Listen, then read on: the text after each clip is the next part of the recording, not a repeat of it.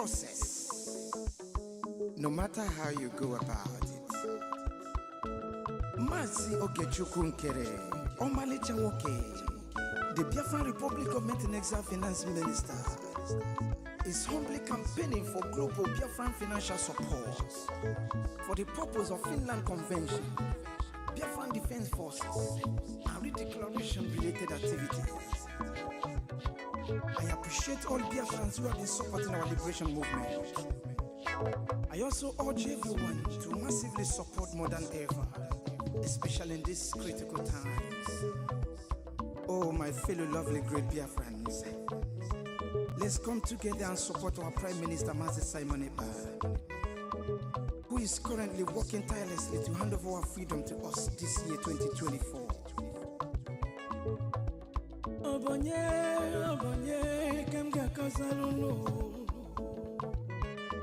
Freedom is coming, yeah, yeah. Yo, yo, yo, yo, yo. Mazi Okechukwu Nkere. Salute every Biafran especially. Yeah, yeah. Okechukwu kama. Okechukwu kaina yo no. Okechukwu kama. Onyamana gidi bakulo unu. Okechukwu kama. Welu ndidi chukwu kasebele. Okechukwu kama. Okechukwu kama. Mazi Okechukwu Nkere nekelunu. Okechukwu kama. Okechukwu kaina yo no. Okechukwu kama. Okechukwu kaina yo na nyasi. Okechukwu kama. There is no magic to progress and success in life. Life gives back what you give to it. It takes a man who believes in himself to create wealth. So keep working hard and never lose hope in what you believe in.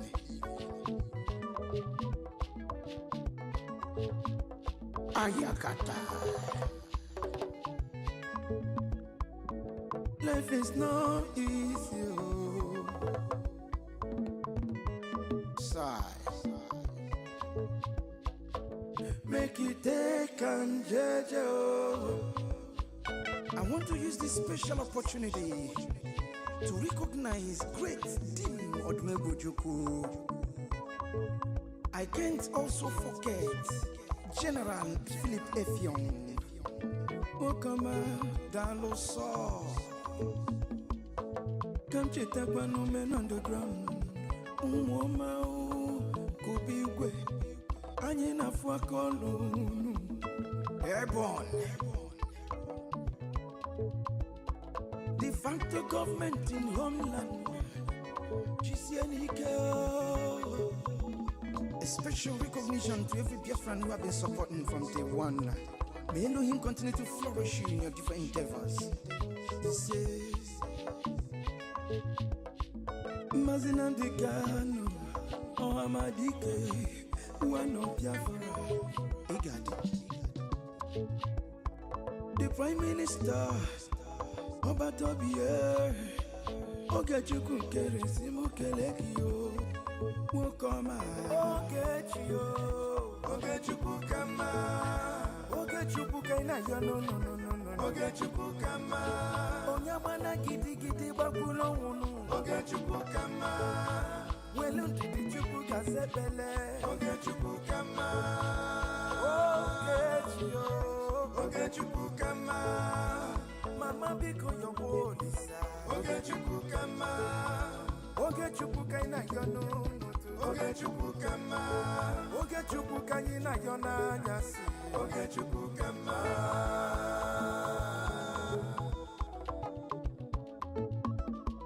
Ayole, ayiga kolole garole nu. Uwi bole, chetakwa na ndubofuo. 1 + 1 is 2, 2 + 2 is 4.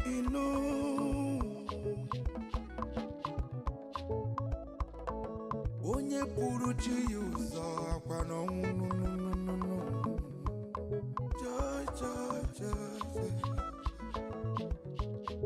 Don't give up.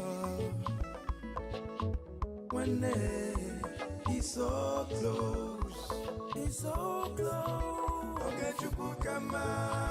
Never you give up, no, no, no. Okay, Chukukama. Believe in your dreams, brother. Okay, Chukukama. Never you say no, no, no, no. Okay, Chukukama. Okay, Chukukama. Okay, Chukukama. Never you down your bed, no, no. Okay, Chukukama. Keep your head up, keep on fighting, okay, Chukukama.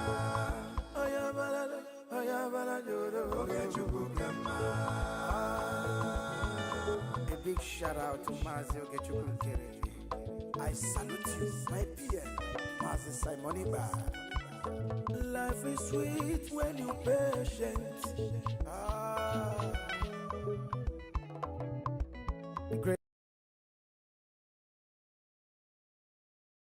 تعايش عبزي أمسنا لهم حسيبنا زنورنا بناي تكنيك ساقم قرب دونجنا نجمر لنا نتنز دونجنا تعمي غريتنا حتى جمرنا لنا إذا ما دبزنا بكلنا في بعض حشر دعواتكم لايك سبسكرايب أجد داسنتو لومي منجستي إريترا أب دقة مستر بهدوراي زلوم ناي قربتنا ون ناي بيافرا منجستي أب دقة برايم مينستر سايمون إكبا كالون أتو إلياس زلوم أجايش يوم كخنو مدبنا من البات نساعات يوك خيد سلازي بتمناخد سمعنان كتكاتاترنان بخبري يقدم. So welcome again to the show, and I have the honor to have you on this show on Galad Media. As a start, can you give us, Prime Minister Simon, your brief background on who you are, how and when did you join the struggle for self-determination of the Biafran people, and also when and how did you become the Prime Minister of the Biafra movement? Are you mute? Thank you very much, Mr. Yabu. I'm very happy to be part of this historic moment today, speaking on your channel for the very first time in that side of Africa. My names are Ekpa Simon Njoko. I am a Biafran, and I joined the liberation of independent state of Biafra in 2019. And after the kidnap of the leader of the indigenous people of Biafra, Mazi Nnamdi Kanu from Kenya, and extraordinarily rendition to Nigeria in quest to end the Biafra struggle, I emerged as the leader of the then autopilot. The autopilot movement of the Biafra liberation metamorphosed to the Biafra government in exile and the de facto government in the homeland. And I was elected as the Prime Minister of the Biafra government, both in the homeland and in exile, on the 9th of April 2023. So I have been the Prime Minister of Biafra government since April 2023 to date. Thank you. Thank you, Mr. Prime Minister. Also, I would like to welcome the audience that are following us, especially the people from the Biafra. And this show is very much about the Eritrean and the Biafran people. And I think they have a lot of stuff, things related, So we are on the same struggle. And this program is one of the tools and means that we are using in our struggle. Mr. President Bahdurai as well, can you give us a background history of yourself and the transitional Eritrean government in exile? Great. Primarily, I think I want to thank you, Mr. Hiyabu, for having us here. And I also want to give the Prime Minister, Simon Akbar, so do Mr. Ilyas for being here with us. This is only the beginning of so many to come. So I think we are very happy to be here together. My name is Gabri Bahadurai, and I am the founder and also the president of the Transitional Eritrean Government in Exile. For so many years, yes, since even young age, I was one of the early victims of Exodus. That was 1977, since the time, if not only one time, for 30 years, because of the existing government. I couldn't even visit my family. I couldn't be back home, where I was even welcomed 2 weeks ago to go to Ethiopia. Therefore, we decided, after so many struggle through the political parties and many different waves of people's movement in other sense, so I didn't see much to work. So I came up with the idea a little bit different, which is government in exile. If you're going to fight a government, you might act and prepare yourself as a government so you don't become a failed state, because it's not only for the sake of changing the government. So what after changing the government? Anything you try to remove something, you must think about replacement. So for that reason, 2.5 years, we introduced this government in exile, officially registered under the State Department of Justice. Going forward, even now, we are also working in order to elevate our program through the lobbying firm of Moran and Enterprise. And for that reason, that's why Mr. Elias is here, and he is the one to introduce both of us. So with that, I think I'll let it sit here. Thank you very much. Thank you, Mr. President, Mr. G. Going forward, Mr. Elias, Vice President of the Moran Strategies Incorporation lobbying firm. Can you tell us who you and who you are and what role do you play with the Biafra and the Eritrean government in exile? Thank you so much. I'm greatly honored to be here with all of you. As noted, I am a lobbyist with Moran Global Strategies, which is a lobbying firm founded by my good friend and colleague, James Moran, who served as a member of Congress representing Virginia for about a quarter of a century. Our firm has a great specialty in representing foreign clientele, whether it be foreign governments, foreign political parties, or corporations, amongst other clients, which include defense companies and a wide variety of causes. Our firm represents both the Biafra Republic government in exile. We also represent the Eritrean government in exile and the transitional president of Eritrea, Gebre Badarai. And these are not only clients, but also good and dear friends as well. And our firm, because we represent both clients, we brought both these Biafran causes and Eritrean causes together because it's always beneficial to see if there's mutual synergy between clients. To give you a layman's perspective, if you will, of what is lobbying at a granular level, which I think will be helpful for your audience. Similar to, I think the best analogy, which I think will make this lobbying, which oftentimes can be overly complicated, in a very simple, practical, and easy to understand way, is similar to how people hire accountants to do their taxes, or people hire lawyers to navigate the legal process. People hire lobbyists to navigate the political process and to influence public policy.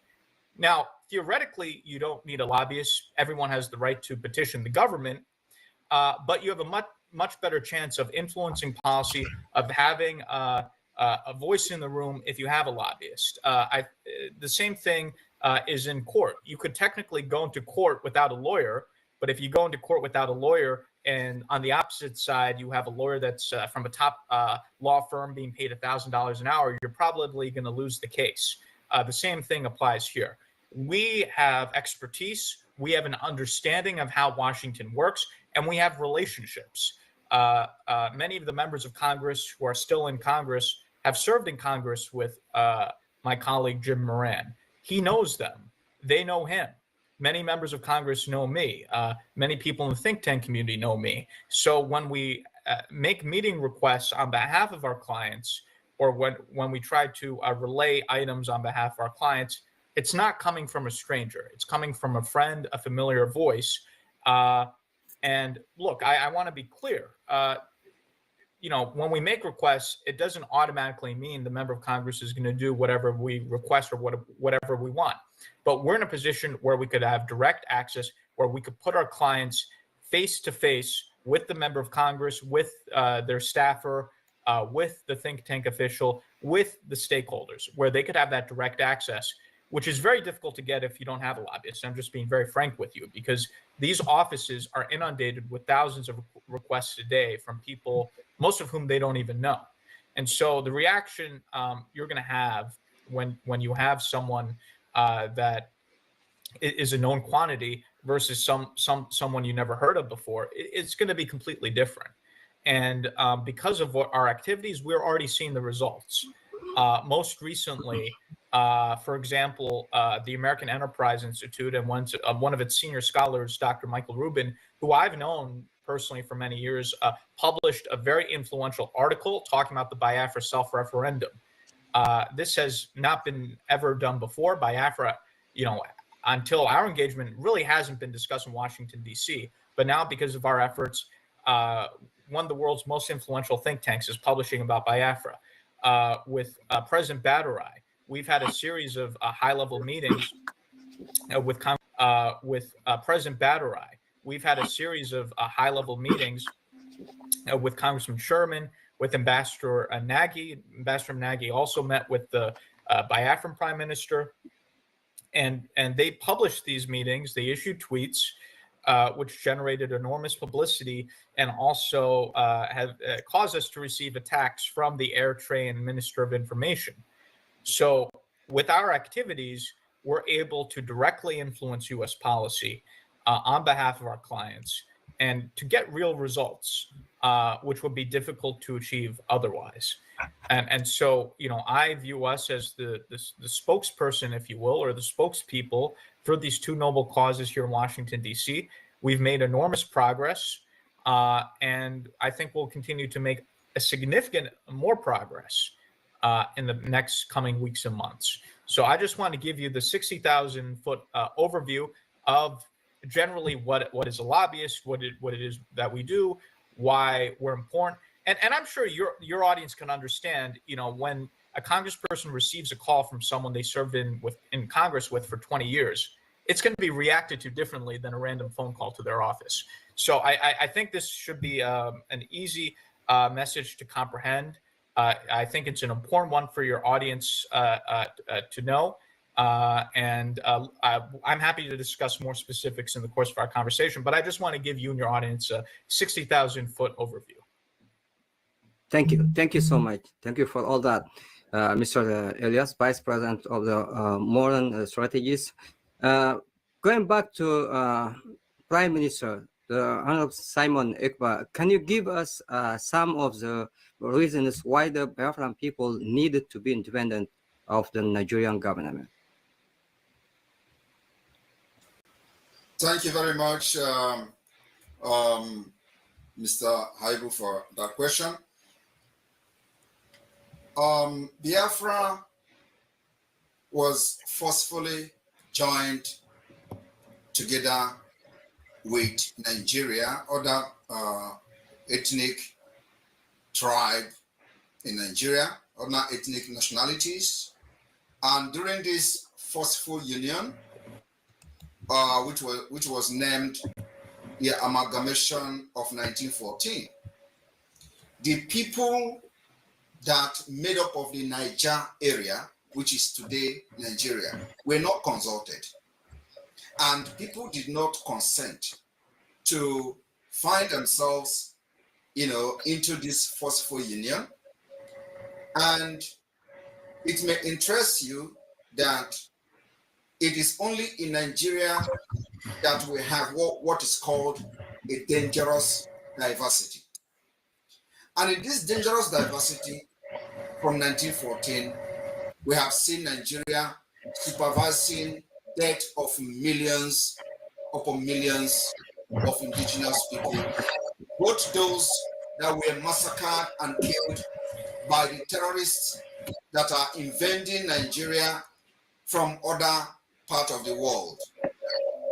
Unchallenged, the history of the northern Nigeria which was conquered by a man called Usman Ben Fodio, is what they are struggling all the time to replicate in this modern century. So Biafra found themselves in this forceful union with a very dangerous diversity, the diversity of culture, diversity of religion, diversity of language, everything. We are pulled apart from each other. Of course, it is not just about this diversity, but also the killings for a particular targeted purpose. And everybody understands that during the pogrom against the Biafrans in the north in 1945, it resulted to what led to the war, because the leaders of Biafra then decided that we can no longer continue to watch our people getting killed every day in Nigeria. And that led to the declaration of Biafra in 1967. Now, fast forward. After the war of Biafra in Nigeria, the genocide ended, there was something they called Triple R,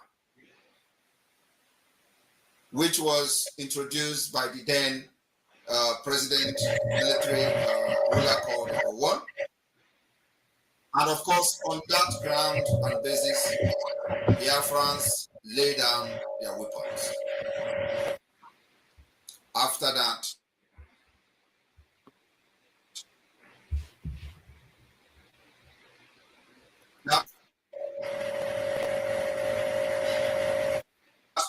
Triple R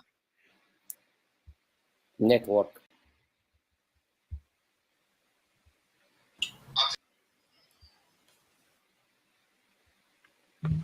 I think we're having some challenges.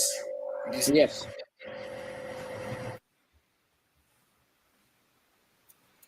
Until. Am I being heard?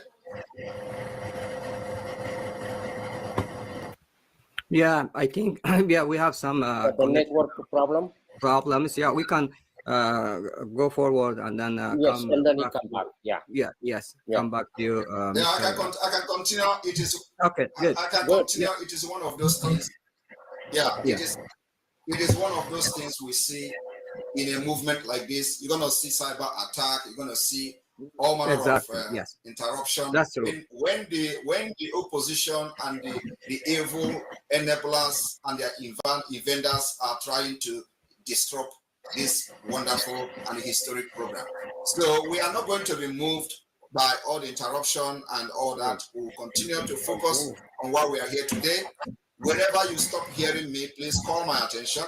And when I also notice there is a problem on this side, I will also adjust. So going forward, keep the fight on, Mr. President, Prime Minister. Keep the fight going on. Yes, we will continue.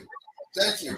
So going forward, Nigeria today no longer function as a law-governed state capable of resolving its political problem, socio-political problem, the diversity problem, the ethnic crisis, the invasion of the jihadist movement all over Nigeria. Nigeria have demonstrated that they are incapable of solving these problems.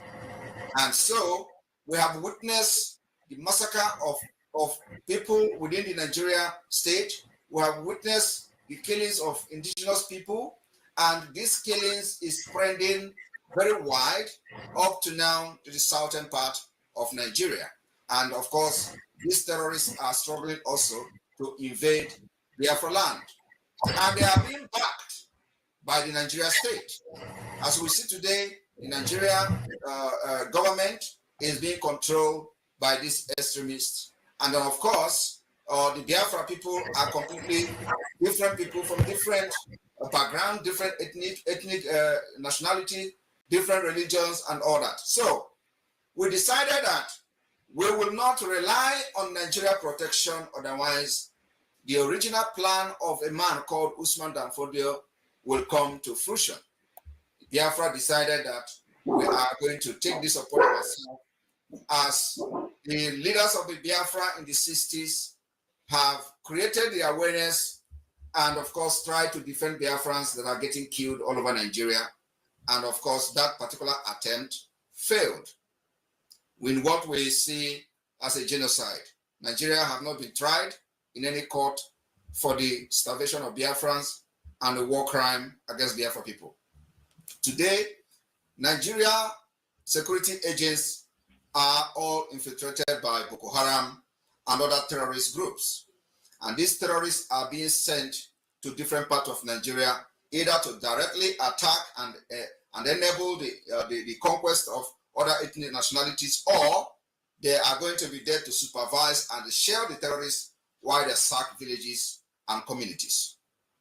On a daily basis, we witness hundreds and hundreds of people getting killed, many kidnapped for ransom, and Nigeria government does nothing about these crimes every day. So the Biafra government, both in the homeland and in exile, has taken up the responsibility for defending Biafra people, providing the security that Nigeria has failed to provide. And of course, in this particular quest for our freedom, we decided to use multidimensional approach because we know the complexity of a fight like this, especially in a globalization where all the political correctness, people who believe in political correctness are in power. You will see where people are getting massacred and you overlook it, or you want to use a soft word to either defend the perpetrators or to ask the victims to calm down and obey law and order. How can you be asking somebody to obey law and order where there is no law and order? If there is no law and order, if there is any law and order in Nigeria where we will be, asked to calm down and wait for law enforcement to take its course, you will not have people killed in the first place. The people who are supposed to enforce the law are the people that are killing. And they have become the terrorists because they have been infiltrated. The commanders, generals in the army are all affiliated to Boko Haram and Islamic jihadist movement. So Nigeria started as a secular state from 1960.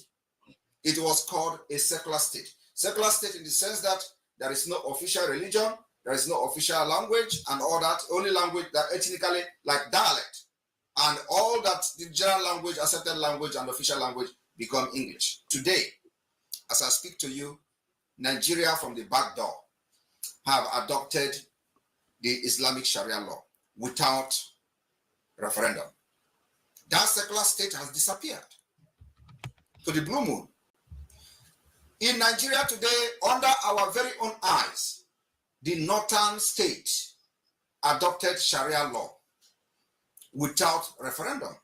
Because in that northern state, you have people who are not Muslims, people who migrated from other parts of Nigeria to the northern state, and they are not Muslims. And during the time they were migrating, Nigeria constitution says secular state.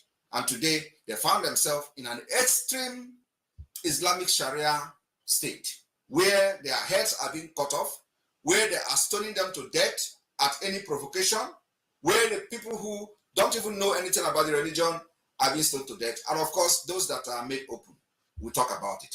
One of the recent one is a lady called Deborah. Deborah is not a Muslim. She's a Christian. She was accused of blasphemy, even when she's not part of their religious movement. She was stoned to death. We are not against Muslims. We are friends of Muslims. We have Muslim friends all over the world. But what we are saying is that let live and let live. If you must have a Sharia in Nigeria, and those people who have agreed to have a Sharia law in their state, they can have their independence.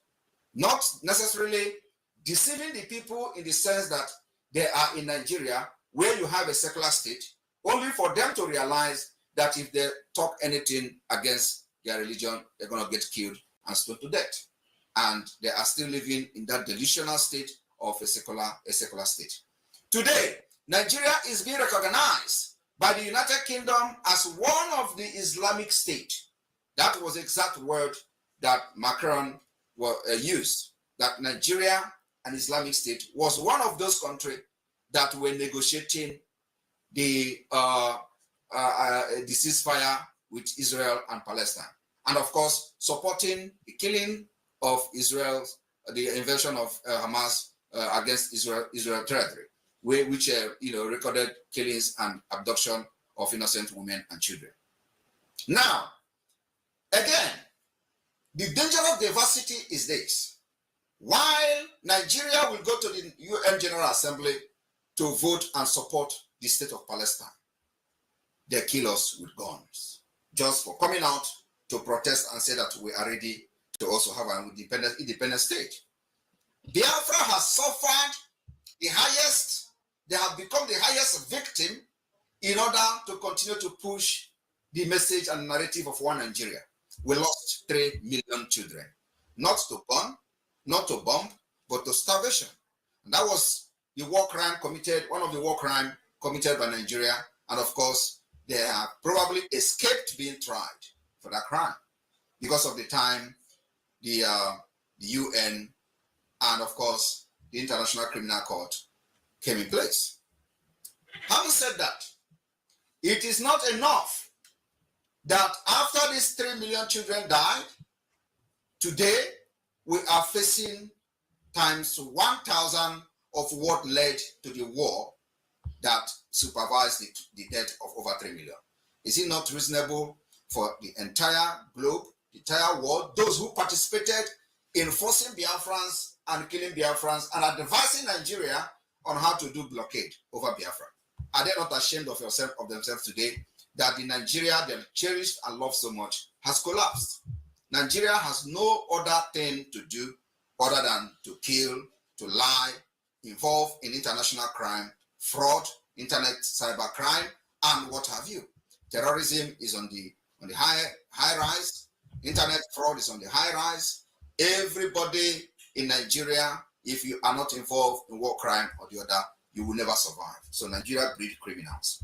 And because some of us who have come this far to know how to build a state and make a society a better one, we have risen up to say we will end this particular subjugation of our people, making sure that we do not excel, making sure that we don't develop ourselves, and the only way that we can come out of this subjugation is to have our independent state or Biafra.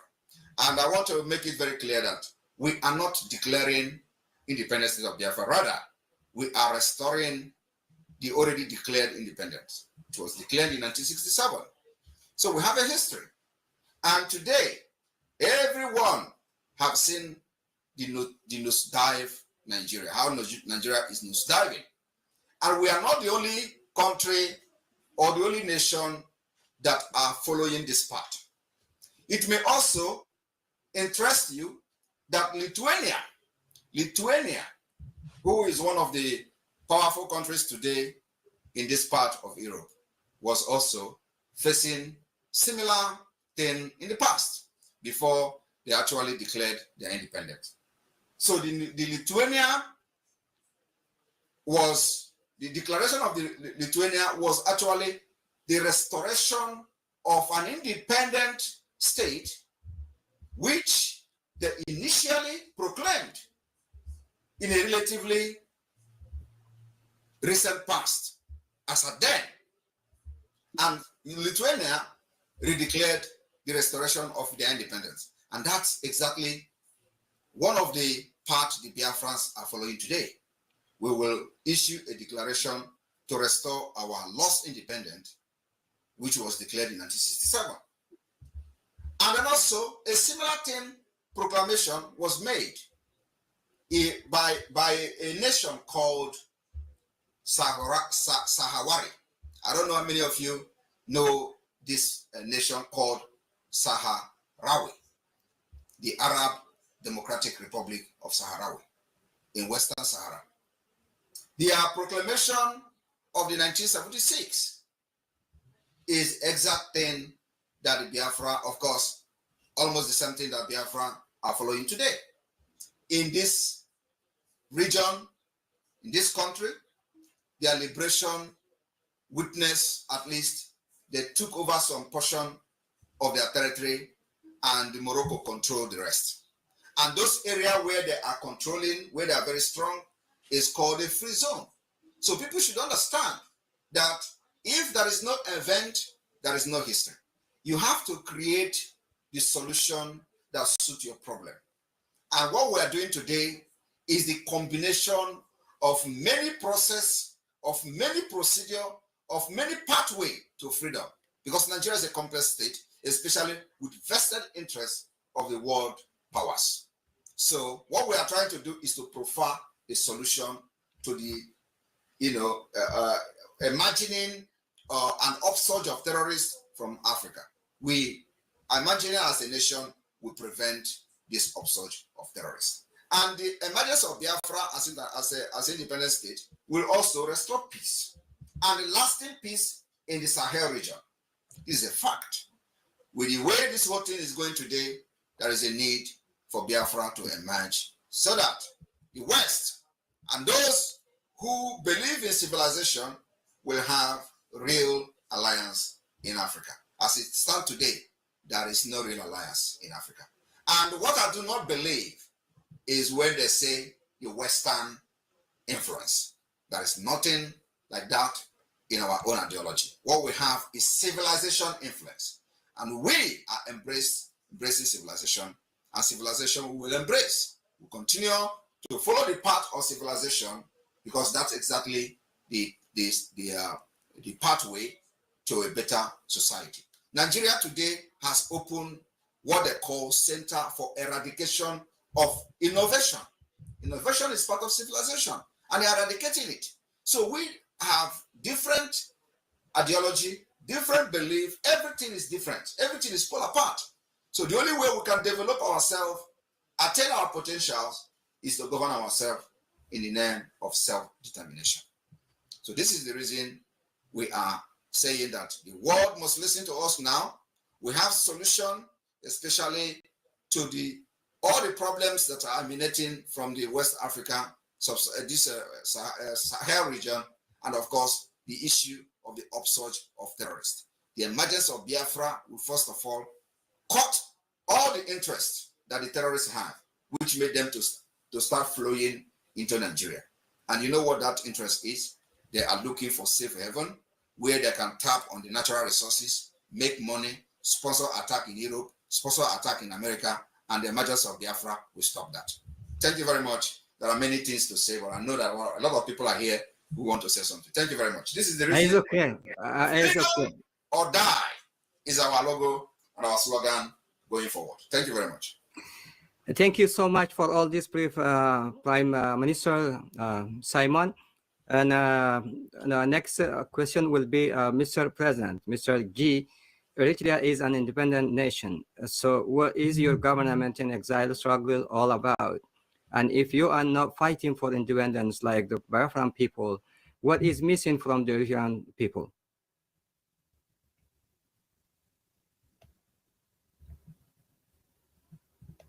Mr. President, you are on mute? Yes, I am. I say before I proceed with the question, I want to commend the Prime Minister for well articulated and also detailed. I think this is more history we have than ever. A lot of people may not be familiar with the Biafran issue. They might think it's a dead issue, but as you can see, it is well alive and moving. We also have a good friend in them. There's a lot of familiarities that we carry in common, and I think we are together in this fight. Coming back to your question, Mr. KHA, as you might know, yes, Eritrea is independent since 1991. And unfortunately, Eritrea has had high aspirations to govern itself as an inclusive, peaceful, and democratic administration is what we expected. In that particular 1991, not only Eritrea, Ukraine became independent the same year. They decided to go the democratic way. Unfortunately, we went to a dictatorship. And this authoritarian regime we have today, it hijacked the dreams and aspirations. And the Eritrean people have found themselves in a nation without law. We don't have constitution or even any necessary institution. At this juncture, for the last 33 years, no election, no constitution. Where in the world do we hear, where in the world that it exists except in this small tiny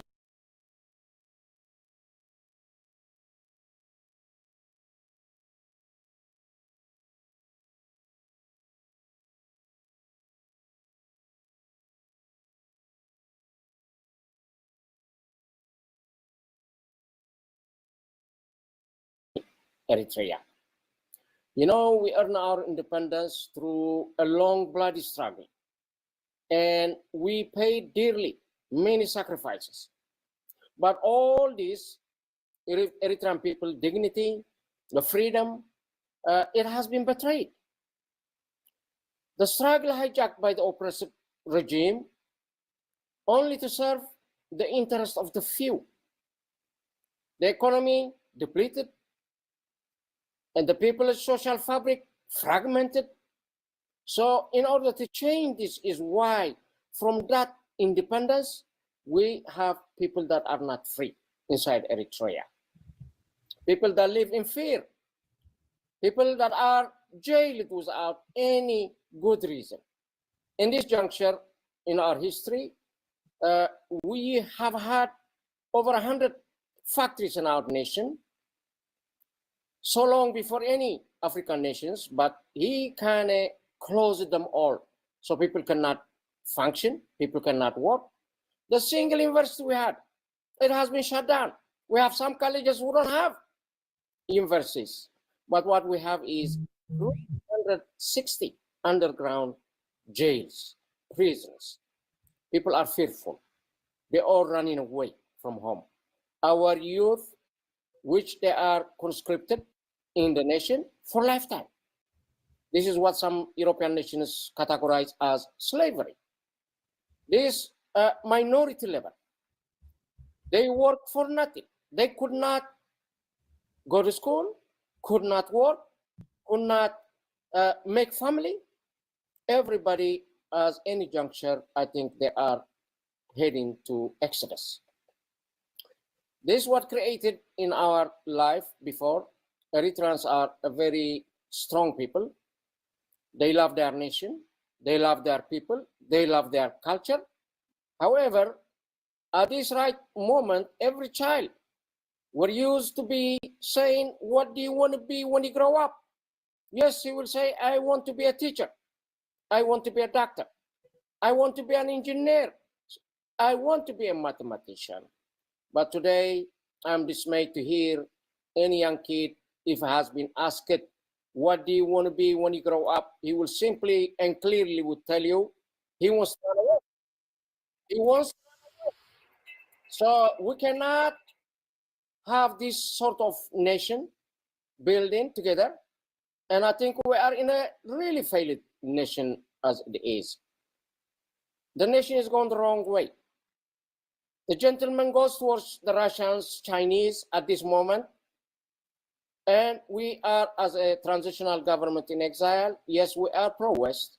Yes, we are pro-democracy. Yes, we are pro-justice and for the rule of law. So all of our efforts, even though we have independence, we never had the freedom for the people.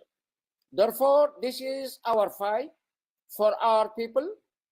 And we tend to get it to the highest level. And I think in this juncture, it is about time. The time is due for this despotic government. Maybe it's time to leave the nation. Whatever happened did happen. We don't want it to get any worse than it is. So we can restore democracy. We can restore justice. we can let out all those prisoners, political prisoners, journalists, and many women and men that are in jail for nothing. There is a fear, even if relatives, loved ones are in jail, it became a time you cannot ask about them. If you go to ask relatives, yes, you better be thinking twice. And so the people are living in the dark. No wonder they called us the North Korea of Africa. Plus, even worse, you know what North Korea does, but ours, we were given the name the North Korea of Africa, and that would explain a lot.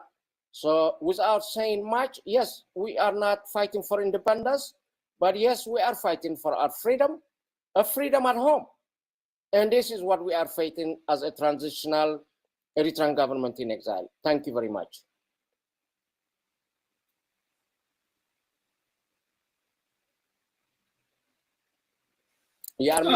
Mr. Hiabu, you're on mute. I'm sorry. Yeah, I've been on mute. Yes, thank you, Mr. President. Thank you, Mr. Guy. Mr. Elias, in a short period of the modern strategies involvement with these two governments in exile, you believe have been achieved? We've achieved enormous success for both the Biafran government and the Eritrean transitional government within just a 2-month period. In the case of Biafra, to be honest with you, when we initially established the relationship with the Prime Minister, there had been, I would say, a minimal or negligible knowledge of Biafra in the United States. Even U.S. officials who dealt with Nigeria were really not aware of the Biafran issue. And we've arranged for the Prime Minister, as well as other members of the government, to meet directly with congressional officials, members of Congress, senior advisors, senior staffers, people outside of the government who are very influential, the think tanks. And within a short period of time, Washington, D.C. has gone from not talking about Biafra to now, as I mentioned previously, being written about in one of the most prestigious think tanks in Washington, D.C., the American Enterprise Institute. So I think it's been an enormous success, and this is just the beginning.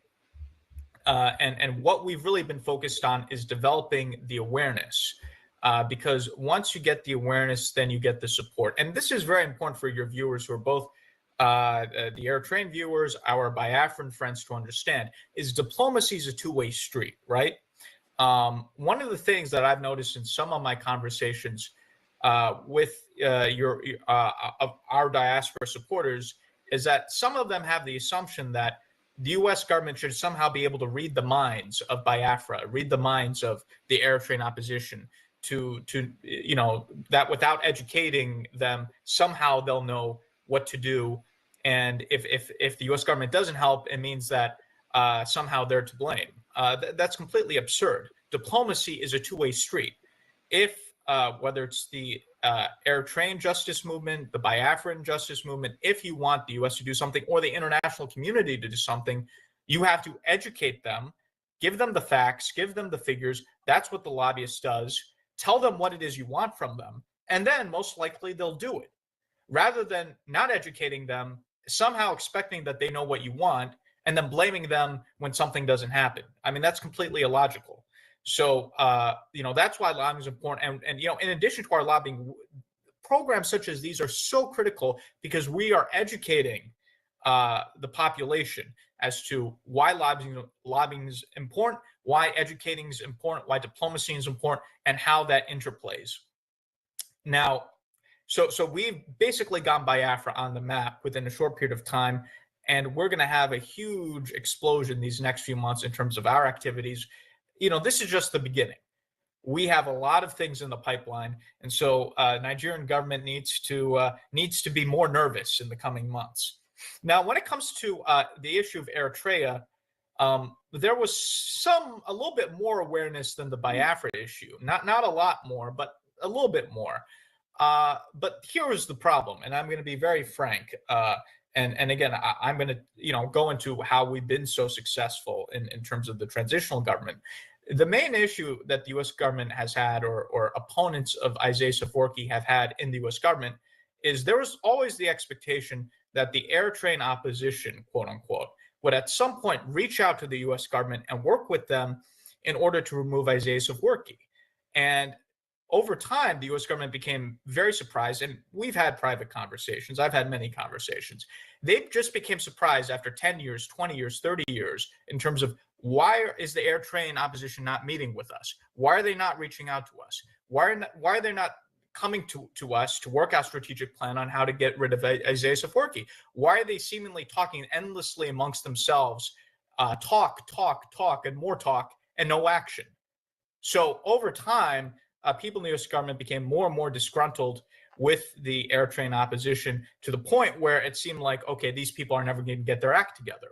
Now, that's why I think there was an openness within our government, frankly, to look at some other alternative in terms of saying, well, you know, if the Eritrean opposition is incapable of organizing themselves, maybe we can play a role in helping organize them if they can't get their act together. And, you know, President BRGIE emerged on the scene. He created the government in exile. It was a perfect match. I connected with President BRGIE. We developed a close relationship, a close friendship. And we decided to put all of our force here in Washington behind President BRGIE, you know, to support him as now the transitional president of Eritrea, to have a rival government to the dictatorship led by Isaias Afwerki. And it's been an enormous success. Now, I understand that this has created a little bit of controversy. Of course, the Isaias Afwerki is freaking out. He's having his government put out press releases attacking us, attacking President BRGIE, because they're scared. They've never seen an opposition leader being so effective. You know, Isaias Afwerki has just been used to opposition leaders defeating themselves, so he never had to worry. Now he sees someone who's effective and has the support of the U.S. government, and they're completely losing it. But you also have some people, some of our dear friends in the opposition who are frankly a little bit jealous of President BRGIE, a little bit complaining as to why is he the leader, why are we not the leaders, and why are we, you know, not having an input in electing the government in exile. We should be involved in choosing the president in exile, and, you know, this and that. And, you know, my response to that, to those people would be, you have 30 years to get your act together. The U.S. government was waiting for you to come to them, to work with them, to get rid of Isaias Afwerki. You failed to do that. So if you have anyone to blame, you should blame yourselves for not having your act together. You know, if the Eritrean opposition got its act together earlier, I don't think there would be a need for the government in exile, or there would be a need for the U.S. government to be invested in the government in exile. This is being done because the Eritrean opposition has failed the past 30 years. I'm just being very honest about it. And I think people in the opposition need to hear this tough medicine. You know, enough with the nice talk. They need to hear the truth that they failed, and that's why people in Washington, like myself, that's why people in the U.S. government are getting behind President BRGIE. If they're upset about that, they need to get their act together, and we could look at, you know, what we could do with them once they get themselves together. So I just want to put that out there in a very open and honest way. With President BRGIE, we've seen the success. It's public. We're not hiding anything. We saw the meeting with Congressman Sherman, which he tweeted about. We saw the meeting with Ambassador Tibor Nagy, former Assistant Secretary for African Affairs under Trump, and former U.S. Ambassador to Ethiopia. He tweeted about it, you know, and this is just a little bit. We've had many other meetings, Congresswoman Betty McCollum, other members of Congress. So you know, we've had a lot of momentum, and this is just the beginning. You're going to see more and more support coming from the U.S. government. I think eventually what's going to happen, especially as the Horn of Africa becomes more unstable, is we already have many people in the government who view President BRGIE as the legitimate president, not Isaias Afwerki. I think once the Horn of Africa moves towards a conflagration, and we see what's happening with Somalia, Somaliland, Ethiopia, you know, the Horn of Africa is a powder keg waiting to explode.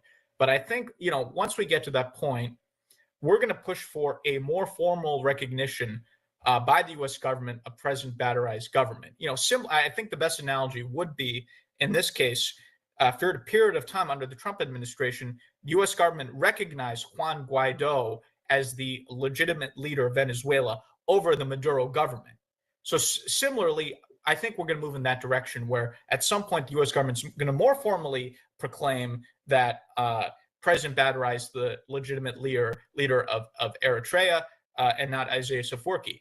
And again, if there are people in the Eritrean opposition who are upset about this, they should blame themselves because the U.S. government has been chomping at the bit, eager to work with them, and they've never showed up to Washington, D.C. So again, I would say to members of the opposition, either get in line, get it behind President Badarai because the train is leaving the station. So either support us or stay on the sidelines. What they should not do is try to be bitter about this and make complaints about, why they're not, leading this and why President Badarai is leading this. They should not be doing that. Either they should be supporting us, and a lot of groups are consolidating around President Badarai, or they should be on the sidelines, but they should not be complaining. So, that's the context where we put Biafra on the map, enormous success. December 2nd is going to be the redeclaration of the Biafran state. We're going to get, all the support here in Washington for that. Nigeria is going to be toast, if not formally, but then at least de facto.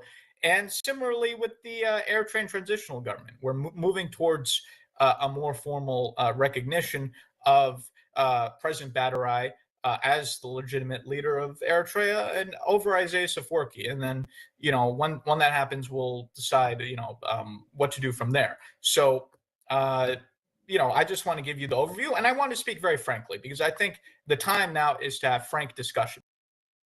It's not to, play around the edges.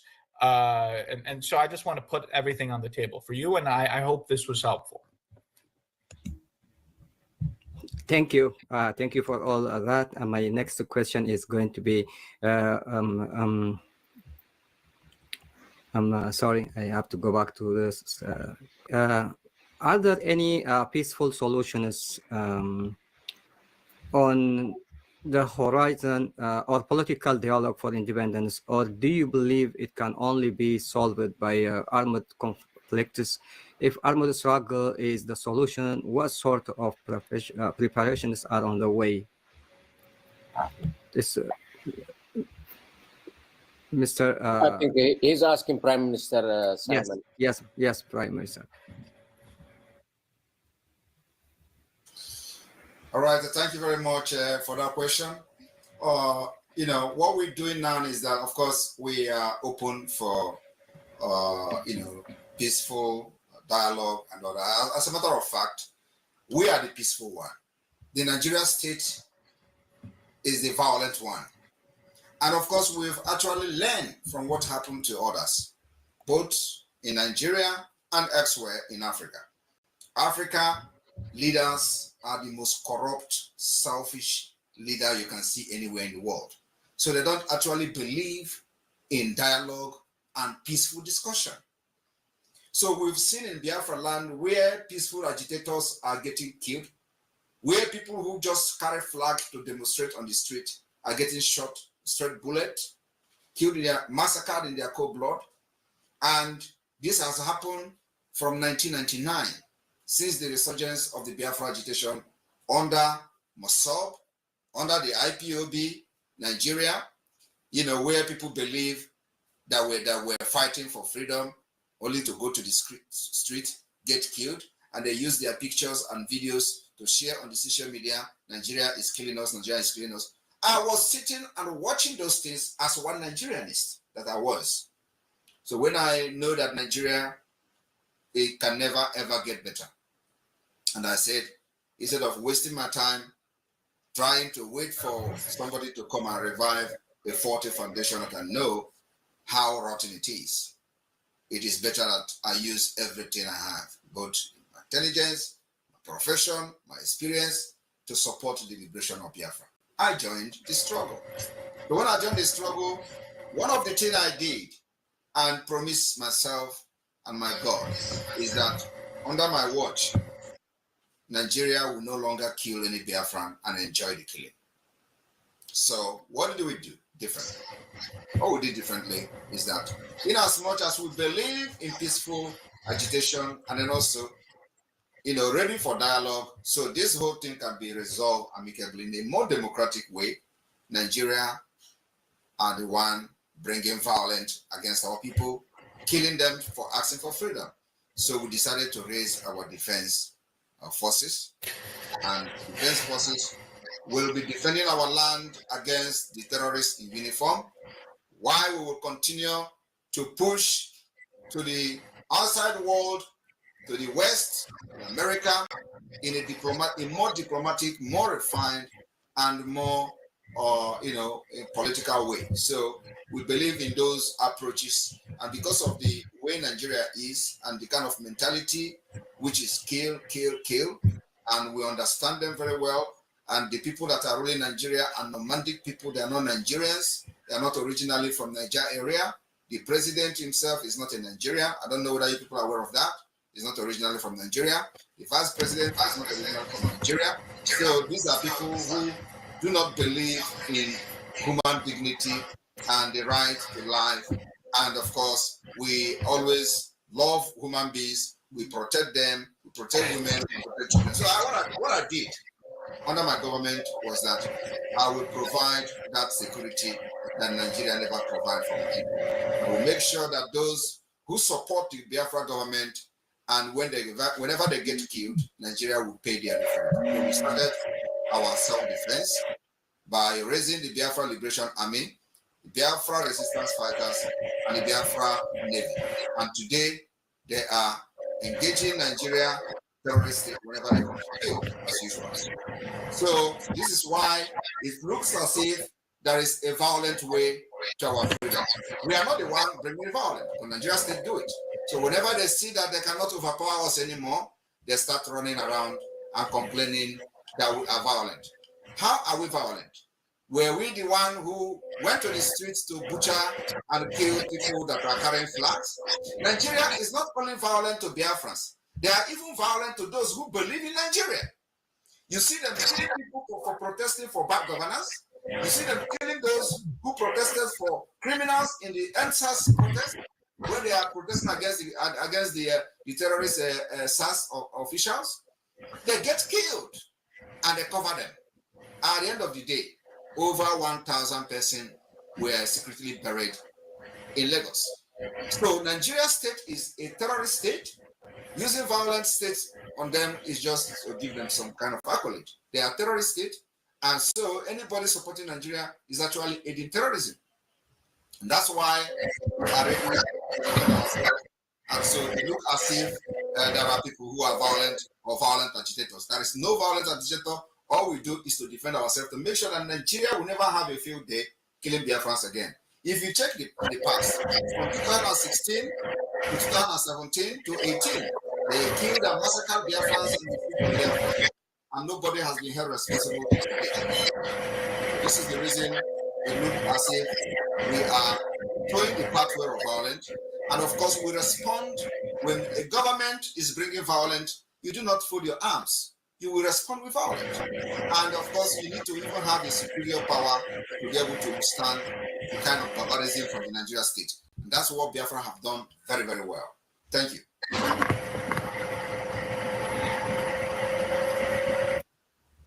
Thank you, Prime Minister, Mr. Simon.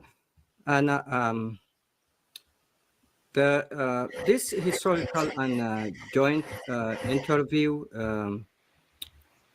this historical and joint interview with the Eritrean government in exile is a milestone in our fight for freedom for the two movements, freedom for Biafra from Nigeria, and also for the government of Eritrea in exile, and government of Eritrea in exile, and of Eritrea inside the dictatorial regime in Eritrea.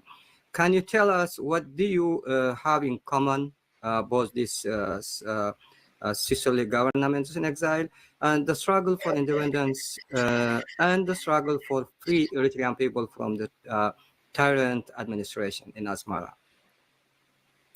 Thank you, Mr. KHA.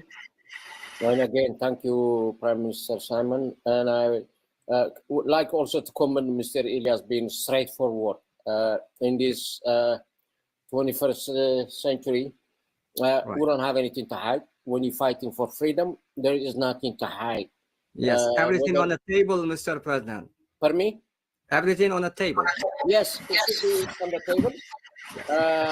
Only a tyrant will have something to hide, but we have to be upfront because we're fighting for freedom. So we shouldn't have anything to be worried about by telling it like it is. On that previous question you gave to the Prime Minister, Simon, if there is a peaceful political dialogue, but with this dictatorship and the tyrants, the oppressors, they don't have any vocabulary that says peace. In our case, it looked like it's too late. It became to the point of no return. I don't think they will listen to that aspect. If there is a way, even today, after all this damage that has happened in my nation, Eritrea, if there is anything to be dialogue, if there is a peaceful way to exit, in order to reach or achieve our freedom, we want to do it with the minimum damage. We don't want any further bloodshed. We don't want to create a humongous military in order to battle the existing military. For God's sake, those military that are inside Eritrea is the people's military. They are not a private military.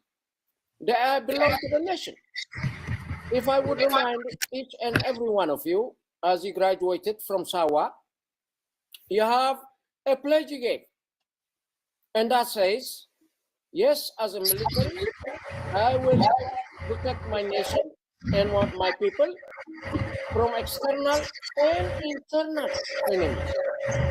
Repeating, from external and internal enemies. So, I still want to remind you, the biggest enemy is the internal one, that is looming and causing all this harm among each of us. As we know, he lives in our differences, so we have to minimize our differences in order to know and identify and target the enemy. Coming back to your question though, what do we have in common? Well, injustice in one place is injustice everywhere. If we are claiming we've been unjustly treated, the same goes for the Biafran people. By the same token, something that we have in common also, the Biafrans are also indigenous people. So do we have 4 different indigenous people in Eritrea? That has been recognized through the United Nations. I think they deserve their freedom, their human right intact. I think they should be treated even well known throughout the world. But because of that indigenous movement for all of us, I think we have a big thing in common. Again, even coming as a prowess for democracy, we both governments are working to restore democracy. And I think this is the biggest binding point we have in order to work together. The minute we met through the Office of Moran Strategies, we decided, yes, in order to elevate each other, yes, we can work together. Yes, our causes are just. Yes, our causes are righteous for our people. Therefore, yes, there is a lot in common for us to work. And I think it is not about if, but when. Yes, we will prevail, and our people, both sides, should be free. With that, I will yield my platform to you, Mr. KJ.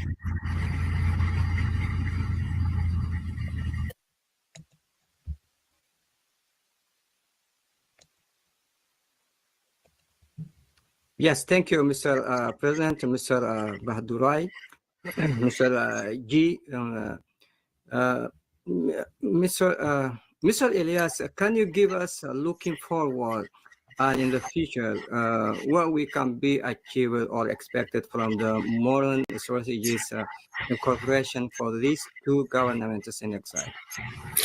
Yeah, so let me expand a little bit about in terms of what I said previously, which is connected to your question.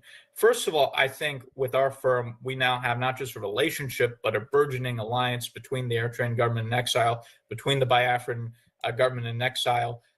This will become a very important partnership because both have assets to bring to the table that are mutually complementary.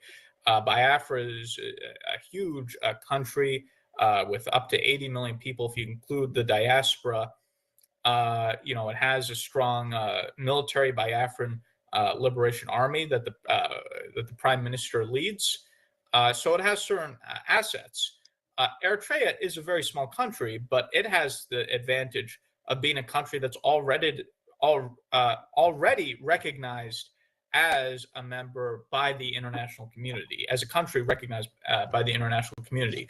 So I think these are two causes that have a similarity in terms of you have people that have been subject to oppression in different circumstances, but who are beleaguered, subject to persecution and prosecution and killing. And so I think there's a commonality there. I think these are brotherly causes. And I think each of these causes and each of these governments are able to provide something to the other, which will elevate each other.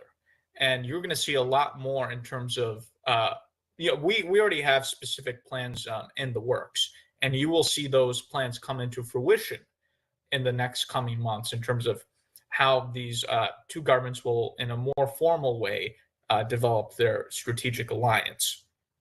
As I alluded to before, we plan to keep raising awareness of the Biafra issue in Washington. Again, most people were not aware of it. We're now making people aware of it. Biafra has been taken now into the center stage of Washington, being published by major think tanks.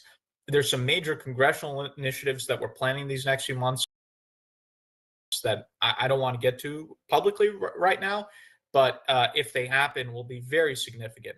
And we're also working with our colleagues in Congress and elsewhere to create additional support for this upcoming convention in Finland. And I'll let the Prime Minister speak more to this. There's a Finland convention between November 29th to December 3rd, where you're going to have the signing of the redeclaration of independence, the restoration of the Biafran state, the signing of constitutional documents, strategic alliances, and so forth.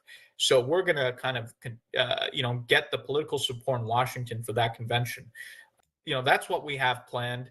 I'm very confident that with our continued effort, we will move our government towards supporting either recognizing Biafra as an independent state or having the U.S. government endorse the position that the Biafrans should be, allowed to have their independence through referendum, which the Prime Minister is already doing. And the Prime Minister, I'm sure, could talk more about that in terms of he's already organized a referendum where 50 million Biafrans have voted for independence. So, perhaps having the U.S. government recognize that referendum formally. And, the U.S. government being the major player, once the U.S. government's on board, other governments will follow, the United Nations will follow, and so forth. And as I've said, we continue to raise the awareness about the Eritrean transitional government in exile and continue to call out the dictator over there. And there's a lot that we're discussing. We've had conversations about potential legislation, potential resolutions, potential even speeches or what have you. So you're going to see a lot more coming. If the Eritrean government is freaking out over some of these meetings that we've had, they haven't seen anything yet. This is just stage one. People are not going to believe it when we get to stage 2, 3, 4, and 5. And I'm hoping that as we do this, we already have a consolidation because of our success of the smaller groups into the government in exile. The Prime Minister, the President recently was in Addis, Ethiopia, had a major conference where for the very first time, rather than just infighting, the smaller groups decided to coalesce and come under the umbrella of the government in exile. We're hoping to continue this as we get more success as we continue to engage with the U.S. government, we're hoping more and more of these smaller air train opposition groups consolidate under the government in exile. And I'm particularly hoping that the youth who are so active, the Blue Revolution leaders, the Brigadam Hamadou, if I'm pronouncing that correctly, that those guys come under the tent of the government in exile, and where we're happy to do this, provide them with mentorship, political training. Our lobbying firm with the president will train them, and we want to get them from fighting with people in these festivals, move that from that to fighting the political fight, fighting in Congress, fighting in the State Department. We would love to bring these young people who are getting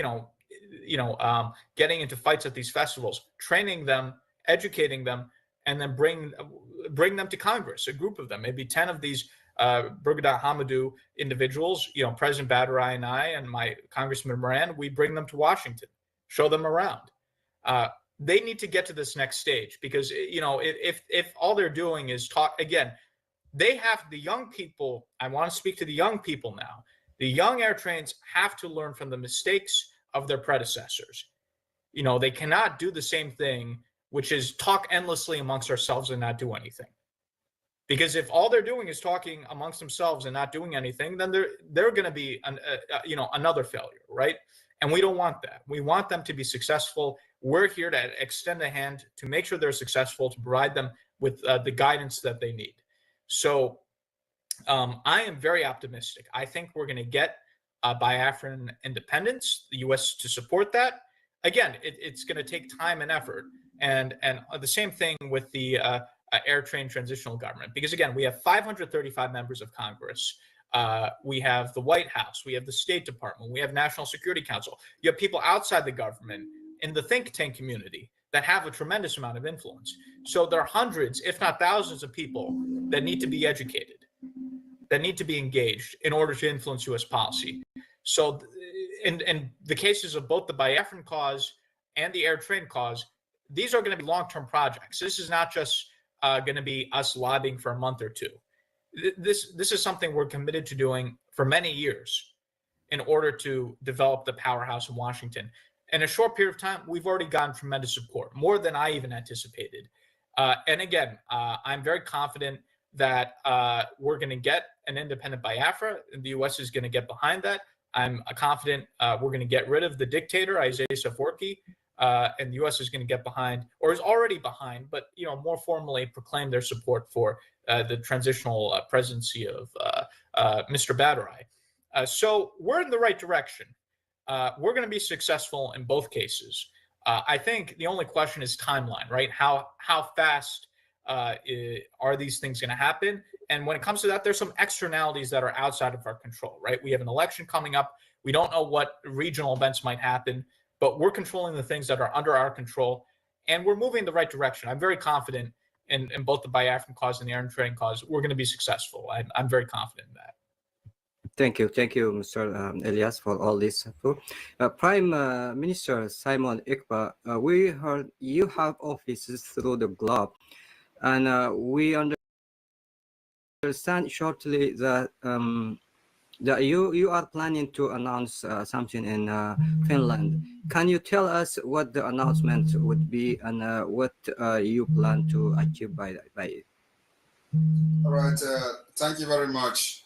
And if we all can be muted, so because there are some kind of interruption, so if everybody can be muted so that the noise will be reduced. Yeah, thank you for that question, and thank you, Elias, for bringing up this issue of Biafra convention that is coming up in Finland, and we've had extensive discussion on that, and President Badrai as well. What we intend to do, first of all, let me make a comment on what we have in common before addressing that question. We have in common two government that has failed, failed state. There is no other way to describe this situation other than failed state. Two, we have government that are nomadic, that are practicing nomadic system. What I mean nomadic system is another word for tyranny. It's a nomadic system of government, not democratic. So there is a solution here that we are bringing to the table to bring more advanced democratic system to this both wonderful and beautiful nation, Biafra and Eritrea. That's the what we are bringing to the table. So when the state has failed, we shouldn't allow it to continue. Otherwise, the anarchy will become the norms. And we wouldn't want that particular anarchy to continue. The Nigerian side is even more dangerous than any other part of the world. There is nothing you can't see in Nigeria. Having said that, we have decided that for the past 50 years, since after Nigeria massacred our children, up to 3 million of them, there has not been any clear pathway to exit Nigeria until now. So we decided to go into more organized liberation movement that will consolidate different mechanisms, political approach, diplomatical approach, and the defense approach, which is the armed struggle approach. We didn't, carry arms in the first place. It has become necessary for us to carry arms. So what we intend to do is that we have been able to lay this particular background and structure. The formation of the Biafra government in exile has given this foundation that is needed, that was lacking for decades. So we have opened several liaison offices across the world, getting ready for the restoration of independence of Biafra after the declaration in December 2nd. So on the 29th of November, from 29th of November to 3rd of December, we are going to have the second convention of the Biafra declaration in Finland. We had the first one in 2023, October, and that where we had some adopted some kind of resolution. We had what we call the Helsinki Declaration, which is the Charter of Biafra. We had alliance, which went into official alliance agreement recognition with Amazonia, and after that, after the convention, we begin to activate the strategies that we have, which is the political approach. So on the 1st of February 2024, we started the Biafra self-referendum, organized by the Biafra government in the homeland and of course in exile. But one peculiar thing is that we have been able to form the Biafra de facto government in the homeland and created the 40 United States of Biafra, what has never been done since after the war. We have also been able to draw the Biafra map, undisputed, with the consent of the entire ethnic nationalities making up the entire Biafra state. So the map is there, the state structure, the government institution, all have been formed in the homeland, and it is the de facto government of Biafra. So we went into this self-referendum. In the first stage, second stage, we recorded about 30 million votes. We started with the electronic voting, and then we see how Nigeria was interrupting the voting. We decided to go physical voting by going into state by state, county by county, district by district. In all this, we have unit by unit. So the referendum is being conducted in the first stage of the referendum, the second stage of the referendum, and the third stage of the referendum. And the referendum is going to end on the 28th of November 2024, while the conference will start on the 29th. So we intend to announce the result of the referendum in Finland during the convention.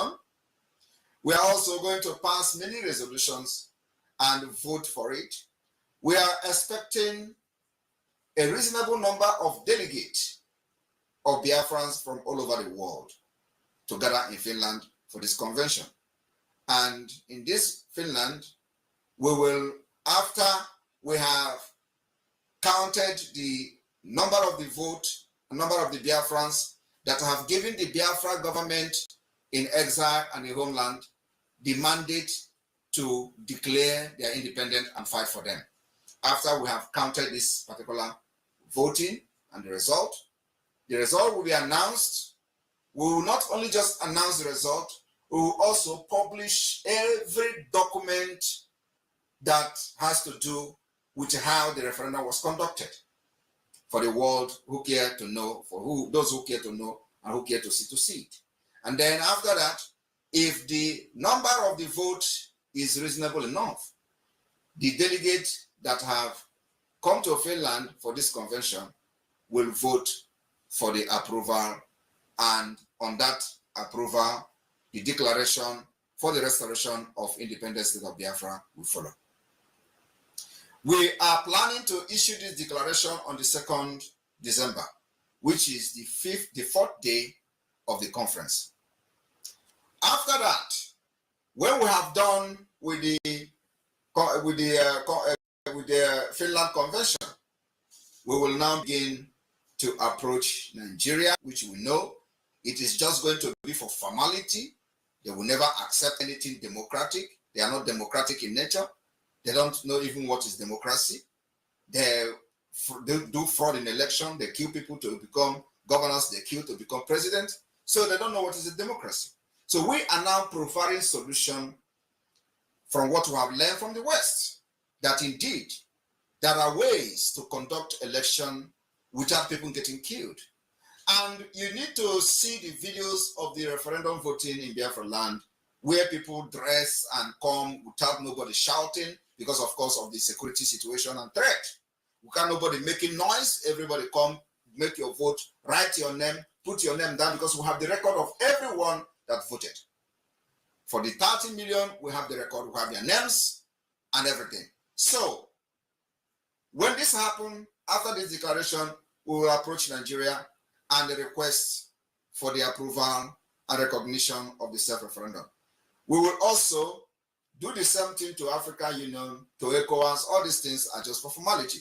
These are people who they have put in those positions to hijack the system for the interest of the tyrannic system and nomadic system of government.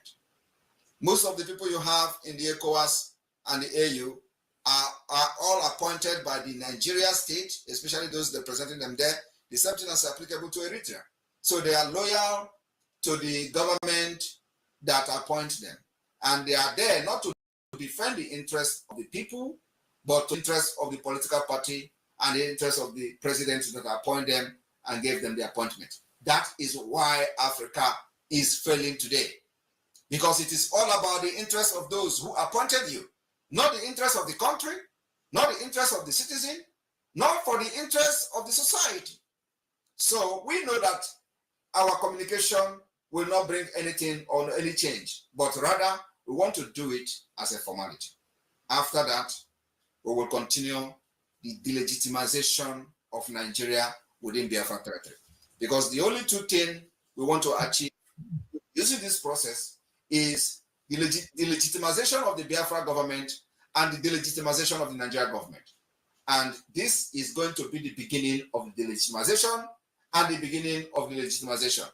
The legitimization will follow and come in with the pursuit for international recognition, which is going to take time, which is the reason we are here discussing today, which is the reason we are coming to in alliance with Eritrea, which is the reason now the like minds are coming together from abroad, from exile, to begin to bring change in Africa, to begin to push for a different democratic system that will benefit everyone, to bring Western civilization to Africa, where everybody can participate and voted for without getting killed. That's what the President Badran is fighting for. That's what Samaneka is fighting for, and that's what everyone who is supporting this movement is fighting for. So we can have a better society to live, we killed, without fear of getting kidnapped or abused. So after that, the delegitimization of Nigeria state will continue as we continue to push with our lobbyists in the Washington, D.C., making sure that America understands the need for Biafra to emerge as an independent state for their own interest too.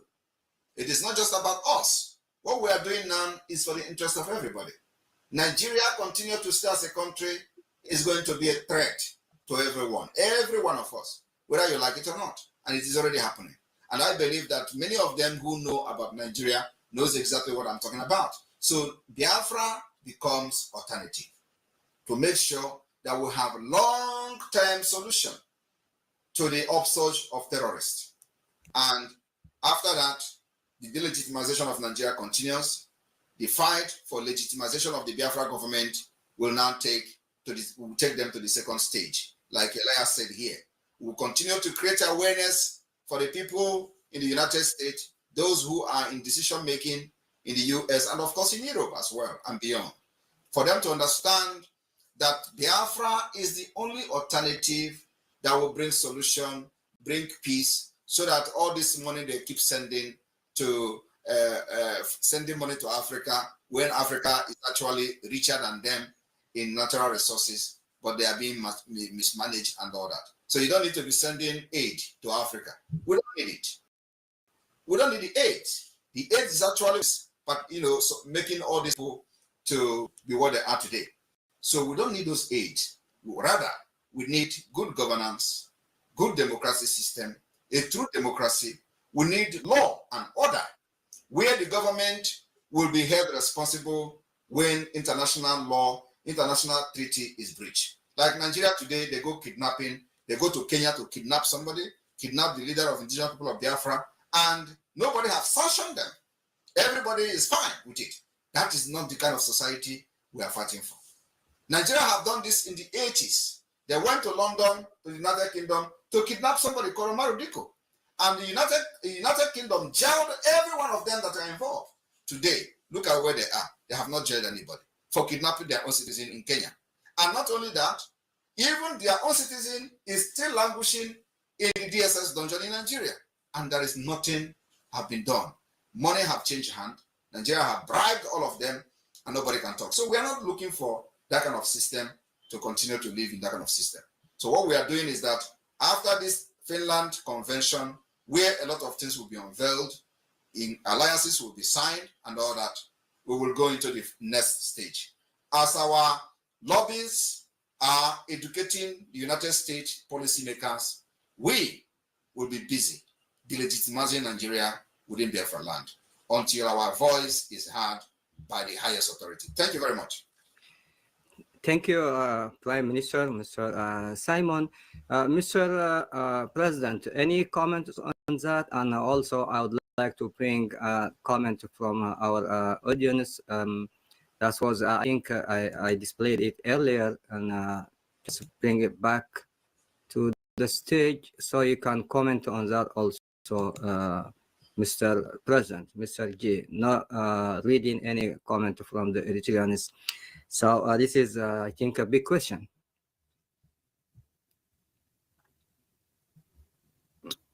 You on mute, Mr. G. You're on mute. Unmute. Is it a question? Says not reading any comments from the Eritreans. Say it all. Go and find them. I mean, if you want comment on that, okay. I would say, it's not. I don't know what to comment but on if you any comments on what? Prime Minister. Number one, I mean, everything he said, I agree with, especially, on the differences, on the similarities. What sort of governments, what they do to our people. Yes, Africa is not poor, Africa is rich. But a lot of resources has been misused and abused, and with so many corrupted people managing our resources. I want to wish them success on their upcoming convention or conference in Finland.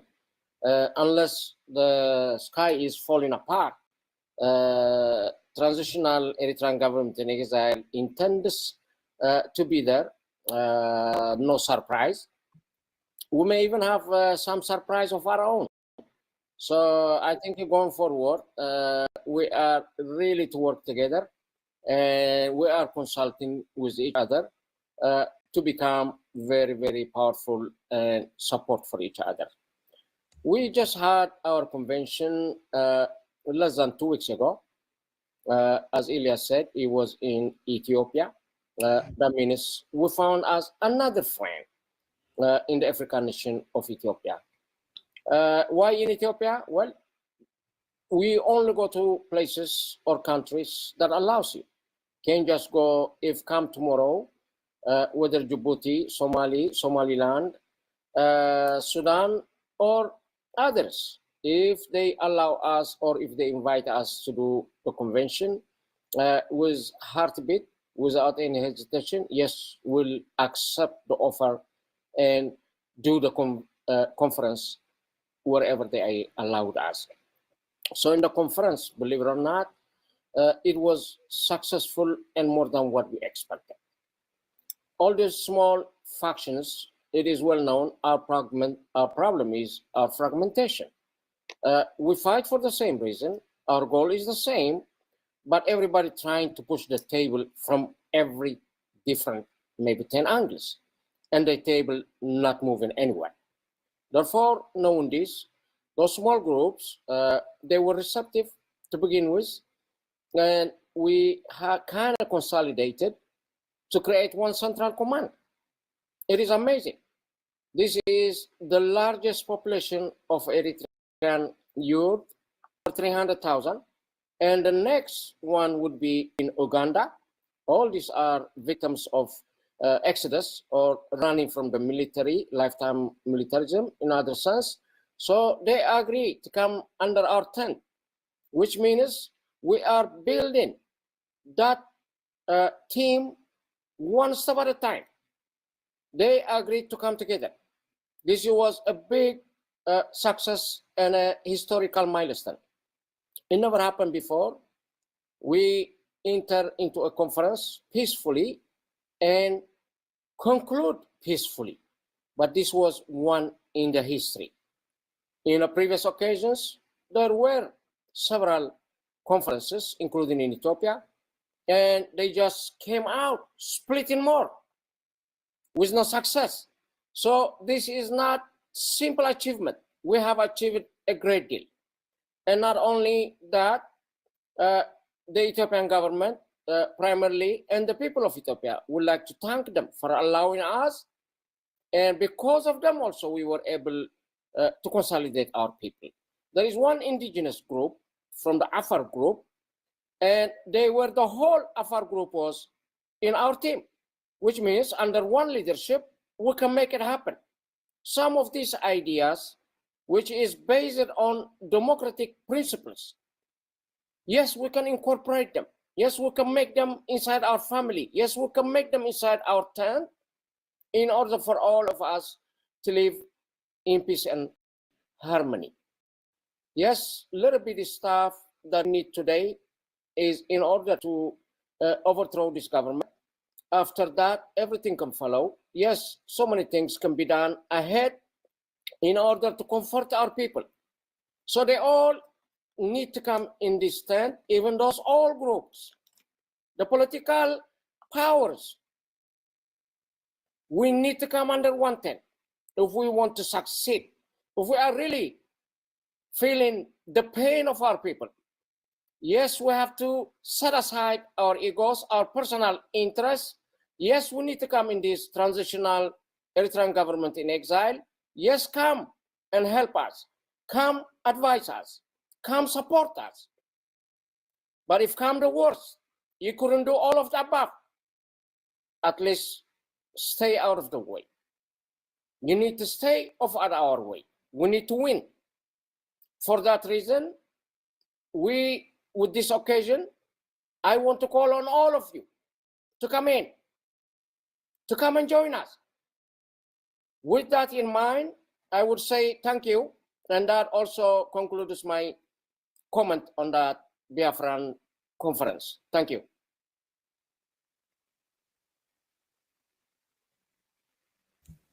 Yes, Mr.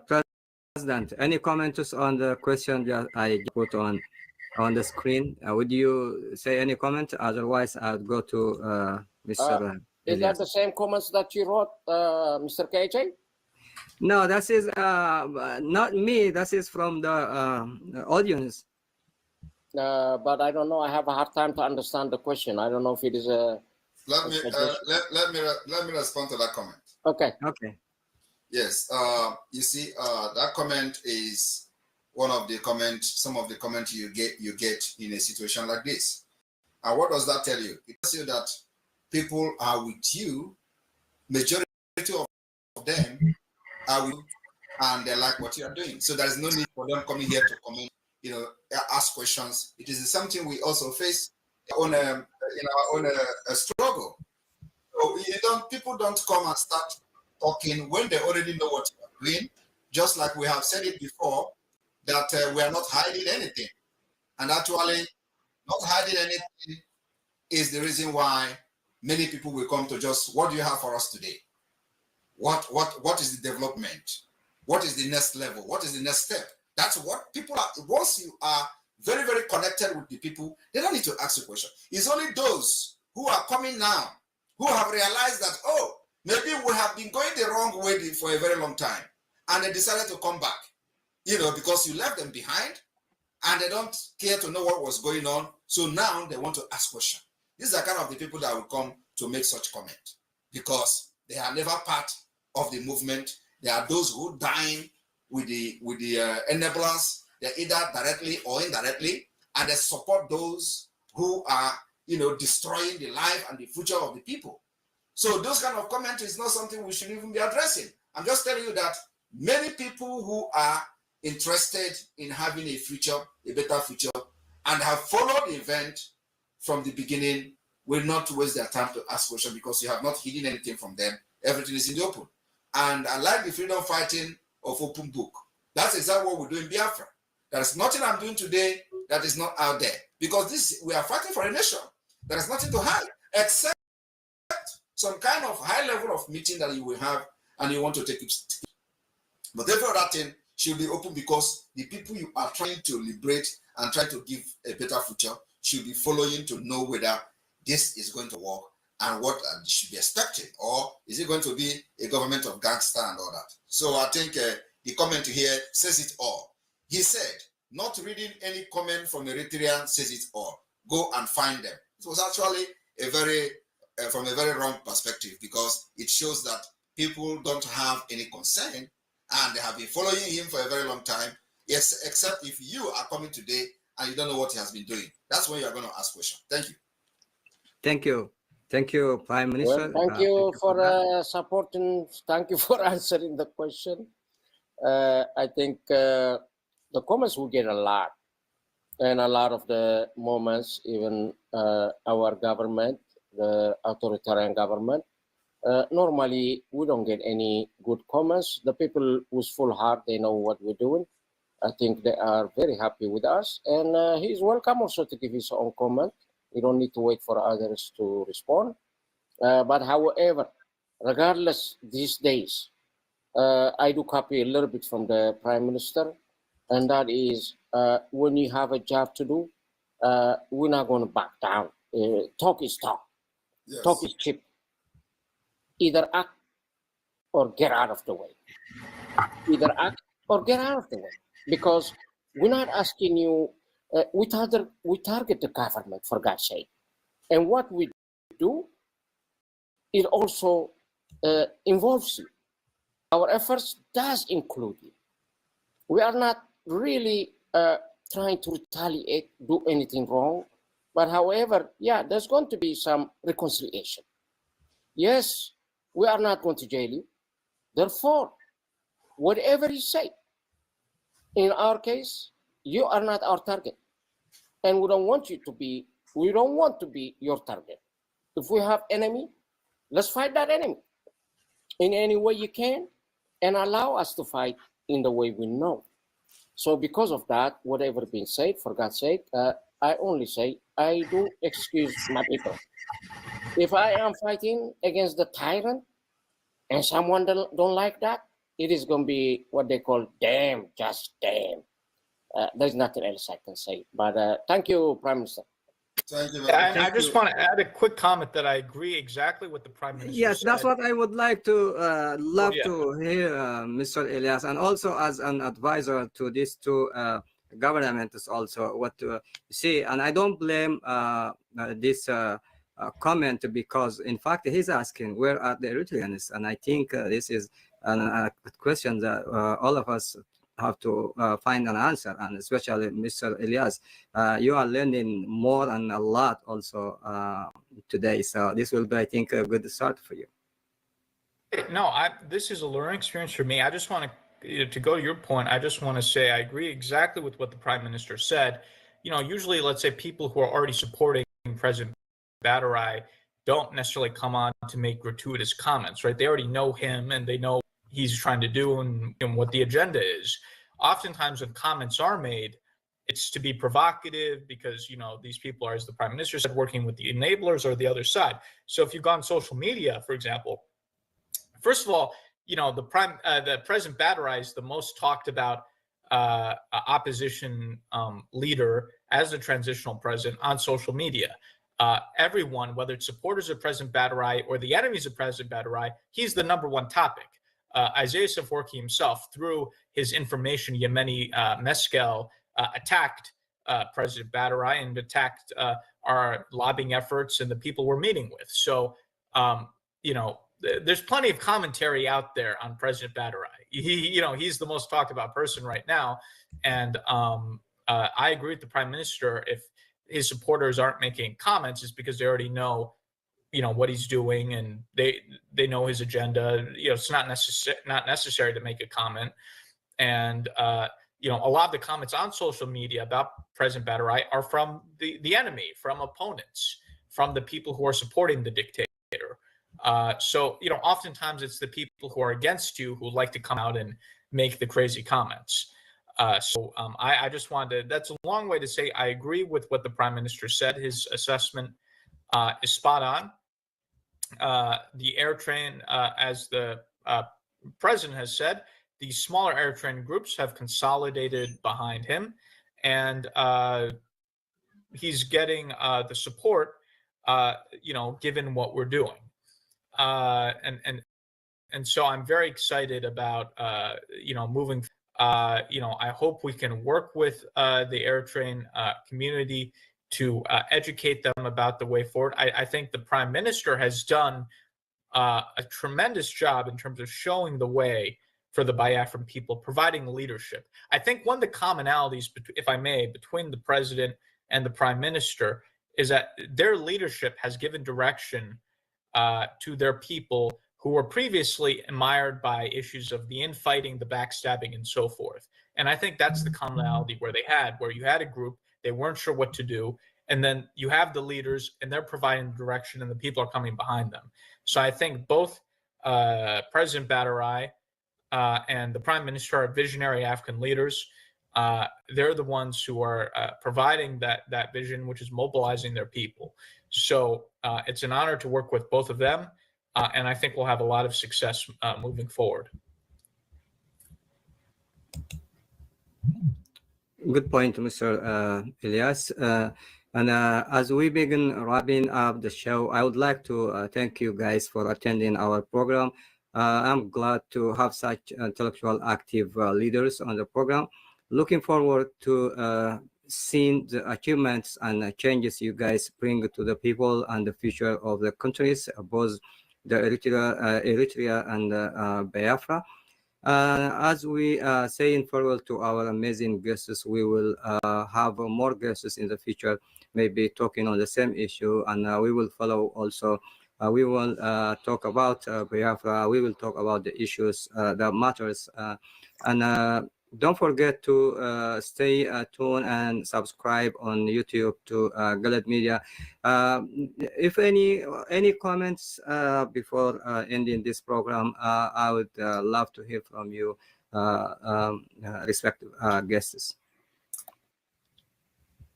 I think I would briefly, I simply want to say thank you to Mr. Ilyas and Prime Minister Simon Akbar. As I say early on, this is the beginning of so many good stuff to come in the future. Let's kind of expedite our fight, regardless of what or where it has been said. I think we have the good heart for our people. Yes, we have a good heart to follow our guts into getting things done. I always believe unless we become more pragmatic, action-oriented, nothing can get done in this world. The time that we sacrifice is the time of our families, the time of our lives. And we decided also to do it in a full-time basis. This requires a lot of sacrifice, for God's sake. Therefore, for those who does not understand, it is okay. But for those who understand, we appreciate your support always. We are going forward. There is no point of return right now until we get the solution, and that is heading home. I always say, consider us like we are a big ocean. Bring your boats, bring your ships. Let's sail home. We're going to go together. In that in mind, I will give you the biggest hope also for the people back home. I'm sure this show will go also to back home in Eritrea. So for the people, I want to encourage you. I want to give you hope. Yes, it can be done. Yes, we're going to change it. But that change requires the need of both of us. We do our effort from abroad, from the diaspora, to put that pressure needed in a diplomatic and political aspect of it. Yes, we're going to expect you to sacrifice, to rise up, wise up. And for the military of Eritrea, as I be calling you all the time, you are the military of the people, of the country, not of a private entity.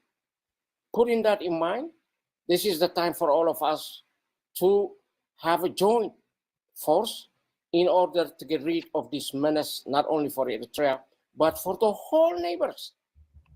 So it is time. We cannot take it any longer. We have had enough for 33 years. No election, no constitution. This is unheard of. And we allowed it. We have to take responsibility. So let's work on our side rather than just blaming the government. If we want to overthrow it, join the action. Not simply talking on the social media. With that in mind, I'm very thankful to be here, and I'm thankful for my guests also, Mr. Prime Minister Simon and Geralius, and also thank you, Mr. KHA. Thank you very much. And thank you all for coming to the show and spending your time with me. And don't forget to turn on the bell notification so you can see all of my new videos when I post. Thank you, respective guests, for being all this time with me, and have a good day. Thank you. Thank you. Thank you very much. And BIAFRANS, please stay behind your gadget, because the Biafra government cabinet will be having emergency session, and this emergency session will be aired live. For the very first time, we are going to have live emergency session of the Biafra cabinet. So every Biafran watching this program, all of you, about 10,000 are watching live on Twitter. You have to stay behind as we will come back live again for the live coverage of the Biafra cabinet emergency meeting. Thank you very much. And just one quick comment, I just want to make that I've gotten to know both of these two leaders very well. On a personal level, I want to say I respect them, I admire them. I think they're individuals of extraordinary character and leadership. Again, they're not just clients, but I consider them very good friends as well. And, the followers of the Prime Minister, followers of the President should know that these are two good men that they're following. So I just thought it was important to say that. And also that, these are two individuals who've been very loyal to me. And I'm a very loyal person. Loyalty is important. So I feel very loyal to them as well. So we have a very close relationship, and it's something I greatly value and look forward to continuing. That is great. And also we will follow. Yes. Yeah, go ahead. Thank you. Yeah, and also we will keep in touch with you guys, and we will follow any achievement, anything you may do later on. So we can come back again on the stage and see what is going on. Thank you so much. Thank you for your time, all of you. Thank you. Thank you. Thank you. Thank you. Well, it's time now for our Sunday specials. Now, do you know there is a Euro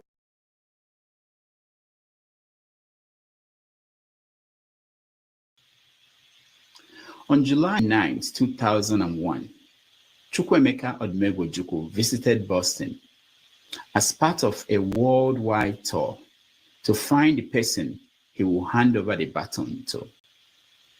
During that trip, I interviewed him. I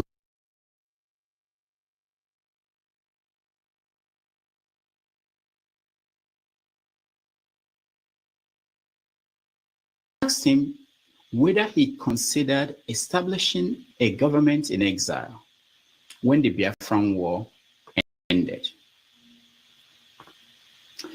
In March of 2004, I first interviewed Mazen Nnamdi Kanu, the leader of IPOB. In that interview, he made his now famous declaration. If we can broadcast so that the whole world can hear us every blessed day, if we are in over 70 countries around the world with over 5 million listeners, there is nothing we cannot do.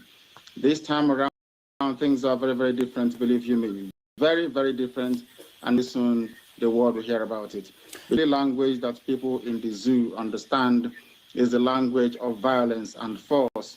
After all, that very contraption was put together by Freddy Lugard by force. That's one thing people don't understand. That Lugard killed people to bring Nigeria together. Killing of people to disintegrate the zoo shouldn't come to anybody as a surprise. Our promise is very simple. If they fail to give us Biafra, Somalia will look like a paradise compared to what will happen to that zoo. It is a promise, it is a pledge, and it's also a threat to them. They must understand this, that we've had enough of this nonsense. These criminals cannot be stealing money belonging to everybody. I interviewed Nnamdi Kanu twice, including this sit-down in New York City in June of 2019. This question all the time. When we meet dignitaries and officials and government and functionaries all over the world, they always ask us, are you sure that Biafrans in America?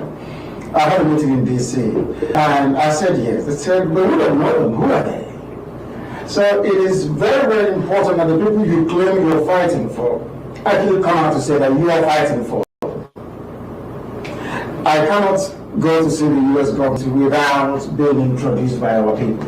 So for me to make my contact official or what we're doing official with the U.S. government, we need our people to come out in solidarity on the 3rd of July of next year to say that yes, we have given IPOB the mandate to speak on our behalf. So that is what that very much represents in essence. And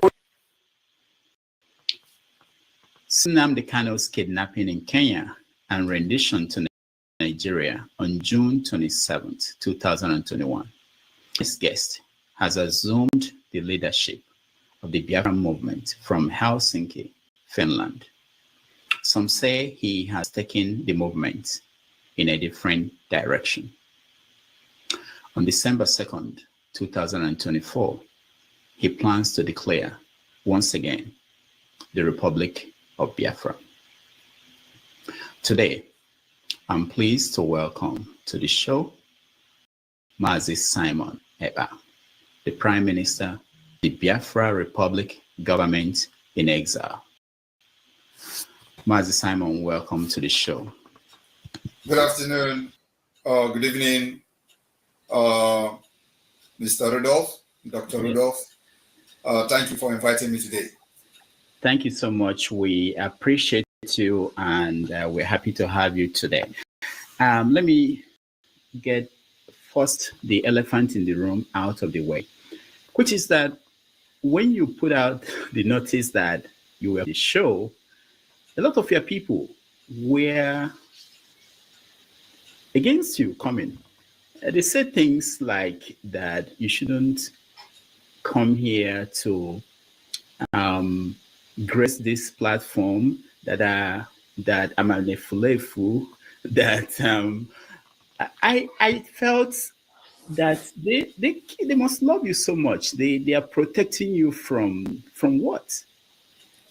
Well, these are people who have gone through a lot, and because you, as a Biafran, and I believe that if Biafra become an independent state today, you cannot be, ostracized from being a Biafran, right?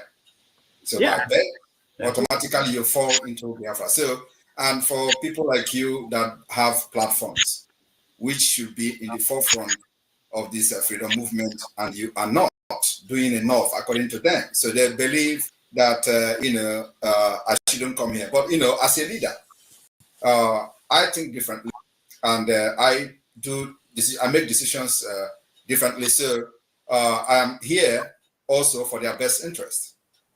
It is because we need to, we have somehow our outreach using our media, and it is time, I believe, we should also embrace other media platforms that have not been preaching. So I think my comment today is for their best interest as well, and that's what makes me a leader. So I think differently from them.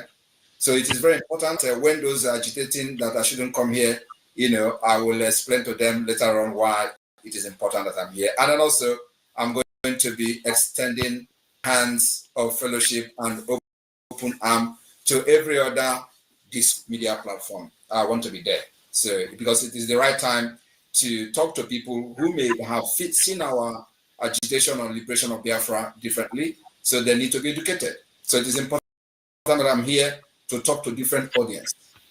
Thank you so much. On my part, I also have to say that when I put out that you were coming, a lot of people felt that I shouldn't bring you here. So I have the same pressure that you have from my own people. But I think my job is to facilitate conversation across every platform, different groups. It doesn't mean that we have to only facilitate conversation with people we agree with. All right, let's get into that. Something happened in America last Tuesday. There was an election and Trump won. I know that you are in support of Trump. And how do you feel about the outcome of that election? Very happy because, as a matter of fact, I was among international politicians to openly and publicly endorse Donald Trump election. So I'm happy. He needed to come and save the world.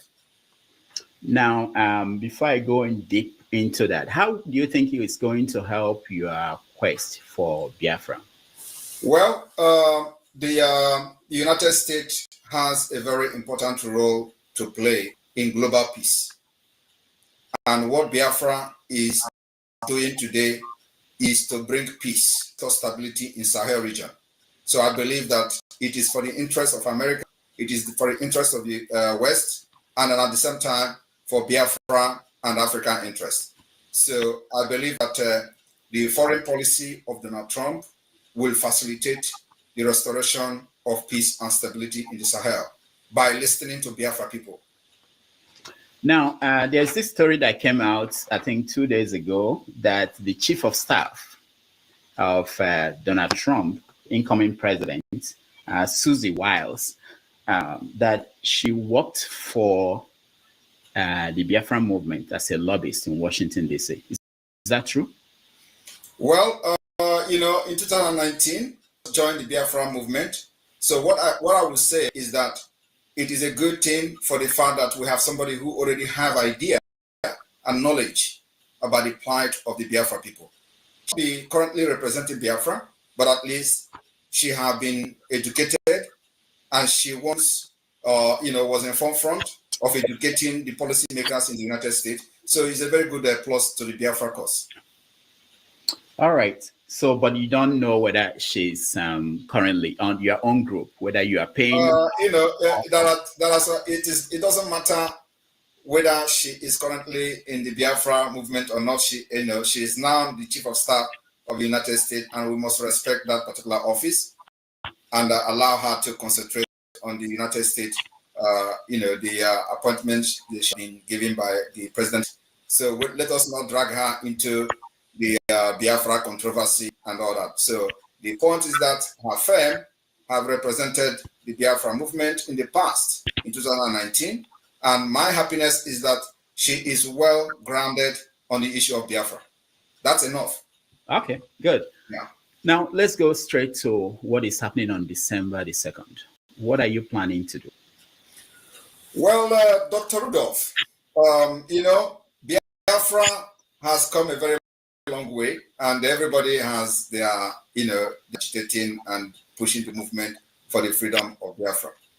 You will agree with me that Nigeria is not working. Nigeria will never work. And so what we try to do is to bring alternative to our people. And it is the Biafra people first, before any other Nigerian. So we are moving Biafra people forward, securing their future. And the only way to do that is that we need a separate, independent state where we can govern ourselves the way we want. And where we can put a policy that will help our people to develop, compete among nations. So in Nigeria, that opportunity is not possible. In Nigeria, the innovativeness of the Biafra people and their career are getting killed by the Nigeria system. So we need a better system and a different system entirely that will allow our people to develop themselves and compete among nations. So what we're doing in Finland is a part of the generating a document, which is going to be a base for the pursuit for the recognition of independence state of Biafra to be recognized as a sub-state. So that's what we plan to do. And you know that we have been conducting self-referendum, which is still ongoing. It's going to end on the 28th of November. And this self-referendum, as of today, has recorded over 50 million votes. It is both online voting and physical voting. So, so far, from the record we have from the official that are responsible, we have, recorded over 50 million votes. So this vote now will be one of the legal ground to give the Biafra government in exile and the de facto government a mandate to restore the lost sovereign state of Biafra. Just like every other nation have done it in the past. For example, Lithuania and co have one time lost their sovereignty. So Biafra also lost their sovereignty to Nigeria state by force, by the barriers of gun. So today we are here to restore it. And what is happening in Finland is not declaration of Biafra, but declaration of restoration of independence of Biafra, because Biafra has been declared and recognized in 1967, and recognized by different countries. So that sovereignty were forcefully, lost, and Nigeria took it back. So we are here to restore it back, because after that war, nothing has changed. Actually, the reason for the war has escalated, and the issue and the cases are completely different today. Worse than what it were before the war. Okay. Referendum. You said the results are showing. What are the results? What are they showing? How many? Like I said, it is not yet complete. They've not opened the envelope. But we know from the record that it is over 50 million. People in Nigeria, how did they vote? We have been posting the videos of the voting. One thing that people don't know is that, first of all, I would like to educate those who may have not paid attention because of propaganda of the Nigerian media and those pushing it. Biafra today has a de facto government, functioning de facto government in the homeland. And in this de facto government, we have 40 United States of Biafra. In this 40 United States of Biafra, each state has 15 counties. In each county, you have 5 districts. In each state, we have 75 districts. And in this district, we have head of district. In these counties, we have head of county. And then we have, in this state, we have the administrator, which is equivalent to governor. So this is what a lot of people don't actually know. So when they see the result of our activities in Biafra land, they are surprised and shocked how Simon Ekpa is doing this from Finland, because we control the Biafra land from grassroots. So the government is already in the grassroots. So every community knows who is their county leader. Every county knows who is their county leader and who are the executive in the counties. And so with this particular structure, we are able to conduct this referendum, and people are fiscally voting. And of course, it may also shock you that the reason we have succeeded so far in the civil disobedience is also because of the structure, the strong grassroots structure that we have, which Nigeria, know, but of course they don't want to tell the other citizens who are available to understand why every effort to stop the sit at home has failed. They tell you it is because people are getting killed and stuff like that. It's a lie. It's because we have a very structure, from the grassroots. All right, we are going to get into the sit at home and everything else, but explain this for me. Let me understand. So the administrators in 40 states in Biafra land today. Yes, there are 40 administrators. There are in each state. There are 15 county head. In each county, there are 5 district head, and there are other, the chain of leadership and all that from the state down to the district level. Do these people interact with people? Do they know them? Of course. They are completely in charge of Biafralands. That's what is going on. So if I call a boy said now, I can get the names of people. You may not get the name of anybody in Ebonyi State unless you are into the struggle. Okay. So what about people who are not into the struggle? How did they vote? Well, those who are not into the struggle are not necessarily going to vote. These are the people, the few percentage of the people making noise on social media. But those who are in the struggle are voting massively. If you look at the videos we are posted on social media, you see crowd that will shock you. Yeah, even more organized and better organized than Nigeria election. You can agree with me if you have come across the videos. Yeah, but for you now say that the Biafrans all voted and this percentage that supported it. Wouldn't it be good that everybody had a chance? Well, that is the point. We gave everybody the opportunity to vote. But at the same time, because this is a struggle and we are in a very fragile state, so we make it possible for people to vote online, right?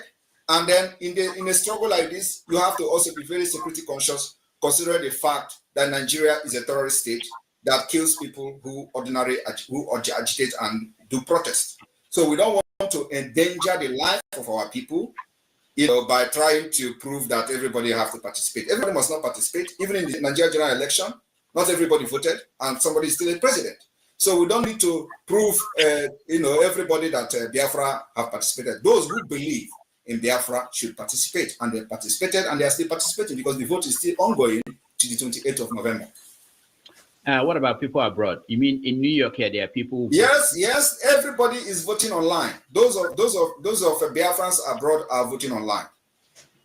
And we created a voting system using the Google platform. And you have a way of verifying that these people voting there. Yes, we verify. And of course, like those who want to dispute, who want to argue, we give them opportunity to conduct their own referendum on behalf of Biafra people. All right, this is interesting. Now let's also look at another thing. You have a new constitution that just came up. Yes. How was it? Who wrote the constitution? How did the constitution was drafted by the representative from the entire 40 states of Biafra. So we have people, every state volunteered the people to participate in writing the constitution. And that is some of the problem or the confusion that people don't actually understand. Everybody must not be part of the constitution at this point, but those who believe in the struggle presented and volunteered to be part of the struggle, part of the constitution. And so that's how we arrive at a constitution that is still open for amendment. You know, constitution is never complete. So you have the names of the people that drafted it. Do we know? Yeah, we have the names of the people that draft constitution. And then also, listen. It is not only the constitution, as a matter of fact. We have what we call the declaration drafting team.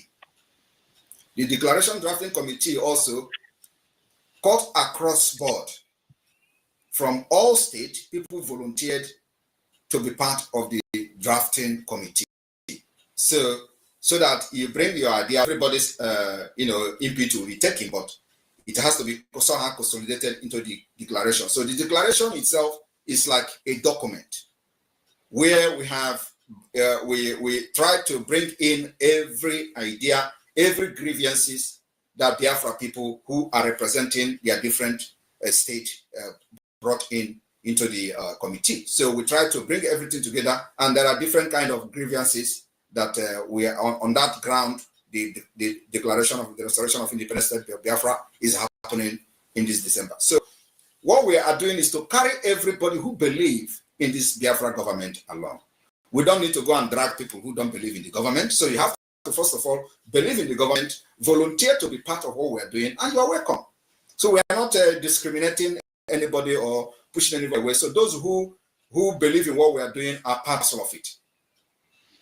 Now, the states, back to the states. Did you go beyond, because I get a lot of comments about the Biafran. When I posted that you were coming, people wrote and were saying, remove us from this year Biafran talk. How did the states go? Is it the 5 eastern states that you broke into 40 different? No, sorry. This particular structure of 40 states has already been there. It is not my making. So what I did was to bring everybody who are involved in the Biafra struggle even before I came in. So I told them to bring in the structure that they have, and we start working on that. So it is every state brought in their state map. They brought in their state structure. It is not my making. So what I did was to harness the already made structure from the 1967 down to Owazurike Mosob, down to IPOB, and to what we're doing. And so we consolidated everything and make it to be more, organized structure as it is today. So it is not my making. It is the making of the people. Every state brought their structure, brought their county structure, brought their district structure, and that's why it is called, it's going to be the Confederated State of Biafra, because we're going to practice confederation, where these states who brought in their state structure are going to go. So what about people who are saying they don't want to have anything to do with Biafra? That is part of that life, and it's part of democracy. Even in Nigeria, when Nigeria was fighting for independence, North didn't want to go independent, right? But today they are the one who enjoy it most. So we are not bothered about those who say they don't want to be part of Biafra. They are just a few individuals, just like 1% or even 0.0% of people hijack Nigeria and impoverish everybody today. So those people saying they don't want to be part of Biafra, are they enjoying the killings in Nigeria? The answer is no. So we don't actually care about what they say. That's why we have gone this far. Because few people cannot hold everybody hostage. Mm. You are following the trial of Nnamdi Kanu in Nigeria. What do you make of how it's going? I don't believe in Nigeria system, in court system. Nigeria doesn't have a court. Nigeria doesn't have a judiciary. So, and that's why, I don't know whether you are aware, we have actually banned anything judiciary under Nigeria in Biafra territory, and they are folding up.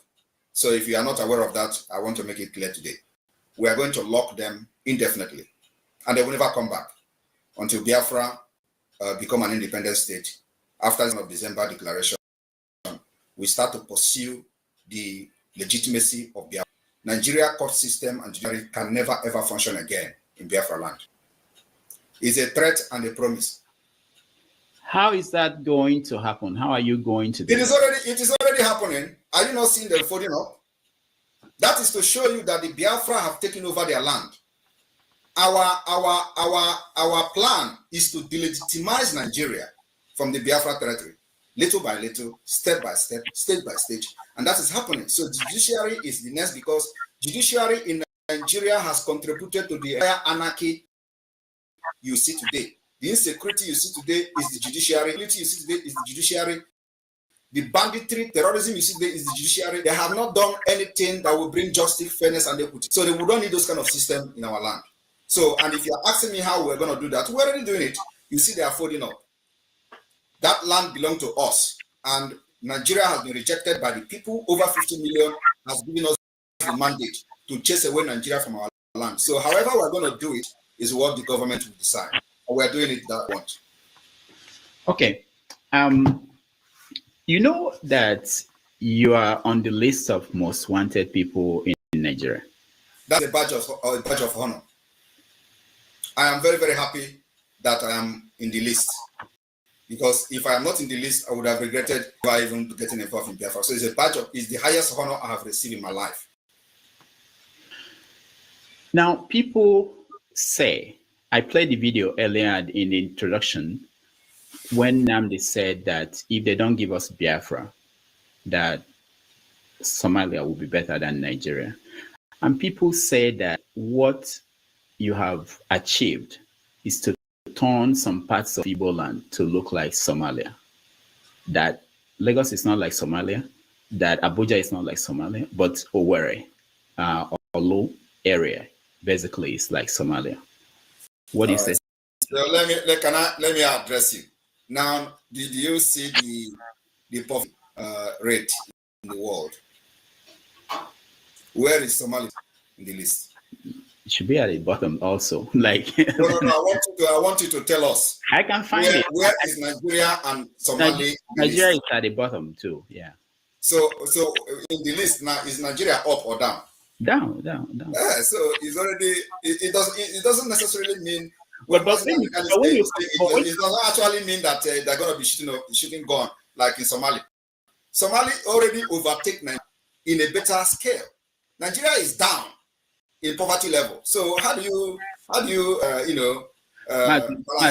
Maz, they're serious. Let me give you this as serious things. I have a friend here in America who lost his father 2 years ago from Olo area, and lost a brother early this year. And none of them, they've not been able to do any funeral because nobody can go home. Okay. And there are so many places like that in the South. Is that a good thing? Well, I should be asking you, how are the burial taking place in other parts of Nigeria? No, the way people are reading this mean that it's a consequence of this confrontation with the Nigerian authorities. So how is this confrontation making people not to have burial in Biafraland? Can you explain? Because it's not safe. That's what they said. That's why he hasn't gone. Who is making it? Why are you laughing? No, I want to. You say this is a discussion, right? No, we're having a conversation. If you cannot answer, let me explain. I want you to tell me. You want to answer? No, this is what they said. This is what they said. Okay, so this is what they say. But what about you? What about you? What about your opinion? What do you think is the reason for not having burial? No, I don't have. I go home. I don't. So can I explain now? Can I explain the reason? Yeah, give us the reason. All right. The reason is because the Nigerian terrorist army and police have been killing our people for many years, even before I joined the Biafra struggle. They killed them in Aba, where they went to pray, and over 150 officials was announced. Over 150 people were killed in cold blood. Nobody asked question. Nobody, was held responsible until today. They went to Mazi Nnamdi Kanu's house, bombed everywhere, killed people there. Nobody was arrested. Nobody was held accountable. They went to war and killed. And these people they are killing never raised a gun against them, right? They were only having flag. They killed in Enugu. They killed in Ebonyi. So when Mazi Nnamdi Kanu was kidnapped, they went to Kenya to kidnap him against international law, and I took over from there. And do you know what I said in the first place? I said, under my leadership in this Biafra movement, you can never kill Biafra again and go free in Biafra land. So I raised an army called the Biafra Liberation Army to confront these killers. And you know, these killers, some of them are repentant Boko Haram. So they recruit them, push them to Biafra land, and people are not talking about that. And when they go to the open RPG or GPMG and they start spraying bullets, even fowls are getting killed. So I said, under my leadership, under this Biafra movement, Nigeria can never kill any Biafra again and live to tell this story.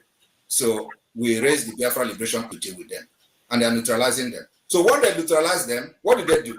They will come after the villagers. And let me tell you, is that the kind of country you want to be proud of, where you have people carrying guns, defending their land, and instead of them to go after those people that are defending the land, they will go against innocent people.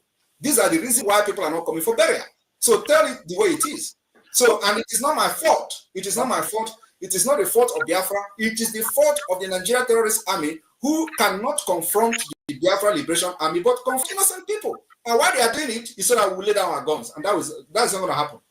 Yeah, that's what I wanted to ask you, that knowing that this is how they operate, if we believe the story you just told, this is how they operate. The question is the best thing continue to have them kill villagers if we believe this? We are neutral. Believe me, there is no any other better way. This is the best way. If you have any other better way, tell me. The better way is what we're doing now is the better way. When they come to kill our people, we kill them first. And if they come, we will resist them as much as we can. And let me tell you, it will continue like that until none of them will be in Biafraland. It is called attrition. War of attrition. You know, the chief of arms said that what they are fighting is called the jungle warfare and asymmetric warfare. No, I am not fighting asymmetric warfare with them. I am defending Biafra people, and what we have actually declared now is war of attrition. Go and Google it. It is, you are going to be fighting until nobody is remaining, and it is not going to be on our side.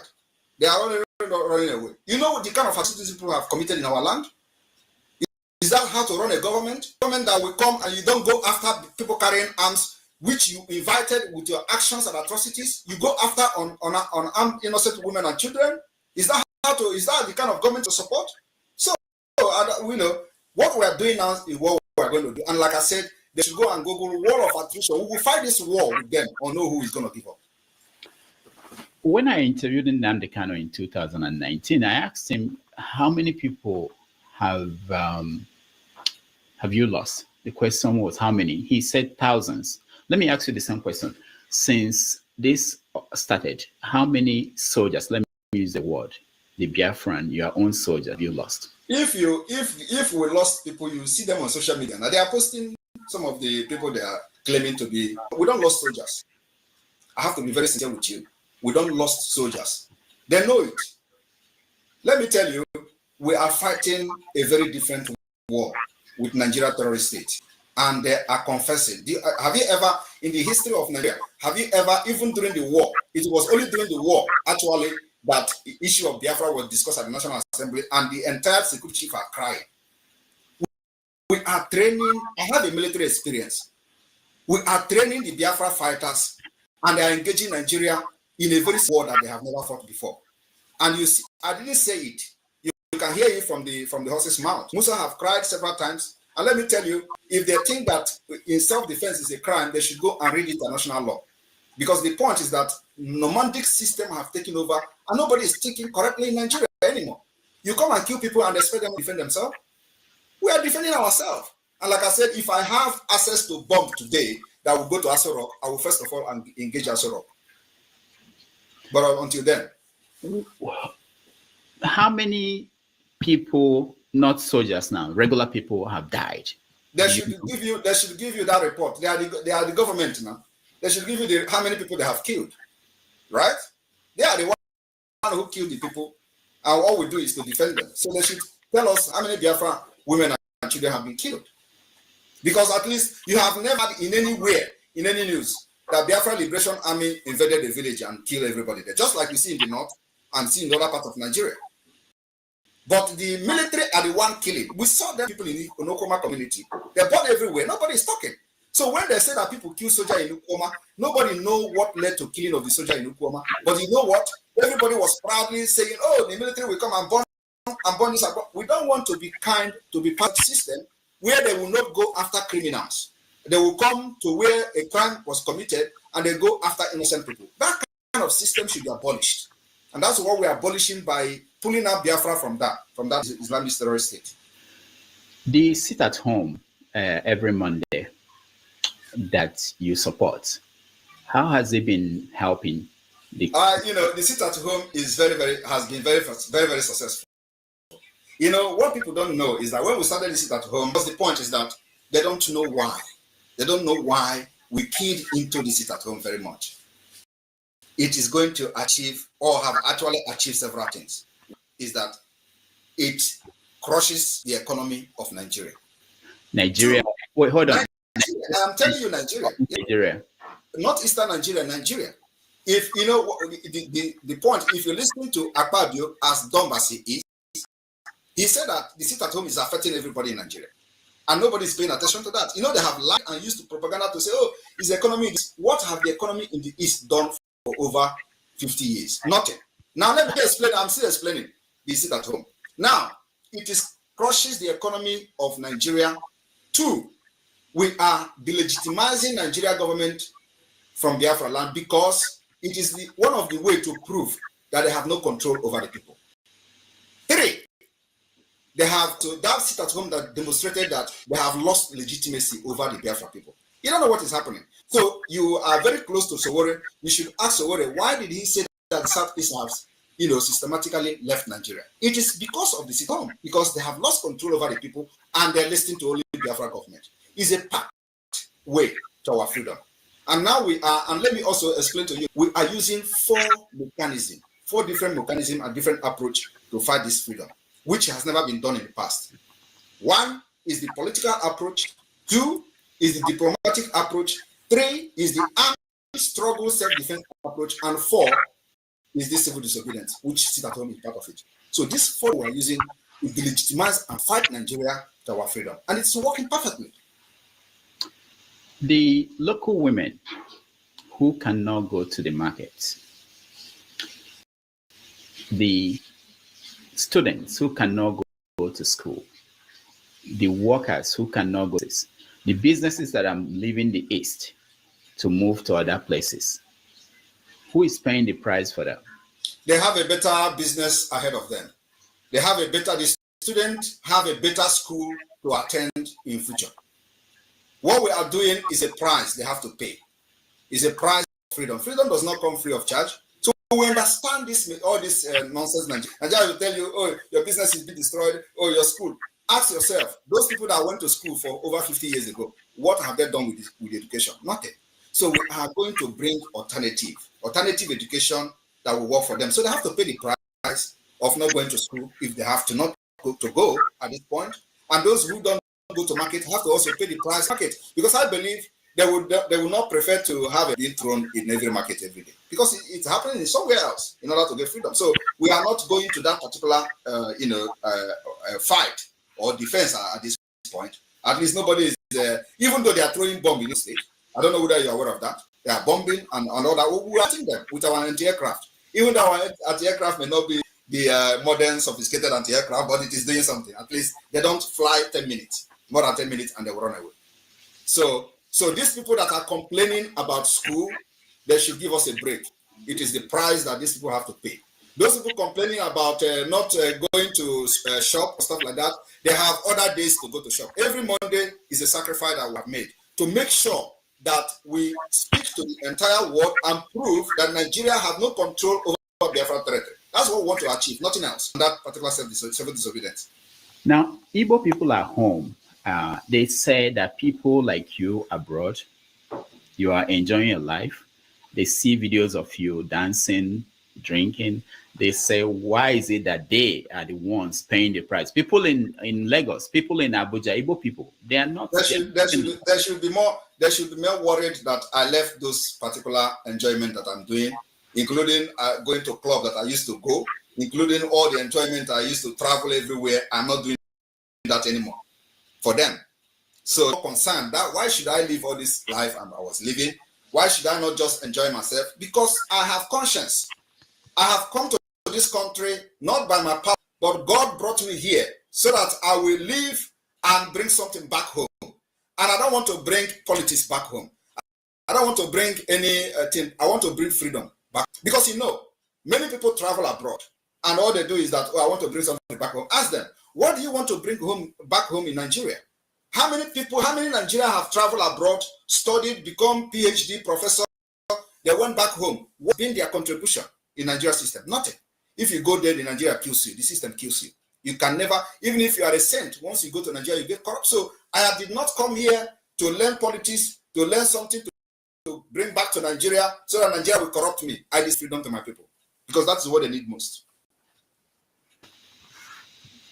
When you see Nnamdi Kanu appear in court and say that he would like the sit at home to end, do you ignore that, or do you? I ignore. Why? Because he's not a free man. So what will it make you believe what he's saying? He just played his voice when he was a free man talking with you. So what you heard in the court, does it sound the same? I will listen to him when he becomes a free man. I'm not only a free man, no, to Finland and sit one-on-one with me before I can listen to him. That is my condition. Because the reason why he is being incarcerated today is because of what I'm doing. It's because of the Biafra. So he cannot be captured because I know the reason they captured him is to end Biafra, and then you expect me to dance to their tune. It's not possible. Even if they bring him out today and he stay in Nigeria there and say, Simon, stop, I'm not going to stop. So are you planning to Nigeria? People say that... I don't go to Nigeria, I go to Biafra. Yeah, are you planning to go to Biafra? Of course, I will go to Biafra. I will go to Biafra. Why am I fighting? I will go to Biafra to be part of building a system that will work for everybody. When? When Biafra is recognized. By? The international community, by UN and all other... Now, if an American official who is sympathetic to your Biafran issue, I hear you speak, do you think that they will be inclined to openly come out and say we support people? They don't need to openly come out. They should. Most of them have had meeting one-on-one with them, and the way I talk with them is differently from the way I talk here. So they listen to me and they buy the idea. How do you talk with them? I talk with them presidentially.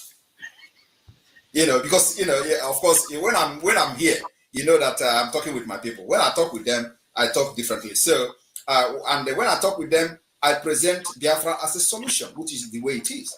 I present Biafra as a solution to restore peace and stability. That is the only way to restore peace, because what you see today, the Islamic movement happening today, from the Sahel down to the entire Nigeria region, interest is tied to Biafra. Now, not beyond the work to them, what about what you do, like things you celebrate on your social media? It's my personal life, because I'm. No, I don't mean dancing. I mean, okay, like when there are military officers killed. Are you not seeing military officers killed in Ukraine being posted by Israel, or the terrorists killed in Gaza being posted by Israel defense? So you think it's okay? It's okay. That is the only way to show the enemy that you are dealing with them. All right. At this point, let's take a break. We'll come back. When we come back, I'll play some videos, get your reaction to the videos, and then we're going to invite people who are watching to join us in this conversation with the Prime Minister of Biafra Republic in exile. We'll be right back. Yeah. Okay.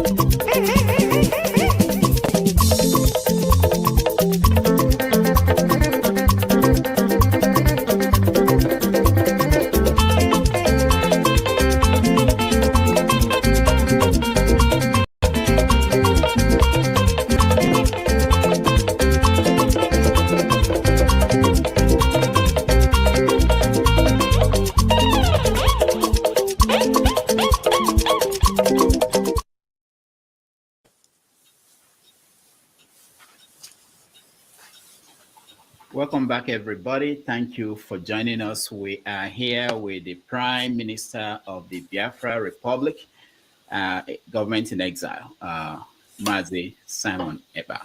So please, we have about 3,000 people watching. Can you like the video so that more people will be able to see it and hear the ideas coming out from Mazi Simon Eba? All right, let's continue. I had during my interview with Ojukwu, that was 2001. So I asked him, why didn't he government in exile when the Biafran war ended in Nigeria? This is the answer he gave. Because I didn't see what good it would do. Oh, it would do me good because some people will still look upon me as a head of state. And they will certainly, in certain places, give me red carpet receptions.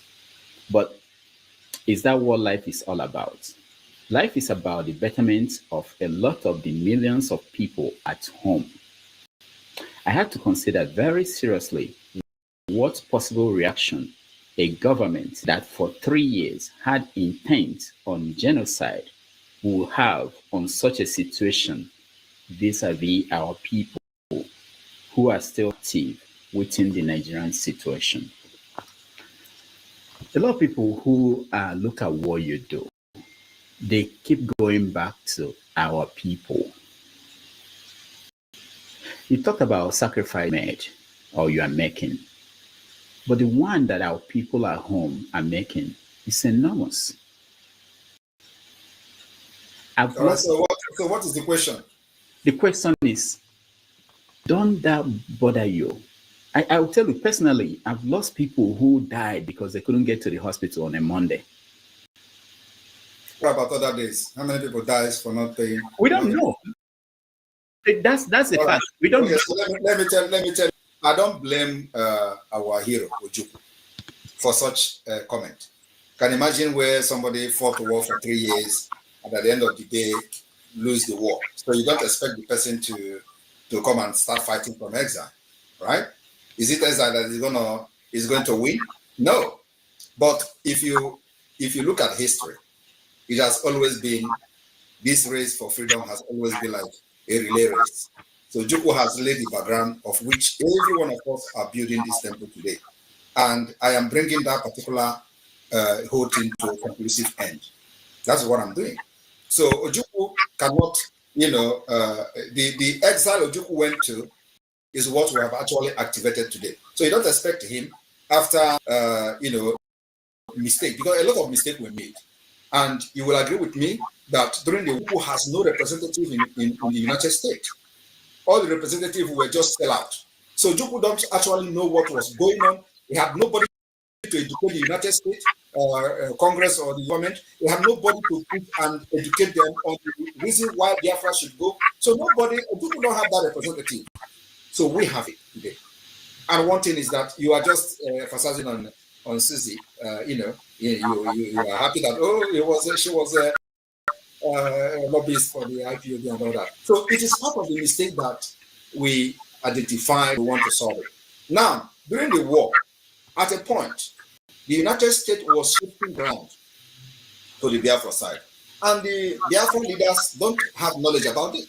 So if it's somebody that they have knowledge, that they have people representing them, they have good lobby firm. I don't even know whether they have lobby at all. They don't have. So you're assuming that they have lobby firm representing them in the United States, educating the policy, the policies, the Department of State, the U.S. Congress, and all that. I don't think, although that's how God wanted, I would not want to change the wish and the will of God. So God wants it to happen that way. Today, we are, using that particular foundation that was laid, that mistake that was made.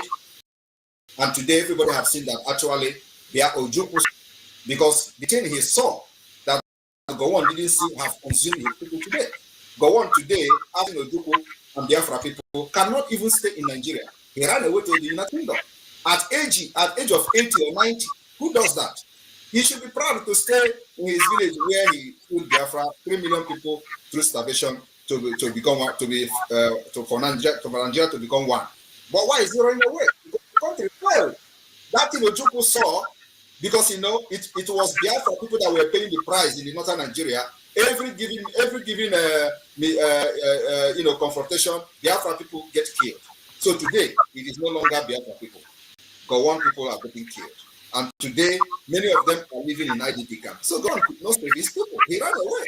So if he actually saw what Ojukwu saw today, I don't think he would lead Nigeria to war against Biafra. So what I'm trying to say is that Ojukwu did the right thing as somebody who fought for 3 years and lost the war.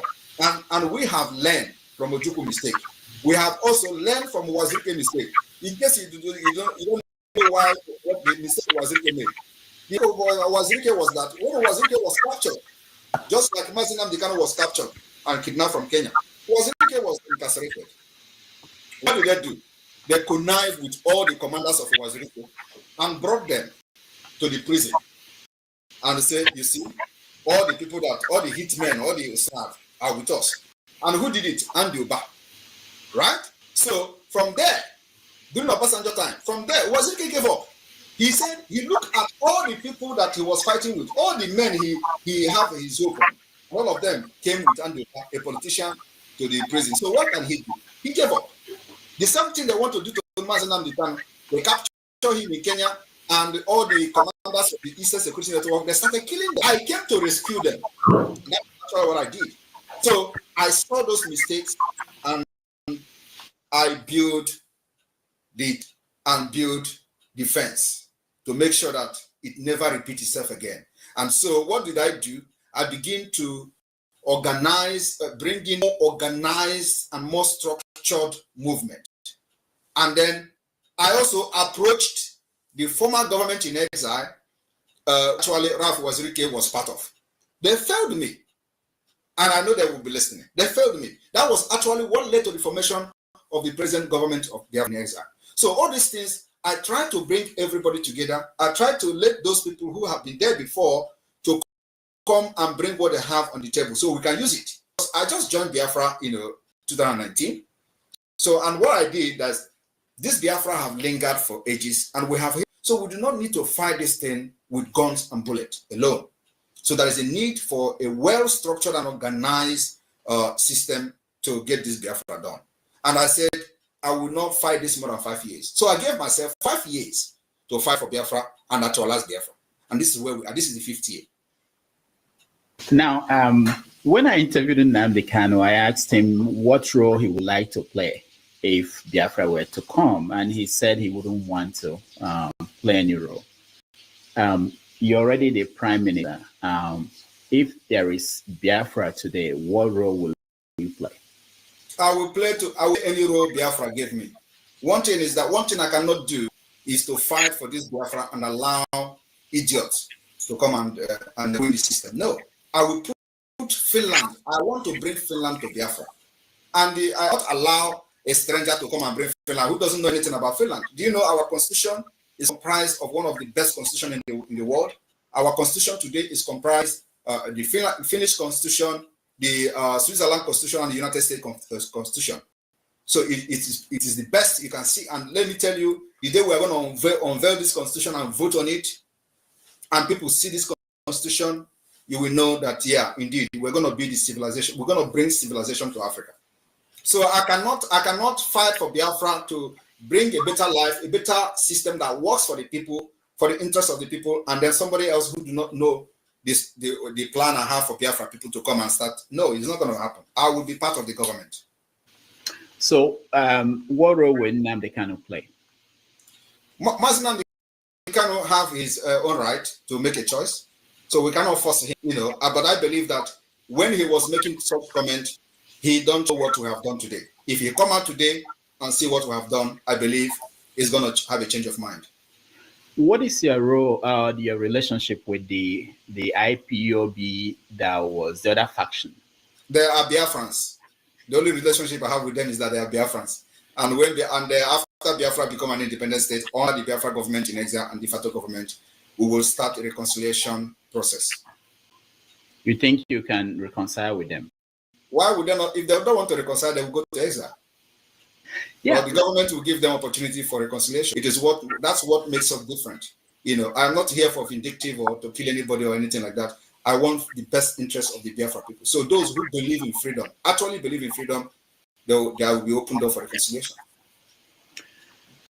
One more question before I begin the audience, and that's a question about people in what we know today as Niger Delta, who are saying that they don't want to be part of this. How will you force them to be part of what? They should first of all go and number part of the 50 million people that have. So are you going to force them? Let me tell you, once they outnumber those numbers, we don't have any problem. Actually, it is even in the constitution we have today. So a confederating state means that they need to be educated. For those who are shouting that too, because they don't know what is confederate. They can still have whatever they want to have, do whatever they want to do in their state and all that, because they are completely free from everything we are doing. So if they feel that they can have a defense system that works for them, good for them. We can't do what Nigeria did to us to them. And let me tell you also that the issue of Niger Delta this, Niger Delta that is something that the Constitution of Biafra have actually addressed. So, and there's not going to be a better what we have today, this confederating state of Biafra, where they will have their choice and their right to do whatever they want to do, have their own constitution, have their own parliament, each state on their own. That is the best. And then our defense is the same, because we're going to have enemies that will surround us. And these enemies that will surround us is not just against us alone. They are against America, they are against the West. So America needs us, the West needs us in order to protect their interest, because once we protect the interests of America, we protect our interests. The business, the trade, the shipment and all that begin to move. Our own interest is also protected. So when people talk about American interest, it is as if it is only America we're fighting for. No.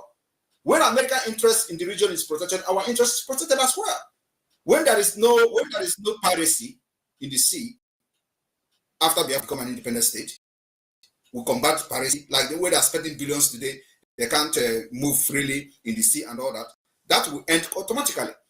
And our army will be army that is not going to have any affiliate, any terrorist affiliate, just like you have today, people that are affiliated to Boko Haram terrorist group. We're not going to have that in Biafraland, right?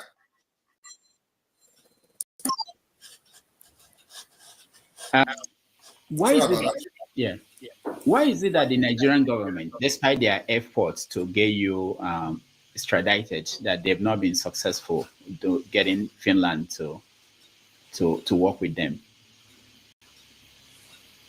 Finland doesn't work with a terrorist country.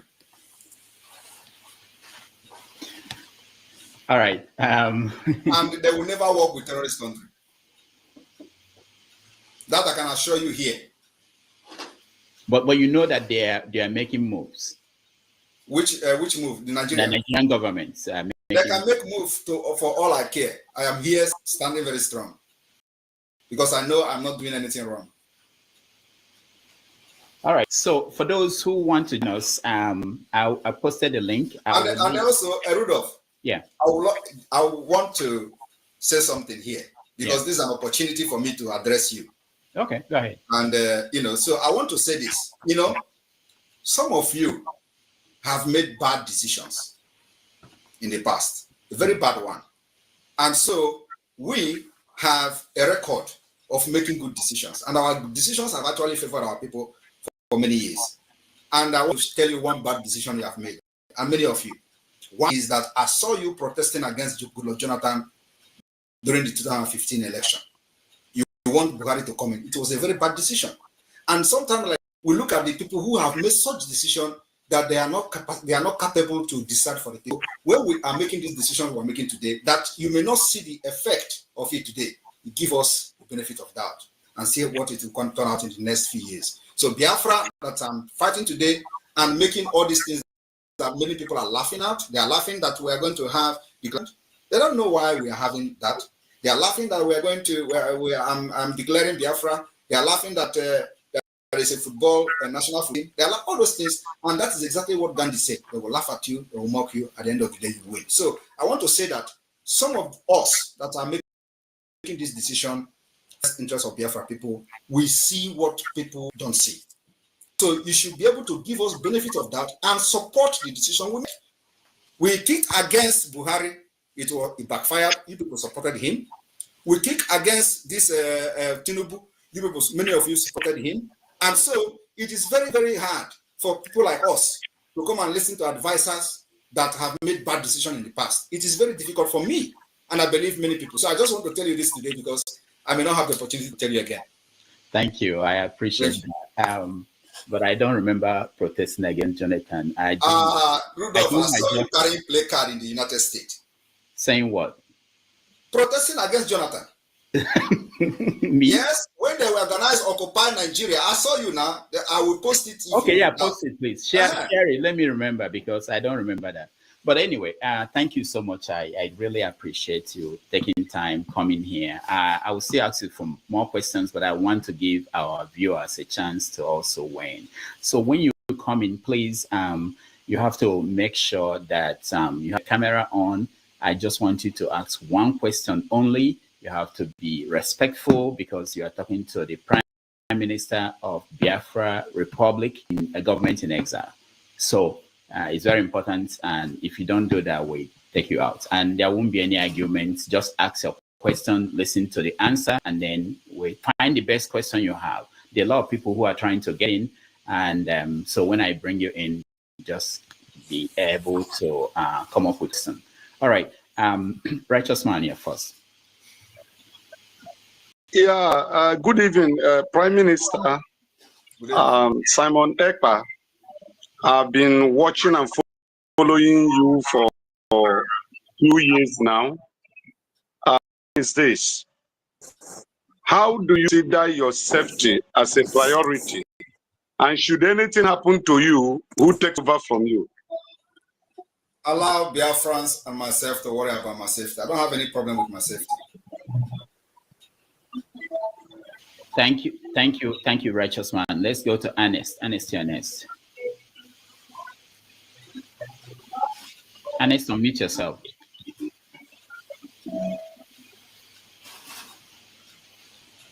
All right, so Ernest, I have to remove you if you can unmute yourself. Let's go to Okija and Okija. You're next. Hi, can you hear me? Yes. Okay, so Mr. Saiba, I mean, some people, might think that this is funny, but this question is funny, but it's not. Behind you, I see American flag. I think that the other one is a Finnish flag, and the Israeli flag, and then behind those flags, I mean, including the Biafran flag. Then behind you, I see the Last Supper. Just a white man, he's not even Jewish. A white man, blonde hair, blue eyes. So I don't know, is this an image of Biafra? Is Biafra gonna be like a servant state to all this contraption? With the white man, I don't know, because what I know is that our people, we have our own religion. We have our own of life. We had democracy before America was, founded. Igbo people, they are Republican people in nature. So, I mean, what image are you showing to us, with all these flags and the blonde man behind? All right. So, thank you very much for that question. Biafra government has officially three religion. We have the Jewish religion, Christian religion, and traditional religion officially. I believe that I've answered your question. So you can choose which one you want. If you want to be part of a traditional worshiper, it is official in Biafraland. If you want to be part of Christianity, it is official in Biafraland. If you want to be part of Jewish, it is official in Biafraland. Myself, I'm a Christian and a traditional worshiper too. So we won't have a Islamic religion in Biafra. That's what you're saying. I said official three language. Islam is not official religion. Sorry. Islam is not official religion in Biafraland. But they'll be allowed to practice. I said official. That actually answered you. Official. All right. Thank you, Okija. So on the politics of you're next. I said, Prime Minister, official three language. Islam is not official religion. Sorry. Islam is not official. Something is echoed. But they'll be allowed to practice. I said official. That's actually official. So can somebody mute? Yeah, NS, I think. Yeah. All right, Ovie, go ahead. All right. Special thank you to Prime Minister Simon. I from the bottom of my heart, I actually respect your style of leadership, and I want to say thank you for coming. One, thank you for your clarity. Two, but most especially, thank you for the response you gave Rudolph in regard to the question he asked about the mistake he believed that Ojukwu made during the Biafra in the 60s. And your response on how you recognize that and how you are going about it, talking about the lobbies and all that. That's particularly me, it hit me hard because currently I'm doing extensive research on the role of the West in regards to the civil war, the Biafran war. And I wouldn't help to notice two things.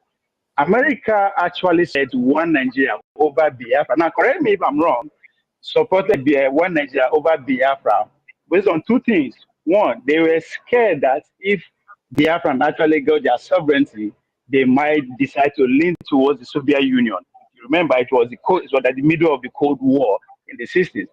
That's one. Two, another concern of them is that if they allowed that to actually, the Biafra to actually get their sovereignty, it might become the norm within the sub-Saharan region or indeed the whole continent, and that would be too much for them to deal with at that time. So that's why they fully supported but events that is happening today is as the same as what happened in the 60s, but in this time take a different phase, which is China in the size of BRICS, why, of course, the almighty United States. And I noticed that, I don't know if I can be, I noticed that you are happy that Donald Trump won.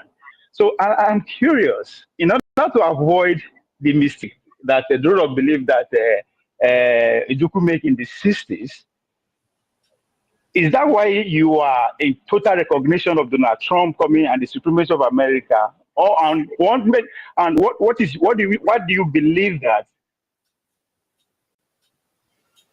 Tinubu-led administration, which has more to bargain with? I don't know if my yeah. I don't know. Rudolph, answer him. Yeah, go ahead. First of all, I would like to say that Ove is a very good friend of mine before. So, and he knows me very well before, not now. So I thank him for the acknowledgement. But if anybody knows me, OGOJA knows me very well. I don't know whether he has told you that. Yes. All right. So to answer him, the reason why I'm very happy with the Trump administration coming into the House is because of his foreign policy. I believe every reasonable person in the world would be very happy for Trump coming back because there are crises everywhere. There are wars everywhere, which are actually avoidable. So, and we believe that Trump foreign policy will fix those issues because sometimes you need some kind of radical leaders to make things done. And Trump is one of those radical leaders that will change things, will change the paradigm in the entire globe. So on the issue of whether it is whether Trump is going to support Biafra or whether what you asked about during Ojukwu time and all that, the reason why we are doing what we are doing today is that that mistake I explained before, we are now in Washington, D.C., heavily present in Washington, D.C. I have met with number of congressmen. I have met with number of think tank group. I have met with policymakers, including past White House, members of the government of the United States, past members of the government of the United States, and all that. I have met a lot of them. And what we are doing today is to educate them, because Nigeria, they supported in those days, has become a failed state. Nigeria has become a country that breeds criminals. Nigeria has become a country that supports terrorism. Every policy of Nigeria today is going toward nosediving to a complete failed state. So America will not be proud to support this kind of failed state, and especially Trump with his policy, foreign policy, especially on protecting the Christians and the minority group. We believe that it is going to be for the interest of the Biafra people and people who have suffered severe killings and ethnic cleansings like us, that Nigeria have done to us. So we believe that, first of all, if you remember that when Biden came in, what they did was to remove Nigeria from the country of a special concern. And it was condemned by everybody. But Biden and his administration did not listen to that. Even when there were no reasonable ground to remove Nigeria from the country of a list of a concerned country, they still remove him, remove the Nigeria state. So we believe that Trump coming to power will put Nigeria on their toe. And as you can agree with me, even before now, we have information that many of you do not have. We know that Nigeria have, supported the re-election of Kamala Harris secretly and and openly. So why are they supporting this re-election? Because of the way they have ignored the atrocities of Nigeria. And so you should be asking yourself question, why was Nigeria removed from the country of special concern? Nobody has been able to address and answer that question till today. So we believe that Trump coming to power, first of all, he is going to hit hard on a terrorist state like Nigeria. And then also look at what we are bringing to the table as alternative to restore peace and stability. Trump is coming to restore peace, not only in the Sahel region, it's also in Ukraine and in Gaza. So, and somebody has to do it. So we are bringing this particular solution, alternative to what they have on ground. And that alternative and solution is Biafra as an independent state. And I want all of you to understand that Biafra is not only going to benefit Biafra people, it is going to benefit the entire indigenous people within Nigeria area, including the Duduwas and other indigenous nationality within the Nigeria area. The emergence of Biafra as a nation will put an end to upsurge of terrorists. It will disintegrate the interest of the terrorists while they are coming to Sahel. It will also cut ties immediately. Just that Biafra has been recognized, only the pronouncement will make the entire region calm down, because the terrorists will start fleeing. Why would they be fleeing? They will be fleeing because their only interest is to capture Biafra territory, which is the majority Christian-dominated area today in the entire Sahel region. I don't know whether you're aware of that. So this is in Biafra land, not actually in the northern Nigeria. So, but they want to, first of all, cut our wings by cutting the neighbors, and then after that, they will come to us.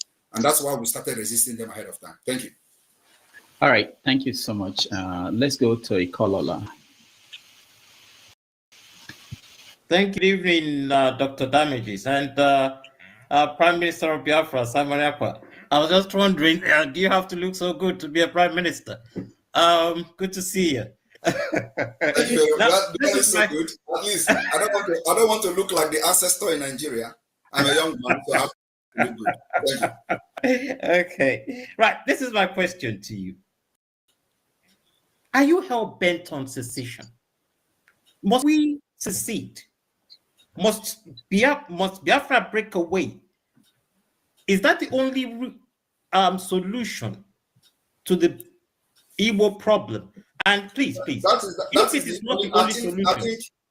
I think breaking away is not actually. But let me finish. Let me finish. You get the whole context.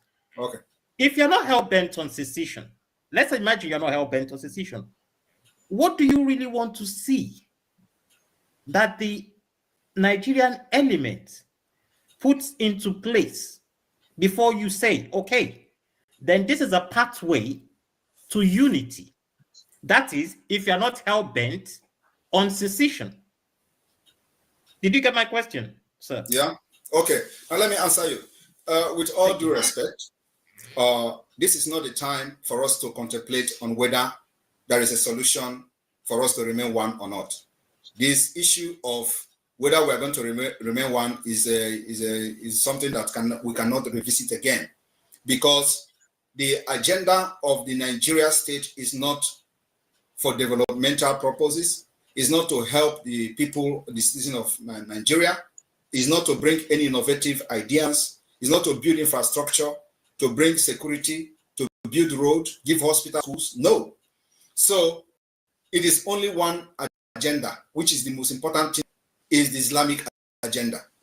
And you will agree with me that since 1989, after we call Abuja Declaration, what was Abuja Declaration? Abuja Declaration was the gathering of Islamic scholars, Islamic countries in Abuja, where the decision was made that the only thing they have to do is not to pursue development in any region within the Sahel region, but also to install all Muslims in different position and strategic position for the Islamization of that region. So that particular implementation of the Abuja 1989 Declaration is already 90%, if not 100. And that's why for the very first time in the history of Nigeria, you have a Muslim ticket. And people did not see anything wrong with that. In fact, before this Muslim ticket, a lot of people said it is not possible. It is not going to happen. Even the people who call themselves pastors and all those preachers, all those liars, they were saying that God told them it is not going to happen. If it happened, they say, make the thunder fire all of them, make fire burn them. They pray all those prayers, all those nonsense. It did not. It still happened. There's no Muslim ticket. It is called the implementation of Abuja Declaration 1989. And I want people in Nigeria to go and read Abuja Declaration. They have altered those content, the content of the declaration, but everybody who knows it knows the content was to install Muslims in all strategic position for the Islamization of the entire region. So the Biafrans are resisting that because we understand that very well. So if you tell us, let us come down now so that it is everybody will be one, they will come harder on us in the next 10 years, and we don't want to go back there again. So what are we saying? We are saying that we need a country where there is going to be rule of law, justice, fairness, equity. We need a country where our women will go to hospital without paying money, doctor will attend to them. We want a country where our students will go to school and nobody will kidnap them. We want a country where we are going to have good road, transportation, good social amenity, and possibly provide social security for our people. It may also interest you that as a government in exile today, we have the strongest national identity card. As a government in exile, the only country that will compete with us today is South Africa. The security we have in our national ID card, and it is European standard. It will be unveiled and issued to applicant first time ever during our convention in Finland. That's how far, that's the kind of quality of life we want to give our people. Nigeria don't have it. No other country have it in Africa except South Africa. And we have contracted the best security company in Europe to do this. So we are laying example. We want a country where our citizens can travel visa free because we have what it takes. The Europeans need us more than we need them. America need us more than we need them. So we need to have the kind of agreement where our citizens of Biafra, without anybody using telescope to look their passport. No, we want that our people will be respected in any point of entry, in any part of the world. That is the kind of, Nigeria can never provide that for you, and you know that. So thank you very much. All right, thank you, Ikola. Let's go to Christian. You're next. Hello. Greetings. Hello. Greetings. Rudolph, can you hear me? All right, thank you. I just missed one of your interview with Hyundai. So anyway, I'm just curious to ask Simon Ekpa. One of the questions Rudolph asked you, what role you're going to play when Biafra comes. One, you said the role Biafra giving you, but you're already a prime minister, so you really need to Biafra to give you a role. But my question now is, if you declare this Biafra on December, how long will it take you to remove the barracks, Nigerian barracks, army barracks, and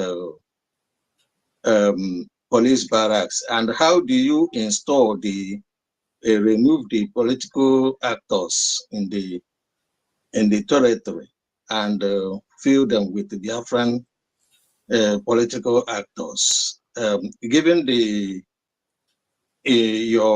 thing that you have missed so many instances, promises about the chiefs, the Biafran, you gave for 150 days in the past, it didn't come. And the release of Mazi Nnamdi Kanu. In fact, most of the promises or the instances you have given hadn't worked in the past. So how do you think that, why would anyone seriously believe you that this one will work, or is this a public stunt? All right, so let me address you. First of all, I did not make myself prime minister. So Biafrans voted me, and you need to be part of the movement to know whether I was voted in or not. But I'm telling you now that I was voted in as a Biafra prime minister. So you cannot be outside and want to know what is happening within the circle of the Biafra agitation. That's number one. So, like I said, I will be serving Biafra people in whichever position they give me. So that particular statement stands. Another thing is that you asked, how am I going to remove the military barrack? I have said we are at a war of attrition. So I will advise you to go to Google or to any search engine and check what is the war of attrition. War of attrition is that we fight till the person that is tired will leave. And so after the declaration of the restoration of the independent state of Biafra on December 2nd, what we're going to do is to generate a document, a legal document.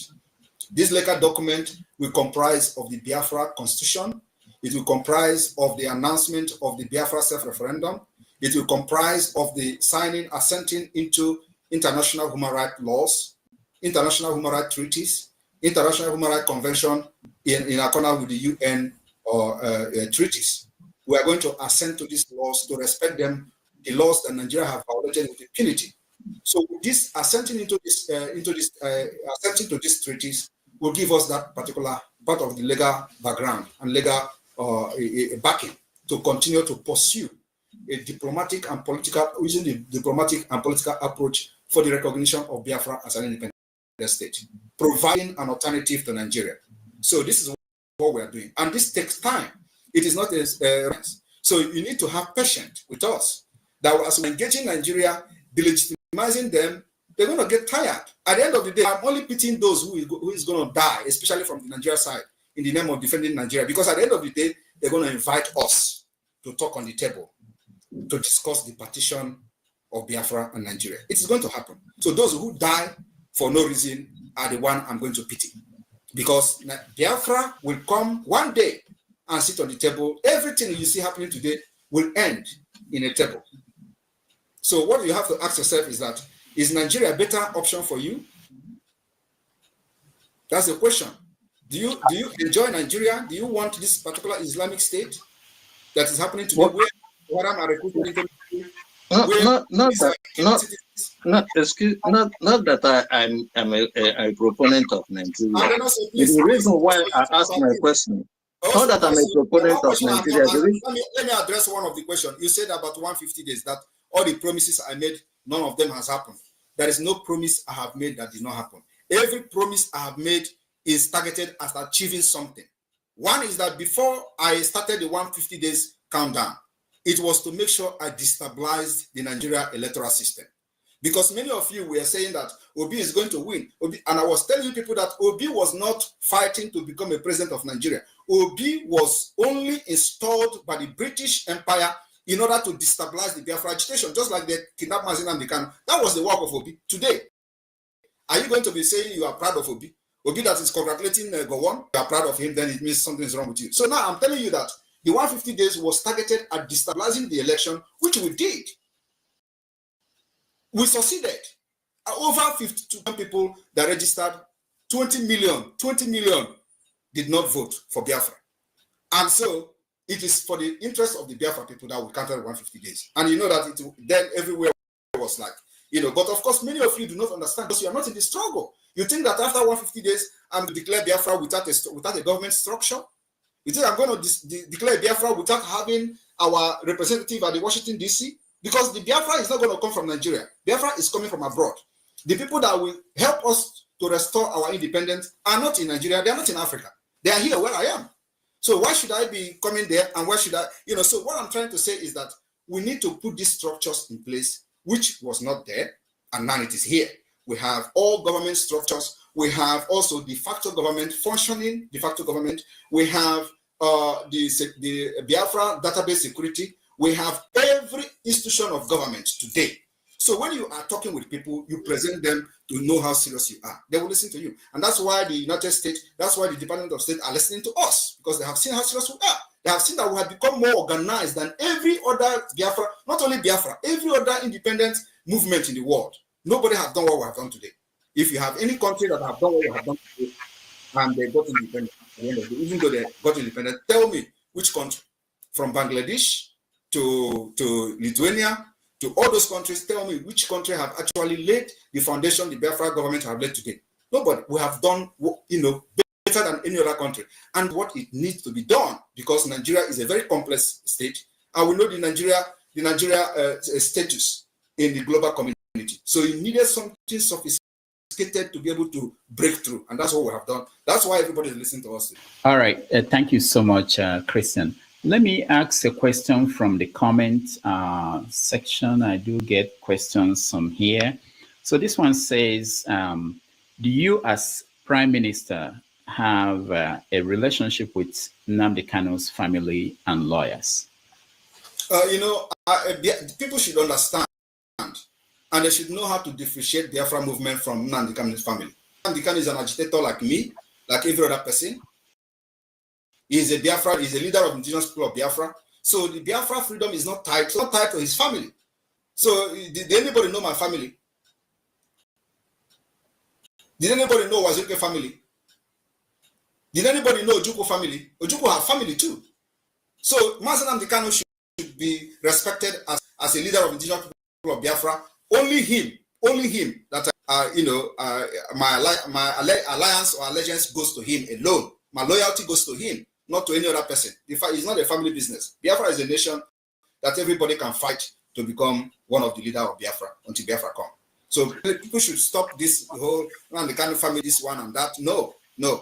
He is my leader. I am his disciple. And under this particular movement, I say that if Nigeria refuse to release him, they will pay dearly for the kidnap, and they are paying today.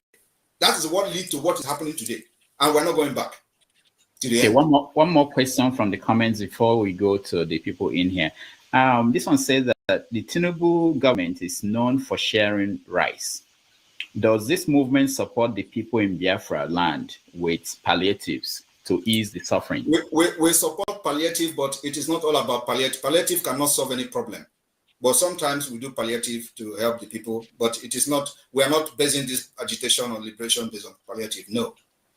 And right. People have come to understand that they needed the freedom more than any palliative. You know what they used to tell you in Nigeria in the past is that, you cannot stand against, the government designed this whole system so that people cannot rise up against it. When you rise up, they say, you don't have money, you don't have food to eat. We have been able to defeat that. Who can believe that Biafra will lock their shops? Nobody will believe. But today, they are doing it because they have come to understand the importance of freedom, that they need freedom more than anything. So it is not about palliative, but whether we do palliative, yes, we do. All right. Henry, you're next. Yeah. Good evening, Mr. Rudolph. Good evening, Prime Minister Simon. Yeah, let me go first on this. From the beginning, I supported Nnamdi Kanu, even though I'm not a Biafran. I support this movement because it was before he was talking about one Nigeria then. Before Nigeria turned against it, Nigeria was not favoring its people. Then it changed to be it changed to be to fight for Biafra. So it's unfortunate they went to kidnap him from here. They bring him back to Nigeria. My problem is, do you believe some of those people in the Igbo not against Nnamdi Kanu still being in prison now? Because I see no reason why they keep him there, because there's no crime be committed. The government could not charge him to say this is your crime, prosecute him. They still put him there for how many years now? So what you don't think some of these Indian Igbo they are against him? You don't think this? And secondly, I will not be happy when I see people, they force people, some videos I see to sit at home. Those people who are beating, or I don't know what, I will not use that word here. Those who are aggressive to these people don't close their shop in Biafraland. Is it proper like that? Is it by force? to close your shop, or you have to be free. They should be free to choose what they want to do. Is it not wrong to force people to close their shop? That's my question. All right. So nobody is forcing anybody to close shop in Biafraland. Biafra are closing their shop willingly. And if you can also share the video of them responding to Soludo, not just the video of Nigeria agent trying to blackmail what we're doing. Share the video of the Biafra business people responding to Soludo. That is the video you should be addressing. Because there are many videos where people are telling Soludo, come and drag us out of our house now. Why are you not addressing that? That is the real Biafrans, not those that Nigeria hired in order to blackmail me, thinking that when they start beating people in the market, I'm going to run away. No, we know those games. You should be addressing when Biafrans are talking. Biafrans are those who were making video telling Soludo to come with a trailer of key to lock their shops. Those are Biafrans. They are sitting at home willingly because they understand the fight we're fighting. It's just like many of you understand the fight, but the only thing is that you are too livered to do what they are doing today. So when they are doing it, you are concerned. Why are you not worried about people that have killed in the other part of Nigeria? Why is Biafra more interesting to you when people are not actually getting killed? Even if those who come to blackmail us by hitting people with a stick and that, is that more cruel to the people that are getting killed in all over part of Nigeria? Why are you not worried about them? Or are they not Nigerians? There are people who give birth to IDP in IDP camp in Benue State, and their children are 19 years old now, living inside IDP state, which means they have been living in IDP camp for more than 19 years. And there is no plan of them going back to their ancestral land. This should be your concern, not Biafra people sitting at home. No, sorry, Rudolph, sorry. Rudolph, sorry, please.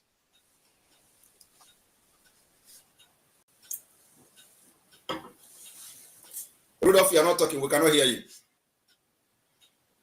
If you have had a chance to ask a question, please don't come back into the studio. We want to make room for other people. So I keep removing people who come back again. And also, please make it one question. We don't have a lot of time. I speak the truth, Ernest. Thank you. Can you hear me? Can you hear me? Yeah, we can hear you. Okay. So, hello, Rudolph. Hello, Simon. Simon, it's a two-part question, but it's going to be in one. You've told us about your plan for 40 states, but what I think you haven't been clear about and what you haven't really told us is which states presently will encompass this new nation that you envision, because while you said earlier on the show that it will be made up of a confederate group of states, will these states just be the 1967 Eastern region, like you referenced, or like Nnamdi Kanu said, expand to places as far as Kogi? Because if so, me playing devil's advocate, if I was a military strategist or a leader from the old Western region, and we've admittedly said, this will end on the negotiation table, I would be antsy that you are not only on my border in the event of a potential military skirmish, but that you will also control both sides of the River Niger. So where exactly in the geographical space being disputed today will make up Biafra? Thank you. Thank you very much. I don't know if you have been following the Biafra movement, but we have a defined map and we have a defined territory. So if you are confused about where is the Biafra territory today, I will urge you to visit the Biafra government website, where you have the current map of Biafra, that those maps were done by people, the indigenous people in those areas, not Simon Ekpa. So the people that make those maps are the people, the indigenous people of those lands. It is not by Simon Ekpa. So if you are disputing the map or you don't want to be part of Biafra, then you have one vote. You have one vote to say, no, I don't want to be part of Biafra. And in a democratic system, it is always majority carries the vote. So like I said, and I have said to every other person, if you can bring somebody or a group of people or millions of people to outnumber 50 million so far, you win the vote. Thank you. I speak the truth. Let's go to Man of Prestige. Yeah, greeting everybody. And greeting to have you here, Simon Ekpa. Let me start with my my statement to your question.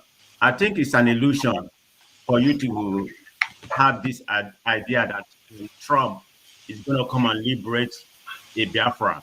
Trump is a neo-isolationist. He doesn't care about Africans. So let me just, I live in America, California, to be precisely. You are just riding on an illusion. That's not going to happen from Trump. He doesn't care about Africa. So that's one. But whatever your ideology to actualize Biafra, whether it's going to come to fruition or not, that's debatable. So I'm not here to contend on that. But my main focus is mayhem you are causing to the Southeast. I mean, how are you going to realize Biafra when you finish killing the Biafran people already? So what country are you going to have? That's my question. You have not joined them. You have not been killed. So I think when you are gone, Biafra will come. And number one. Number two is that you are not part of Trump. You are not personal advisor to Trump. And I didn't say that Trump is going to give us Biafra. So don't come here and say something that is not right. Trump is the president of the United States.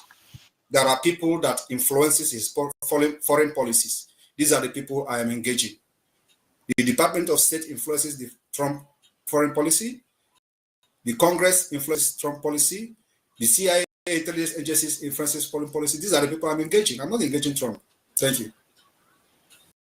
Thank you, man of prestige. Let's go to Alwin Bond. I used to know your name. You changed your name. Yeah, thank you.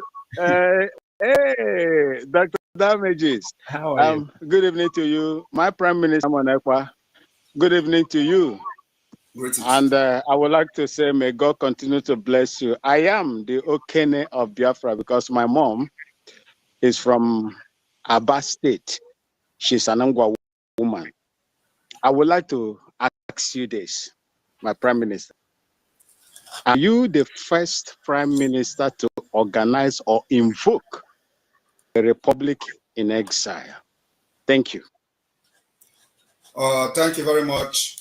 I am not the first Prime Minister of a government in exile, and there are many countries that have regained their independence or restored their independence or sovereign state through a government in exile. So the only thing is that what we are doing today is very different somehow, because a country like Nigeria needed a very drastic measures that we are using.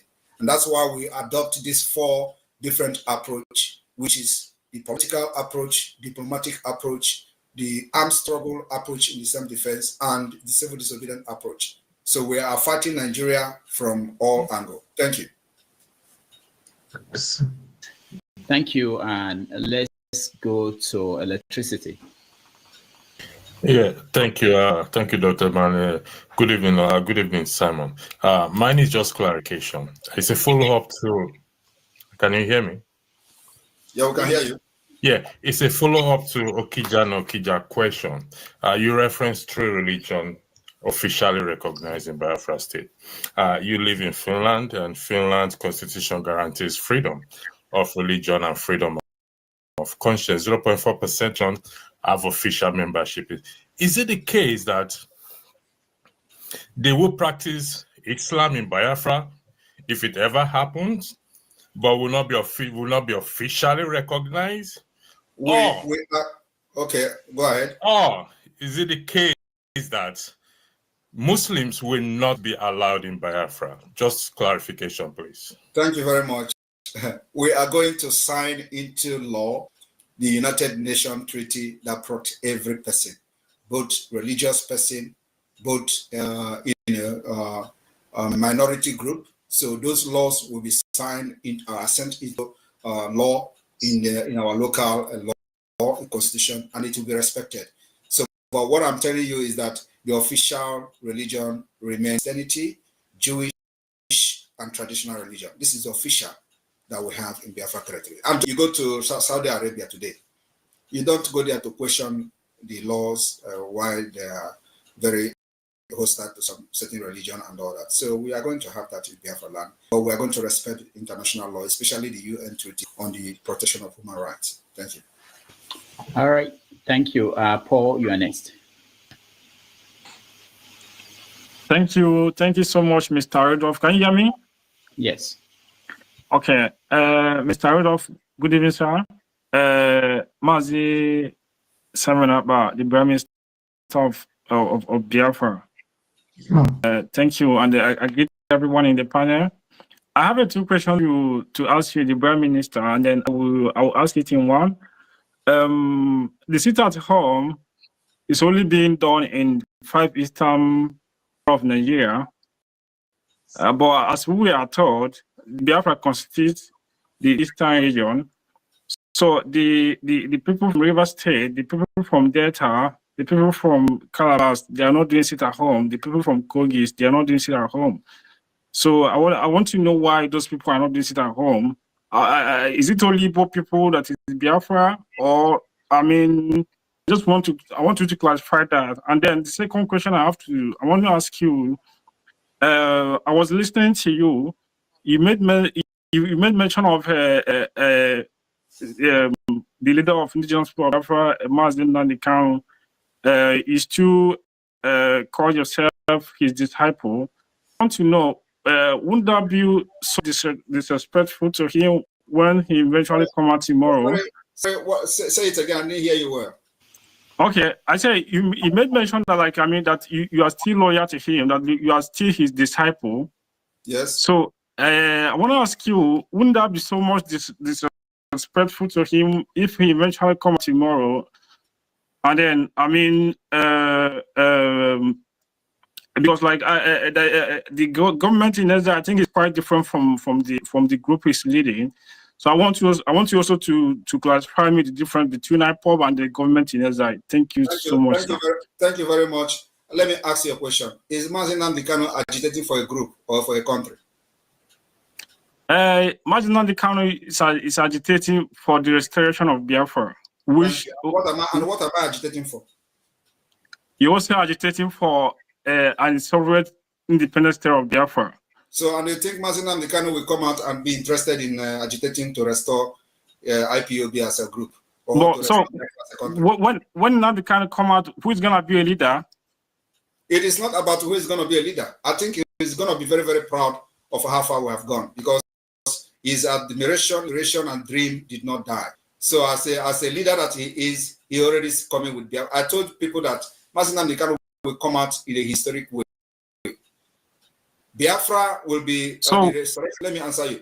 The restoration of Biafra will be declared and the document will be generated. Mazin Nandikano said severally, when he was being asked, when are you going to declare Biafra? He said, people of Biafra have not given him mandate. He was asked again by this Rudolph here that, when is he going to start engaging the United States? He responded, which the video I watched in the beginning of this program.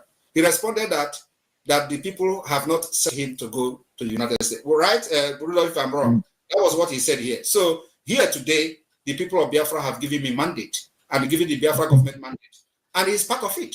So if he come and distance himself, that's a different thing. But for the fact that he's fighting for Biafra, and because of Biafra, he's being incarcerated, I believe he should be proud how far we have gone today within 2 years. Within 2 years, we have been to that America under the mandate of the Biafra people, 50 million people of Biafra given to us. Where for the past 8 years, or before he was granted that interview, I don't know which year was that, but at least he said that the Biafra people have not given him the mandate. And that was the early stage. So today, over 50 million has given us the mandate. And that's why we are engaging the United States officially. That's why we are having this convention officially. That's why dignitaries from around the world will come to Finland for this part. If you don't know that, you know it now. That are going to be dignitaries, they're going to be policymakers that will come to this convention, and it's going to be live. So everybody will see them and know who they are. Okay. All right. Let's go to Ernest. Yeah, greetings, Mr. Ekpa. Right. My thing here, let me just make clear before, so that you know where I'm coming from and where I am. I am a full-fledged Igbo man. I'm from Anambra State. I it kind of worries me when Biafran movement assumes that everybody that speaks Igbo, that is an Igbo man, agrees with your ideology. First of all, I'd like you to understand, because even during the war, you are not born, young man. You weren't born. A lot of people that are crying out POB, even know, they don't even understand the history, the background, what led to the Civil War, what led to the first coup. But then that is another. All I'm just going to appeal to you, with all due respect, is your policies and your utterances causing a lot of instability and insecurity. People, we have seen videos, and you're denying it, that it's the zoo and all that, blah, blah, blah, blah, blah. Your directives are causing people to be attacked. When people refuse to abide by this sit down home and all that, they are being attacked, their businesses are being destroyed and all that. And you sit down there to tell me that they are not real IPOB. Let me just say to you, can I respond to you, please? I am not part of your IPOB shenanigans. What I'm for is for the Igbo people to be economically strong, so that we will have a voice. And then we talk about whether we want to move or not telling people, talking about violence and all that. You know nothing about the military. You've got no military training. You've got no military training. You've got nobody. Listen, nobody voted you as a prime minister. Some group of people came together and gave you the title. The title of prime minister is inconsequential. The most important thing is release that young man that has been kidnapped, because your utterances is not helping out. These people are going to hold him, and they probably might kill him. Let's tell ourselves the truth, my brother. You are asking all I just wanted. What is the question? What is the question? My question is, when are you going to stop your directive and asking young men to go to their early graves? It is not right. When you don't buy, because you know having book by your side does not make you educated. It is not right, Mr. Ekpa. It is not right, with all due respect. You sit down there in Finland, you're directing them to go to their early grave. That is wrong. You never buy now. All right. Thank you, Ton. Kenny, you're next. He come here with books as if he's educated. He's an idiot. The Prime Minister of Biafralands. I greet you, my brother. Welcome here once again. Last time you were here, I asked strictly on your plans on how to secure our people, especially the lives and properties of the Biafran people. It was very marvelous. And I've seen the result of what the ESN under your leadership is doing on land. Thank you once again. Biafra Liberation Army. Yes, Biafra Liberation Army. Sorry. Mata Bieile. For coming today, and as we all have witnessed, some of our saboteurs, they are meeting their ancestors or their creators on their accord. Thank God, God is doing the wonders for us. And I will especially thank you for how you guys have deterred the IDP camp that they brought, or they wanted to bring down to Imo State. Thank you. And again, I come with the same question, but in a different way today. Today we have army checkpoints in Biafraland. I think there was this YouTuber that went around counting army checkpoints in our land, and it's just so annoying to see this kind of thing going on in our land. And I saw a video where coal is being mined in one community in Enugu State, I think Udi area. My question to you is, what effort are you guys doing to making sure that our resources are being preserved? And especially that these good-for-nothing Nigerian army and police that are everywhere on our land, aiding kidnapping of our people, that they are being sent back to wherever they come from. Question is very, very important, because it bleeds my heart if I see this thing going on in our land. I believe in your ability to, get their senses back to where it's supposed to be. So please, my brother, I will want you guys, if you choose not at this question, that is fine, because I know you have your way of doing things. But I want to encourage you to continue your good work. Somebody asked a question, which I don't see that as a question. I see that as maybe he just woke up from sleep. That if you are not here, who takes over from you? And I answered from the comment section that the likes of Kene are in millions waiting to take over. But nothing will happen to you, my brother. Thank you. All right. Thank you, Kene. All right. Thank you very much, Kene. Well, I would say that the checkpoint, we continue to dismantle them. And it is not going to stop. We know it's going to take a long time. Like, you know, Nigeria is a country with 3 trillion naira in defense. That is the country we are fighting. So trying to defend our people from this kidnapping and all that. So we will continue to engage them. Like I said, what we are into is called the war of attrition.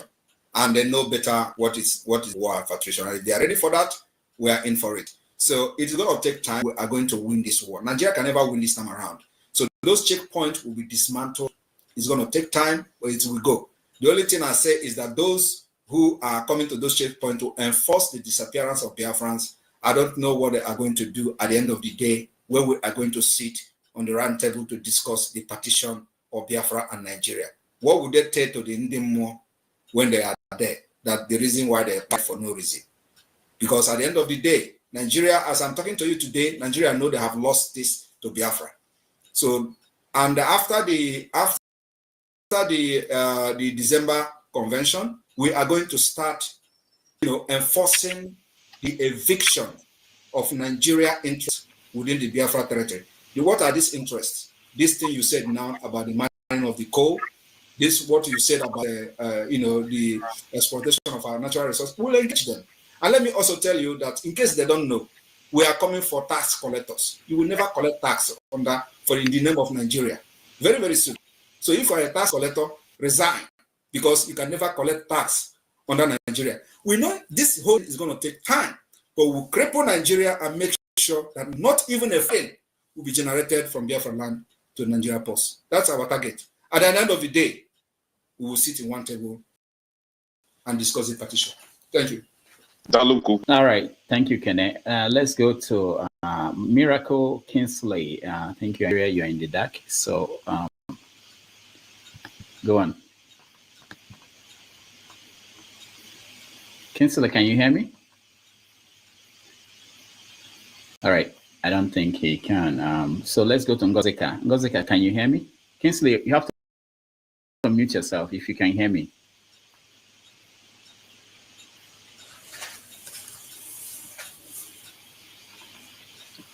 Okay, Kingsley can't figure that out. For now, let's go to iconography. You're next.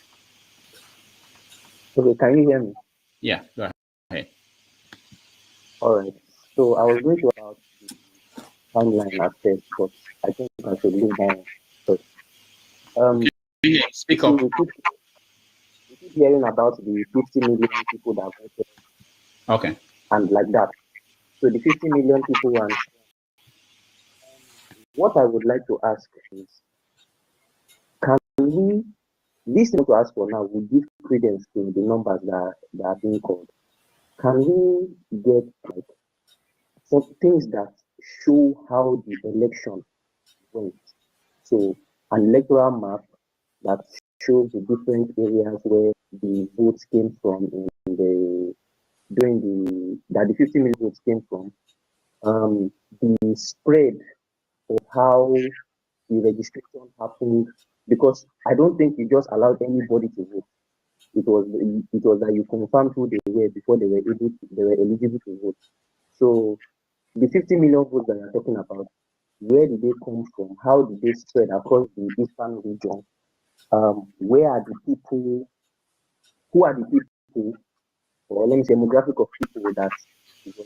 All right. Thank you. All right, thank you very much. Thank you. The government officials will make that particular information public during the convention. But I tell you that we have everything documented, just as you see them voting on the videos we have released so far. every county is voting, every state have their voting and electoral officials, and don't have the names of those who voted. So everybody who participated in the voting has a name. So it is not just coming to ask where they vote and all that. Everything is well documented, and the voting is still ongoing as I speak. It will end on the 28th of this month. And during the convention, we are going to live stream the result of which we don't know yet how many at the end of the day. So everything will be made open in Finland. And if you doubt the result, you conduct your own. Thank you. Thank you. NGOZI, go ahead. Good evening, Dr. Damages. Good evening to our guest. I do not have questions for him. I just want to make I want to refute something he said. Ms. Ekpa said that the people in Biafraland, that is the southeast, willingly lock their shops on Monday. That's a lie from the pit of hell. I live in the southeast. People are not locking their shops out of solidarity, Mr. Ekpa. They are doing it out of fear. If fear instilled by your people, stop lying. That is all I came to see.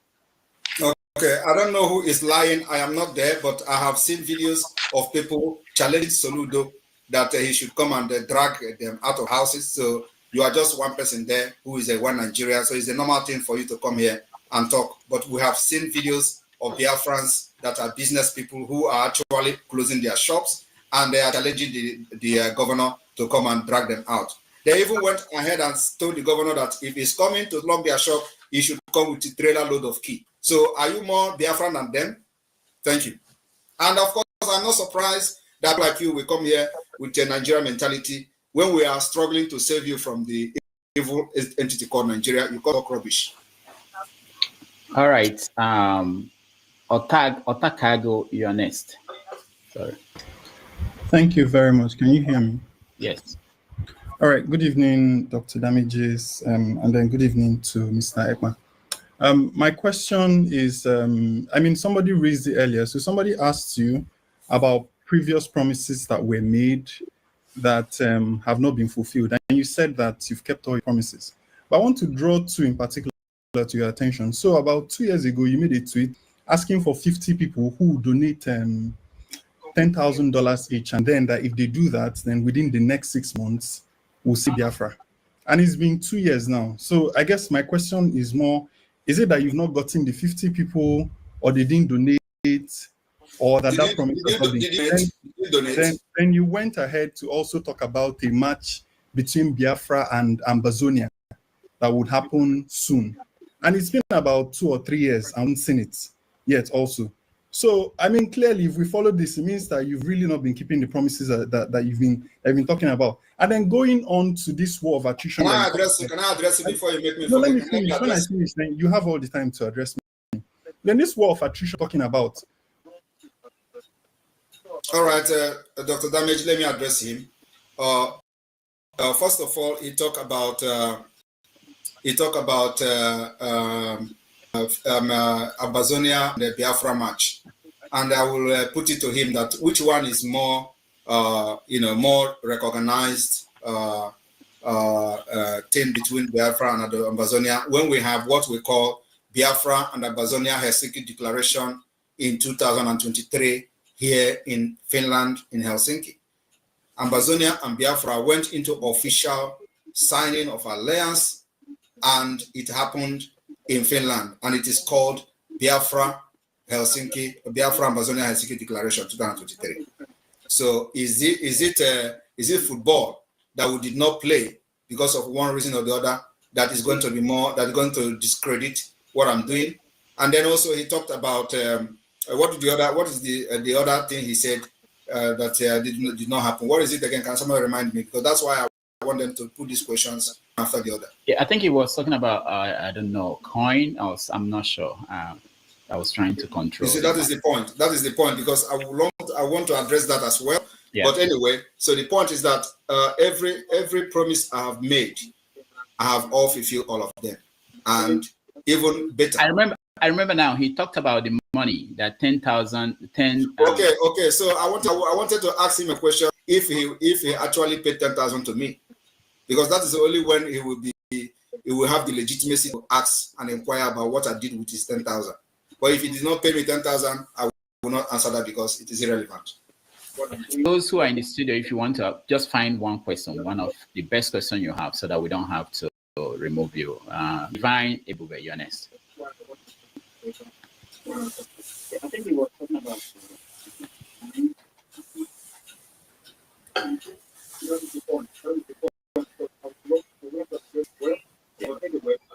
Good evening, everyone.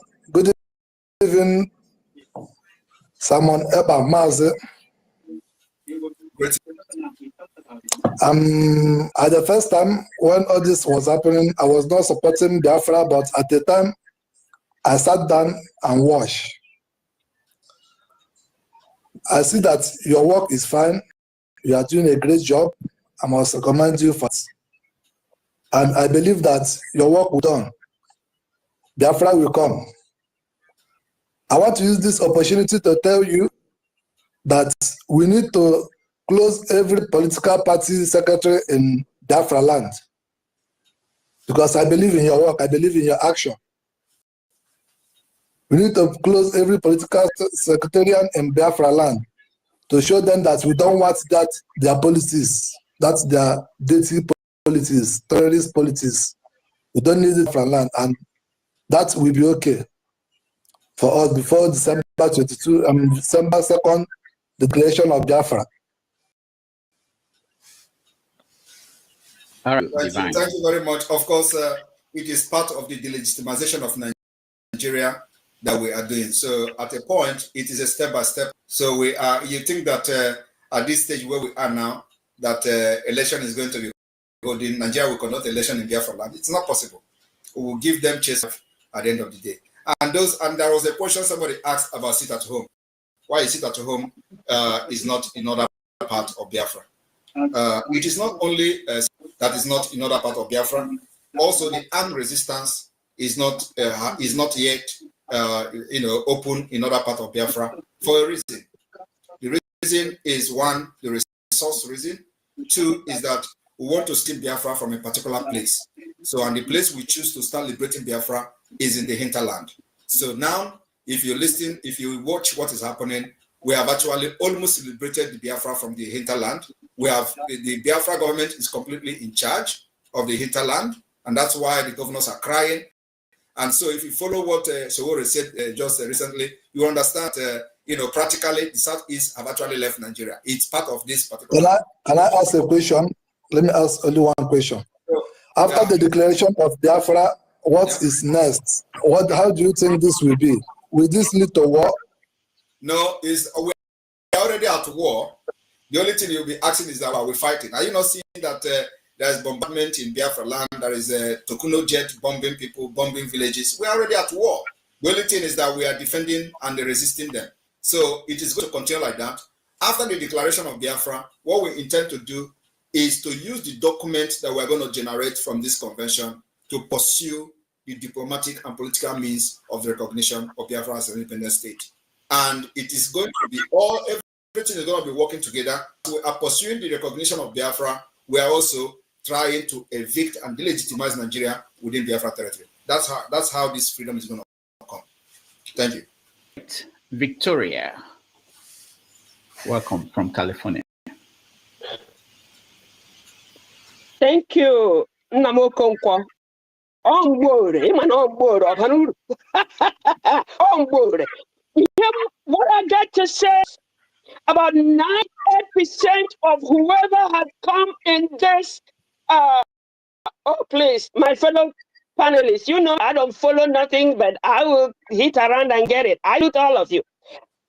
Other than Kene, nobody has said or asked, what do I do to get this done? Come on. The only thing I'm going to say is this. Take it as a question or anything. I told you, my prime minister, there is no name under the air qualifier here. I told you that. So, I'm saying,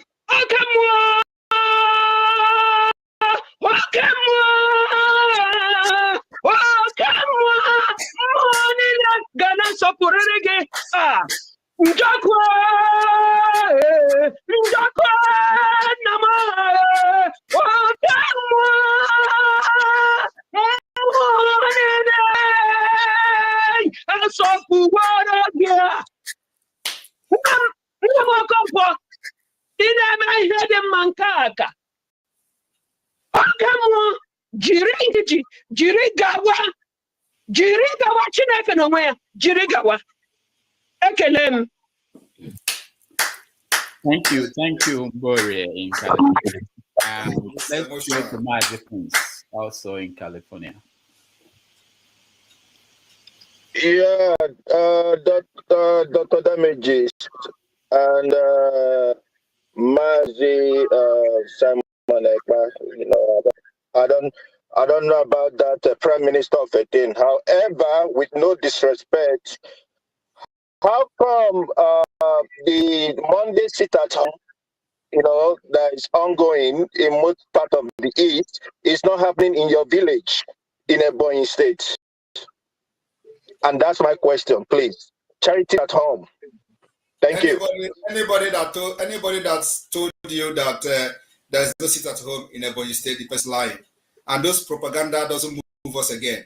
The entire Southeast, as Nigeria call it, is under lockdown. No place that is not observing it. And just for you to know, from India. All right. Thank you. I'm only helping Biafrans to get their freedom. I'm from here. If that is gonna be enough. Let's go to Becky. Becky, you're next.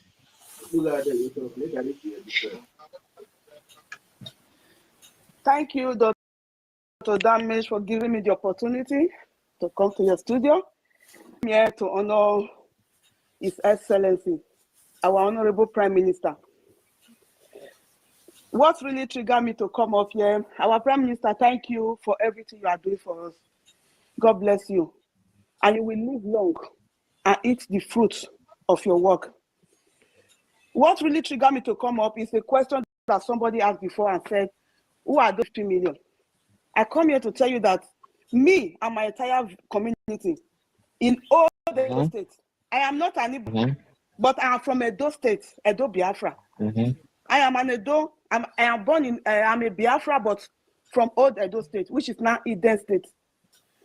Me and my entire community, we voted for the referendum of Biafra. A lot of Kingsmen in the Edo, a lot of Enoge, they were very pleased. Even the time they were uploading picture, they sent their picture. Chiefs, they sent their picture for me to vote for them, for me to assist them for the voting for the Biafra referendum. I'm telling you that the entire old Edo State supports His Excellency for what he's doing for us, because he's here to give us that freedom we have been fighting for. We have been a slave in our own country. Do you know what it means for your mother to die of ordinary stomach ulcer in that contraption called Nigeria? Stomach ulcer is like an appendix here in Europe. I live in Germany. Stomach ulcer is just like an appendix, but in that contraption, that war zone called biological Nigeria. Sorry for that word. You said no insult here. I'm not insulting anybody, but that is what it is. You will go out in the morning. It's a war zone. When you go out in the morning from your house, you will not know if you will come back home. Do you know how many people have been kidnapped in my community? Fulani killed in my community.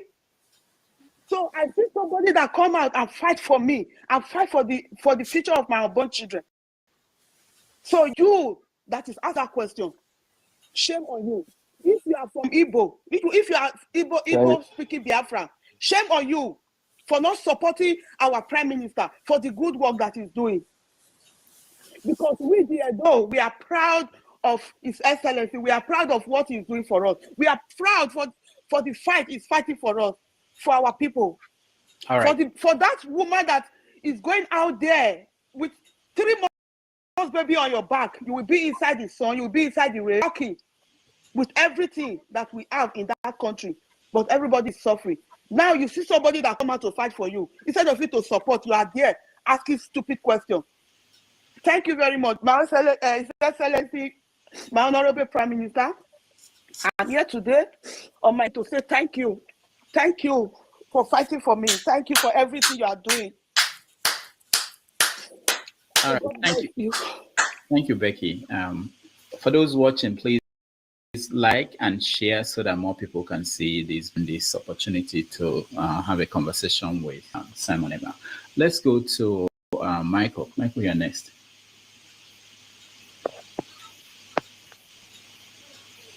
Michael, can you hear me? Okay.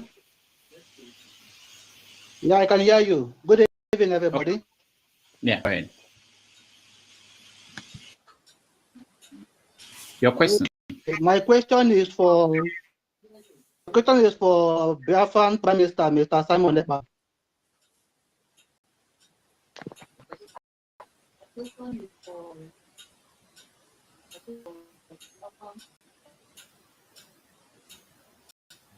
Go ahead. Go ahead, Michael. All right, let's keep Michael. I think he's... Michael, can you hear me? Can hear you. All right, we skip Michael. Let's go to Agolo. Nwa Henry. You're next. Okay. Good evening, Dr. Rudmanake. Okay. Good evening, my Prime Minister, His Excellency, Mazi Simon Ekpa. I called into the program not for any question, but a testimonial of what is going on and how it is. First of all, coming out is something. That's why I and Dr. Rudolph had a little off and on. I'm calling from the homeland and from Biafralands precisely, and I can tell you that it is testimony of what's going on. Before the arrival, for those of you, because most of you saying this, most of you based in America, you're based in the USA, you're based in Europe, you're not in the homeland.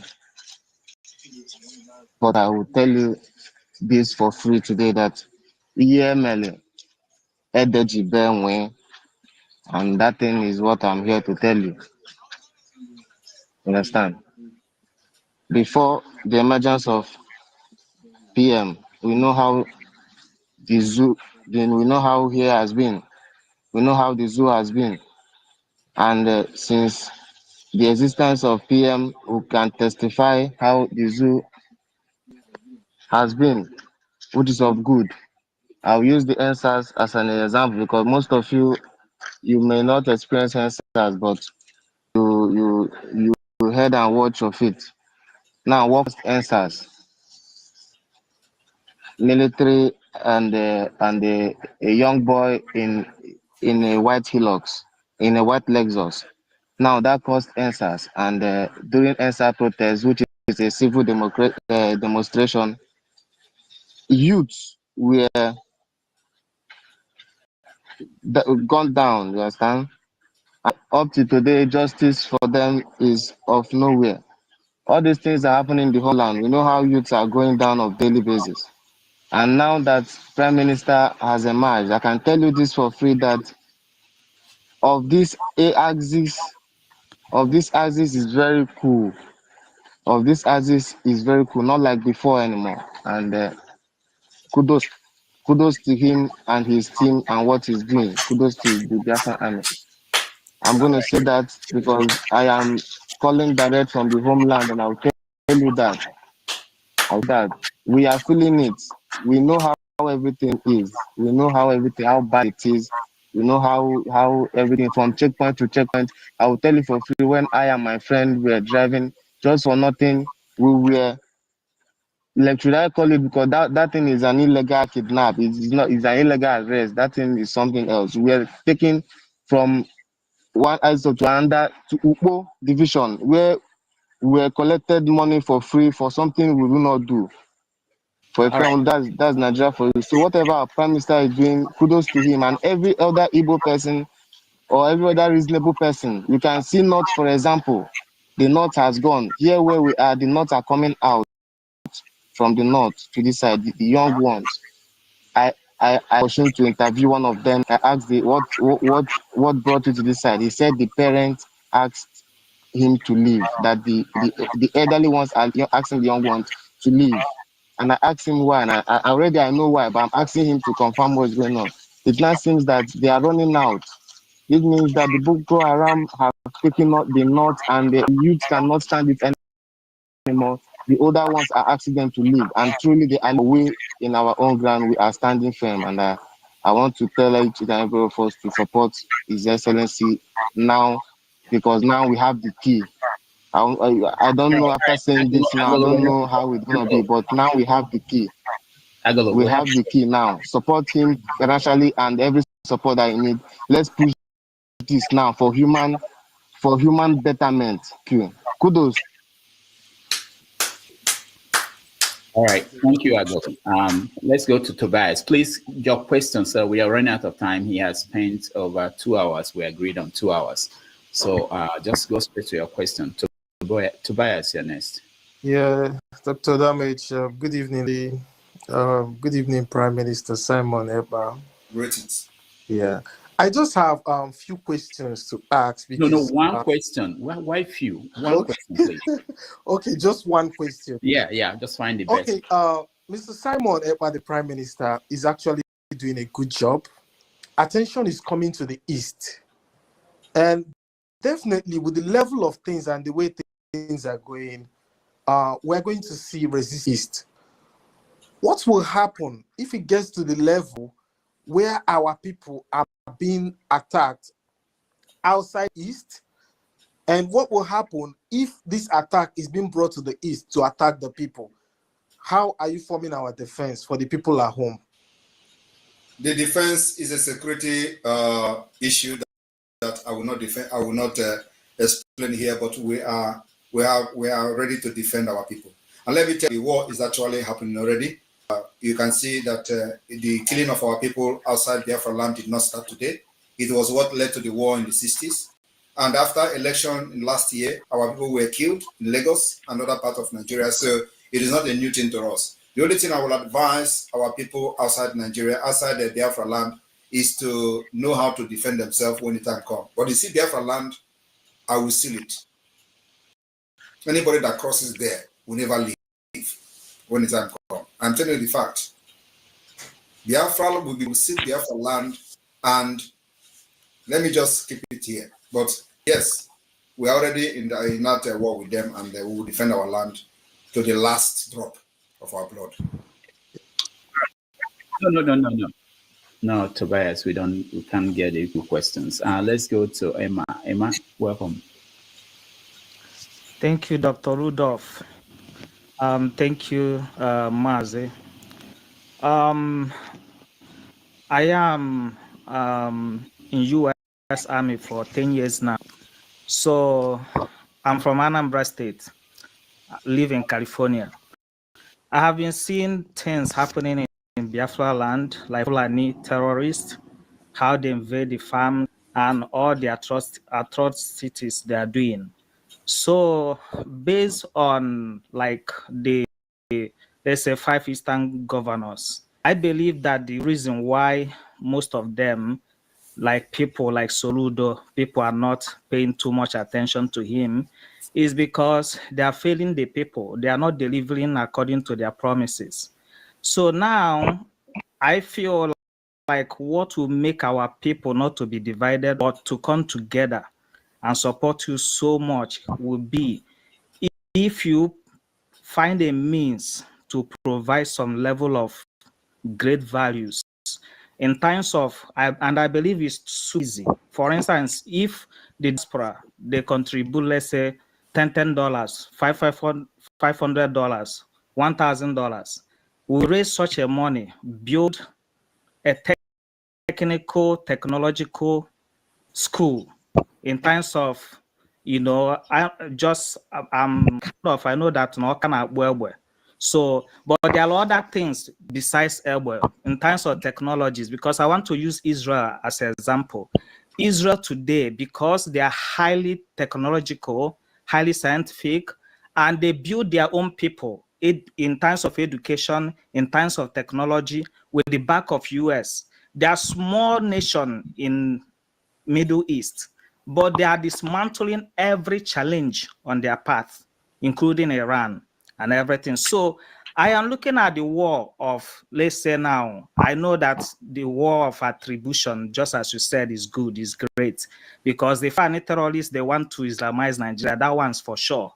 And they are doing all kinds of atrocities.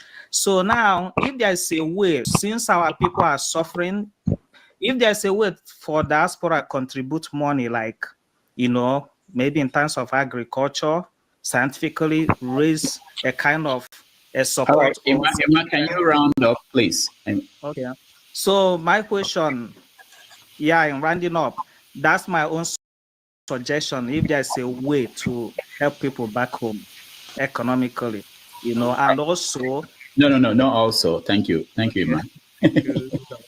All right. Thank you very much. Your idea is very, very good and very nice and sounds so lovely when you are in it. But unfortunately, it is not possible under Nigeria. That's why we have to do everything to get our freedom, create ourselves. And then this kind of idea you are talking about is why we are fighting what we are fighting, because it can never happen under Nigeria. Nigeria can never give you the atmosphere, the opportunity to create this kind of ideas and life that will help you to develop innovatively and to compete among nations. It is not possible. And why is it not possible? It is not possible because Nigeria have only one agenda for this whole 100 years of Nigeria. The only agenda they have is to Islamize Nigeria. And then they will begin to do whatever they want to do. So the issue of this particular, building, and if you, in case you don't know, Nigeria have a center to eradicate this thing you are saying now, and they call it a center for eradication of innovation and embracing Sunai. I don't know whether you are aware of that. Are you aware that they have a center to eradicate innovation? Google it now. Google Center to Eradicate Innovation in Nigeria. You're going to see them. They have it in Yoruba land. So you see that the ideology, the idea is not really, it is not compatible. Now you are bringing idea of developing, building something, some kind of technical center or scientist center or innovation center. While Nigeria Constitution under Islamic law, they have a center to eradicate it. So you see, it is not working. And this is what we are shouting about. So many people know this, but those of us who know, that's why we stand on our ground that thing that is going to happen tomorrow, let it happen today. But our people must be liberated. And we have the template to get Biafra out of Nigeria. Thank you. All right, thank you, Ma. Let's go to Samuel Nande here next. Dr. Damages, I believe that history will remember you. And thank you for hosting interactive conversation among brethren. Thank you very much, sir. And I want to say a very big thank you to Mazi, Simon Ekpa. Thank you for this. I will be very direct to the point. I have just one question, like Dr. Damages has limited everyone to. In Igbo land, they say Igbo Heze. That's one thing they say. They say Igbo Adi Honotu. But I love Mazi Dekano in the sense that he was able to bring some kind of unity among Igbos. And he was able to promote the fact that that's a lie in the Igbo Heze. And that leads me to my question. This is my question, Mazi. I got to know you through Nnamdi Kanu, or I should say you came to notoriety through Nnamdi Kanu. And the thing about Nnamdi Kanu is that he has great respect for Ojukwu, for example, and from some people.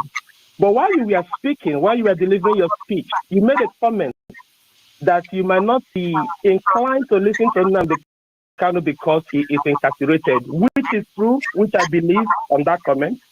But you made the second comment, which is what I want you to clarify, that if Nnamdi Kanu is free, he has to come to Finland before you can sit down and listen to him. Sounded, with all due respect, a little bit out of place because if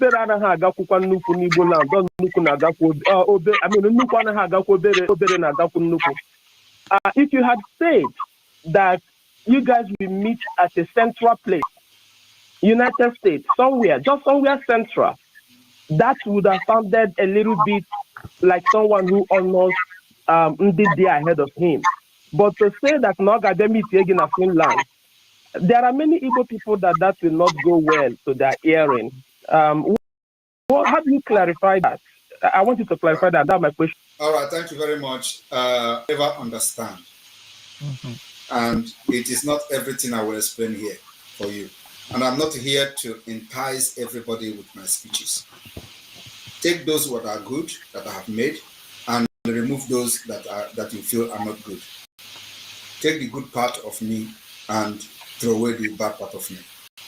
But the reason I made that meant those who are in the spirit will understand me. And I'm not making it for people to love me, but that is a fact. We are fighting a demonic state, a state that is ready to destroy anything and anyone in order to maintain the status quo. So what I'm saying, and I know why I said this such thing, and I cannot explain it here for you to be happy with me. But if there are other things I'm doing that you're happy with, I believe that should be well with you. But one thing you should also know is that what you don't know is bigger than you. All right, thank you. Let's go to Uchechukwu Nwa Jesus. Good evening, Dr. Damages. Good evening, my Prime Minister. Greetings. I salute you. Oh God, I salute you. I'm saying that I am in the homeland. Somebody asked, what about that? How many people? How do you know people that voted? The people, I participated in the organizing people to vote. The people that voted, they have name, they have their home, they have their villages, and everything. And a lot of people are willing today. People are rushing to vote. So any person that is asking question is making a mistake. And if you stay in London, you will only know about London. You don't know what we that are here are passing through. So my question now is, my Prime Minister, it was since 2021 we got to know each other. Even if you check your mail, you will still see my mails to you.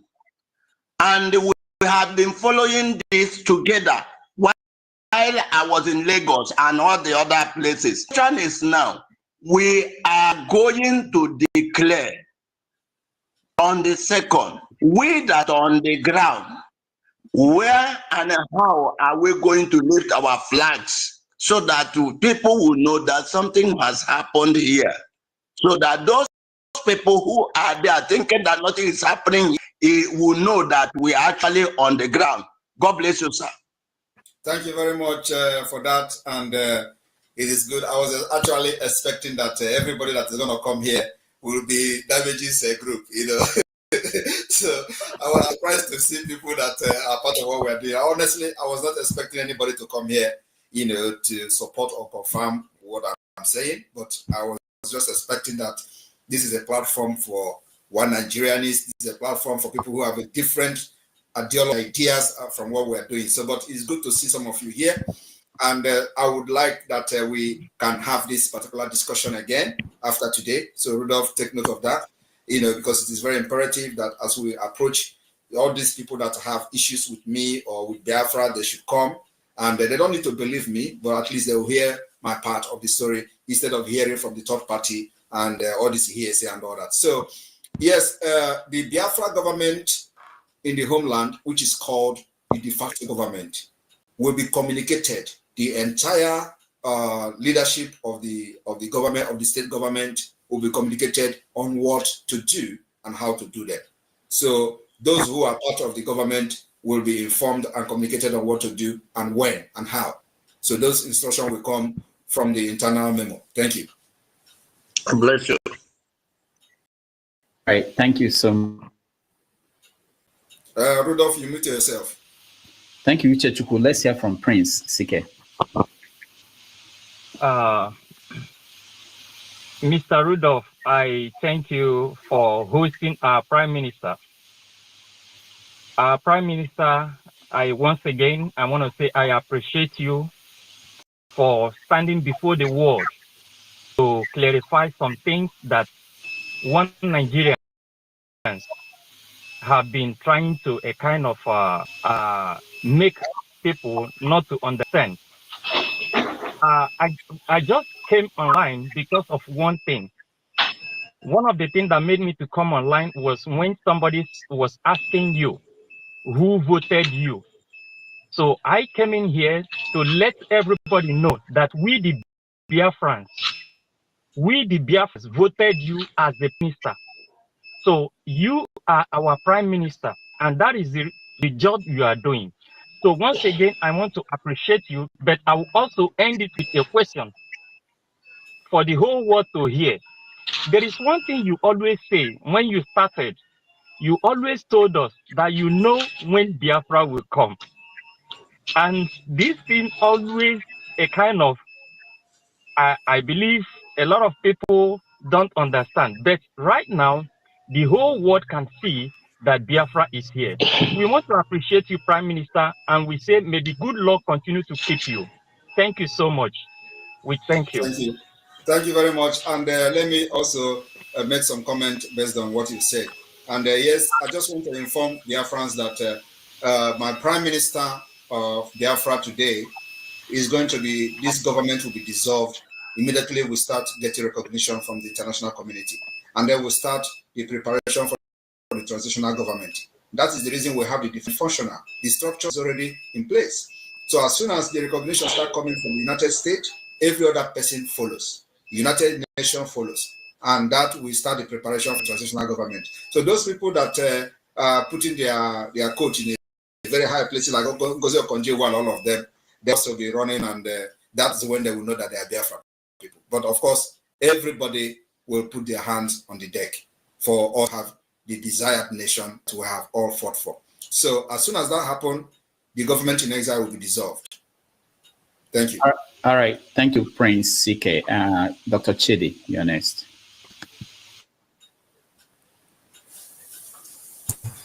Thank you, Rudolph. How are you, Simon? I'm very good. You blocked me. I'm glad we found an opportunity to talk one-on-one. I blocked you because you were calling Finland. This is my time now. As you can Dr. see, Rudolph, I guess you need all these things. I'm on your show, so I expect you to moderate very well. So we try to, the guest is the guest. So he's the guest for today. So go ahead. That's just what I'm asking. So when talking, you should let me talk. And then when he's talking, I'll let him talk. Okay, go ahead. Thank you.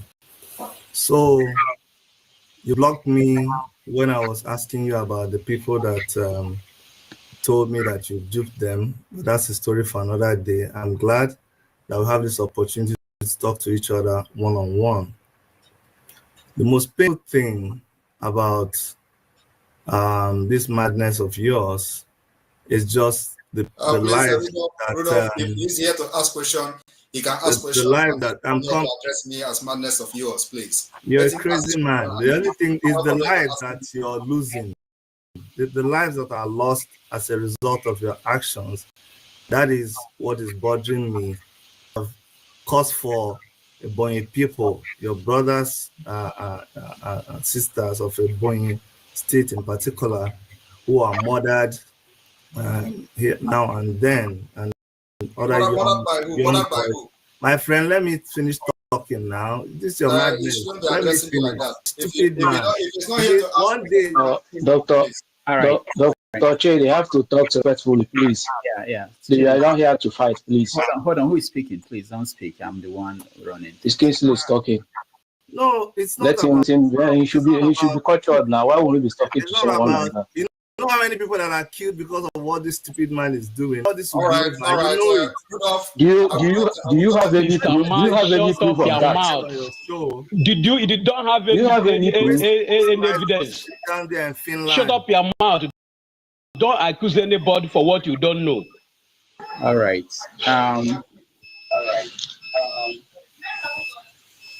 I'm sorry, guys. This is not good. I don't entertain people who are not moderating, trying to help the moderator. We have a guest and we want to respect our guest, whatever you think about him. And there are some languages we don't encourage. You can ask a question, any question you want. But you don't have to use words like stupid, and it's not acceptable. I know that in the past, so I will bring back Chidi, but I will make sure Chidi make sure that just give your question, whatever pattern. Don't use, people should not use those kind of languages. But before I bring back Chidi, let me go to Annie Zubike. You're next.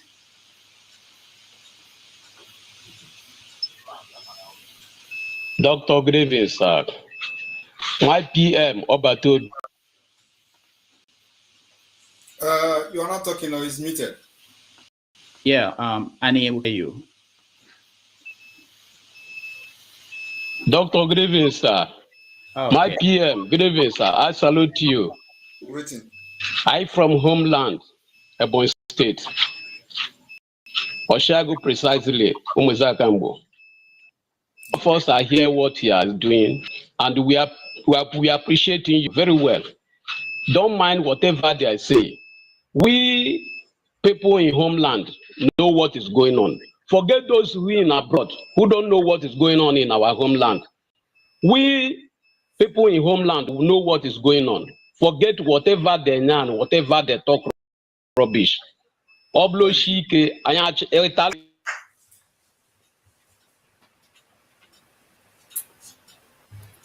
Thank you very much. Thank you very much.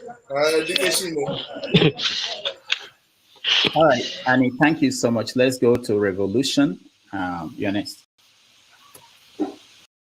Yes, I don't know if you hear me, bro. Yeah, we can hear you. Yeah, good evening one more time, and Samuel Ekpa, well done, sir.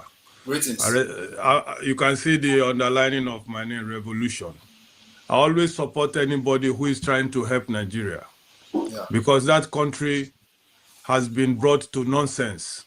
People are just fooling themselves. And I want to say I'll be in Finland on the 2nd of December. I live in Sweden here. So anybody supporting anything that will bring sun in that country, I'm behind you, and you can see. Great. You can look at it very well. It's not just talking. So I was just listening, but today you have played so many things. I know some people saying sit at home is causing this and that, but there's no freedom without bloodshed. Yes. Thank you, brother. Thank you very much. All right. Thank you, Revolution. I'll go back to Chidi. So Chidi, Dr. Chidi, please go straight to your question. My brother, the reason why I came on is because I don't even know, out of respect for you, Rudolph, because I invited Simon to my platform. We had an interview, but when all these things, when things started going south, and I'm going to try to control my language out of respect for your platform. But when he derailed, as I think he did, we never got an opportunity to have to address him. So all I'll say in a few seconds is that I feel sorry for what the struggle has come to and what I believe he has made the struggle. And I just pray that one day we will all wake up and nightmare of Simon Ekpa will be over. I just plead for Biafrans to just be it's a very sorrowful thing. It's a very mournful thing with Mazi Nnamdi Kanu in prison. A lot of our people dying every day. I'm just hoping that one day all this will be sorted out and this madness will be over. Thank you for having me, Rudolph. Thank you very much. Thank you, Doctor. All right, let me also address what he said and make a comment. I hope that one day when Biafra has been restored and recognized through this my madness, you will come and we'll sort our differences differently in Biafra court. Thank you. All right, thank you, Mazi Simon. Let's go to rounding up now. Eze, thank God, you're next. And just last one. He said something that so that this nightmare will end. And indeed, that is actually the exact word to describe what I'm doing to Nigeria. I'm the Nigerian nightmare, the terrorist Nigerian. So he actually said the right word. So that's all right. Thank you. So Eze, thank God, you're next.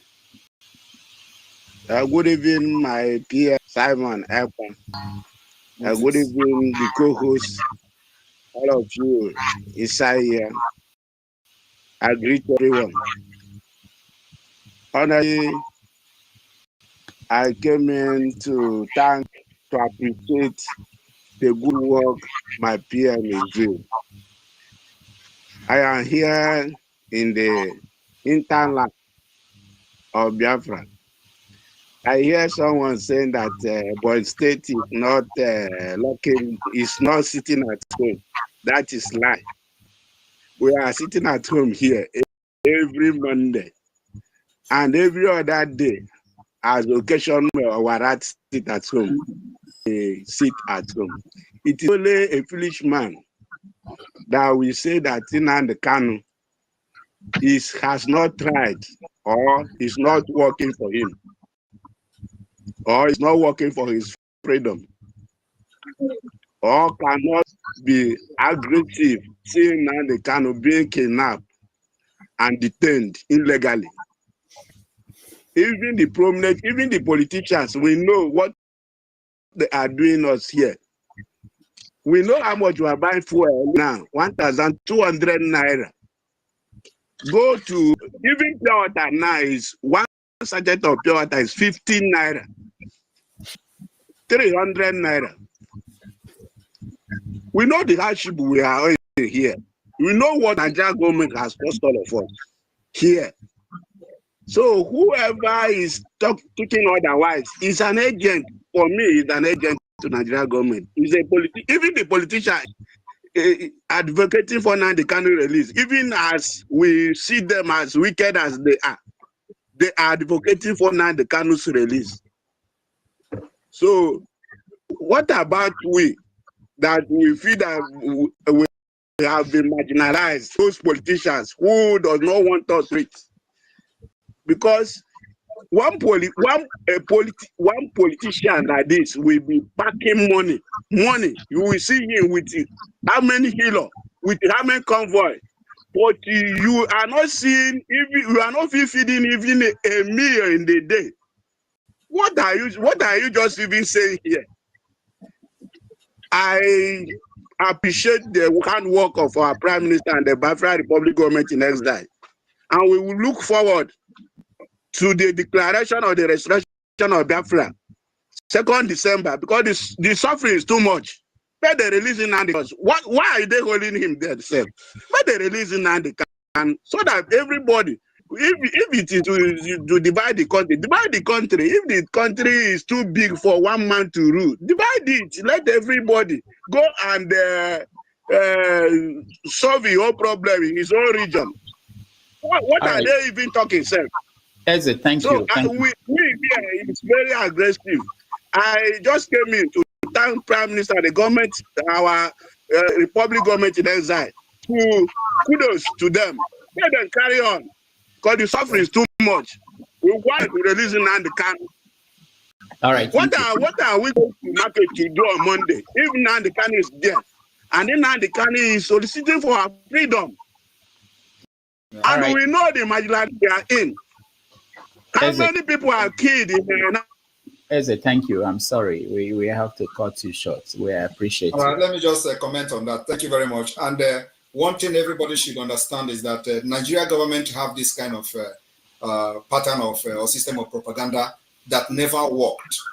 Even during Mazi Nnamdi Kanu, they will tell you, Abia State is not doing this. He is from Abia State, and there's not going on in Abia State. Only try to demoralize people using this propaganda. The same thing now, Ebonyi State. These are the people who say, I'm not an Igbo person. They'll come to tell you, Ebonyi State is not sitting at home. But look at people from Ebonyi State telling you what the way it is, because they want to use that propaganda. And he's not observing it. The same thing they did to Mazi Nnamdi Kanu. Abia State is not observing it. Abia State is not doing this. So those kind of propaganda does not move us anymore. Thank you. Mazi, do you want to continue or take a break? Because we have about 5 more people and then we round up. Okay, just we can have maybe 2 minutes break. Okay, all right. And you see that I have added 15 minutes to you. Yeah, I know. You did very well. Thank you. Yeah, and I have another meeting. I have a meeting I have to attend, but I will stay here till 3 hours, 10 minutes. Okay, all right. I have like 20 minutes to go. Okay, so let's take a break, and then when we come back, we will finish up with people who are currently in the studio. Thank you so much for joining us. We appreciate all of you.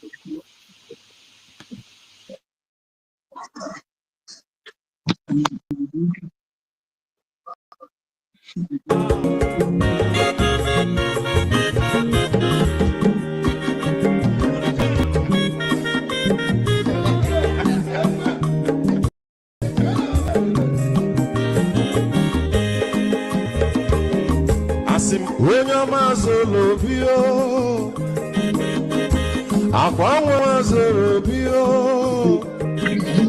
Max, if you're Bunyego Panumo, no Fube, Nazo, Olaga, ni Piazugo, Mamulaga, Doni Piazugo, Aquama Wilogio, Bico Rapuzo, Conavazia. Onyo mazoro biko abamba watara dasari ibya unyane bana mo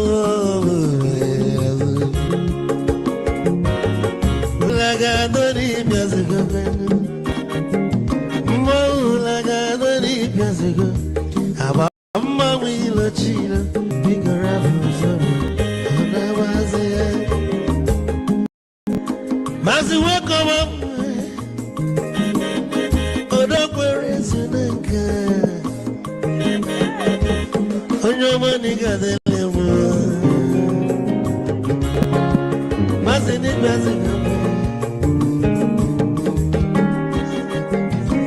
You will go with the melody.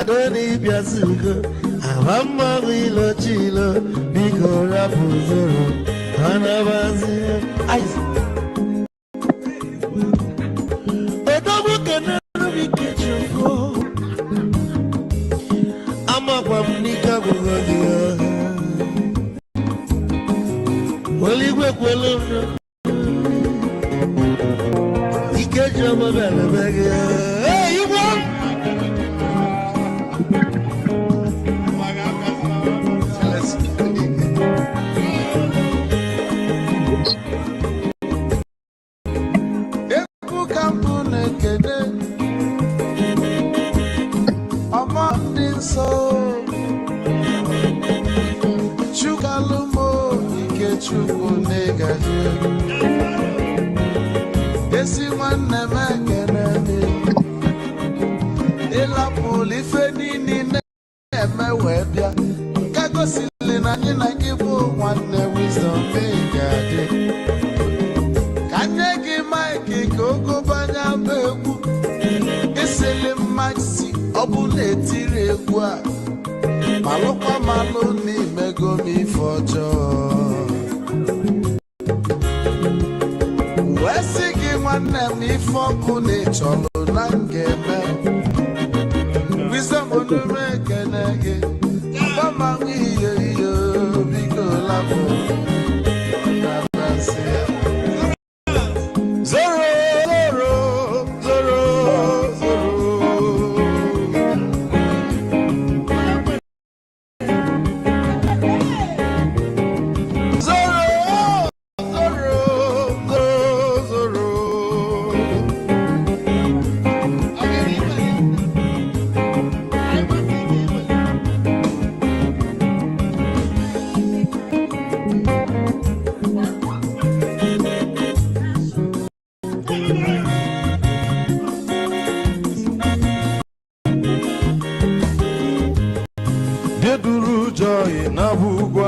Sokoto ujembe nwilo anụ solo nwe nwa n'ọfịa n'ara onye nwụrụ zuru ike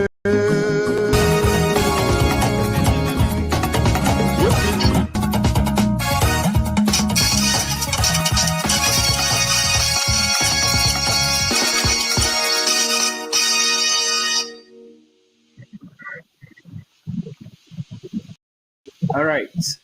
Welcome back, everybody, to our special conversation with Mazi Simon Ekpa, who is the Prime Minister of Biafra Republic Government in Exile. So we want to conclude with giving the people in the studio an opportunity to ask their question. So if you're in the studio, turn on your camera, otherwise we'll remove you. So let me go to you, Samuel Namdi. Go ahead. Dr. Damages, thank you very much again. And the over 4,000 people viewing us, please, if you have not subscribed to Dr. Damages' page, do that. Let's support our brother, for hosting this interactive session. Mazi, Biko Barum, I wanted to come back with a quick rebuttal, because I believe that before Biafran Orientation Agency takes root, you represent that agency. And you cannot, I do think it is wise answering question, pandering only to your base, because those who are not in your base might be larger than your base. So when I ask the question of a legitimate Igbo culture and honor system, and I said, Nnamdi Kanu ga-abịakwute gị na Finland, maka na nnukwu anaghị agakwa obere, isi na manoho in the spirit. Now, that answer didn't really give me the clarity I want, and that's why I'm bringing this rebuttal. I even suggested in my question that there could be a central place where you people will meet. I'm not the only one with this ideology. I believe there are many people. Biafra, by the way, exists both in ideology and in actuality. So how do you appeal to people with different ideology as your orientation agency? Get us involved, because there were many people, like I said, I didn't know you, if not for Nnamdi Kanu. Nnamdi Kanu promoted you. Nnamdi Kanu blew your trumpet. So if you have popularity today, it's in Nnamdi Kanu. How can you now say that he will come to Finland and meet you? That's not Igbo culture. Okay. That's not the principle.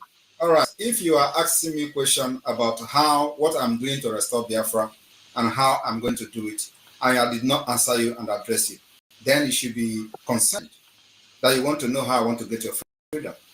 But here you are asking me a question about personal things, about individuals, a person who were leading the struggle before he was kidnapped.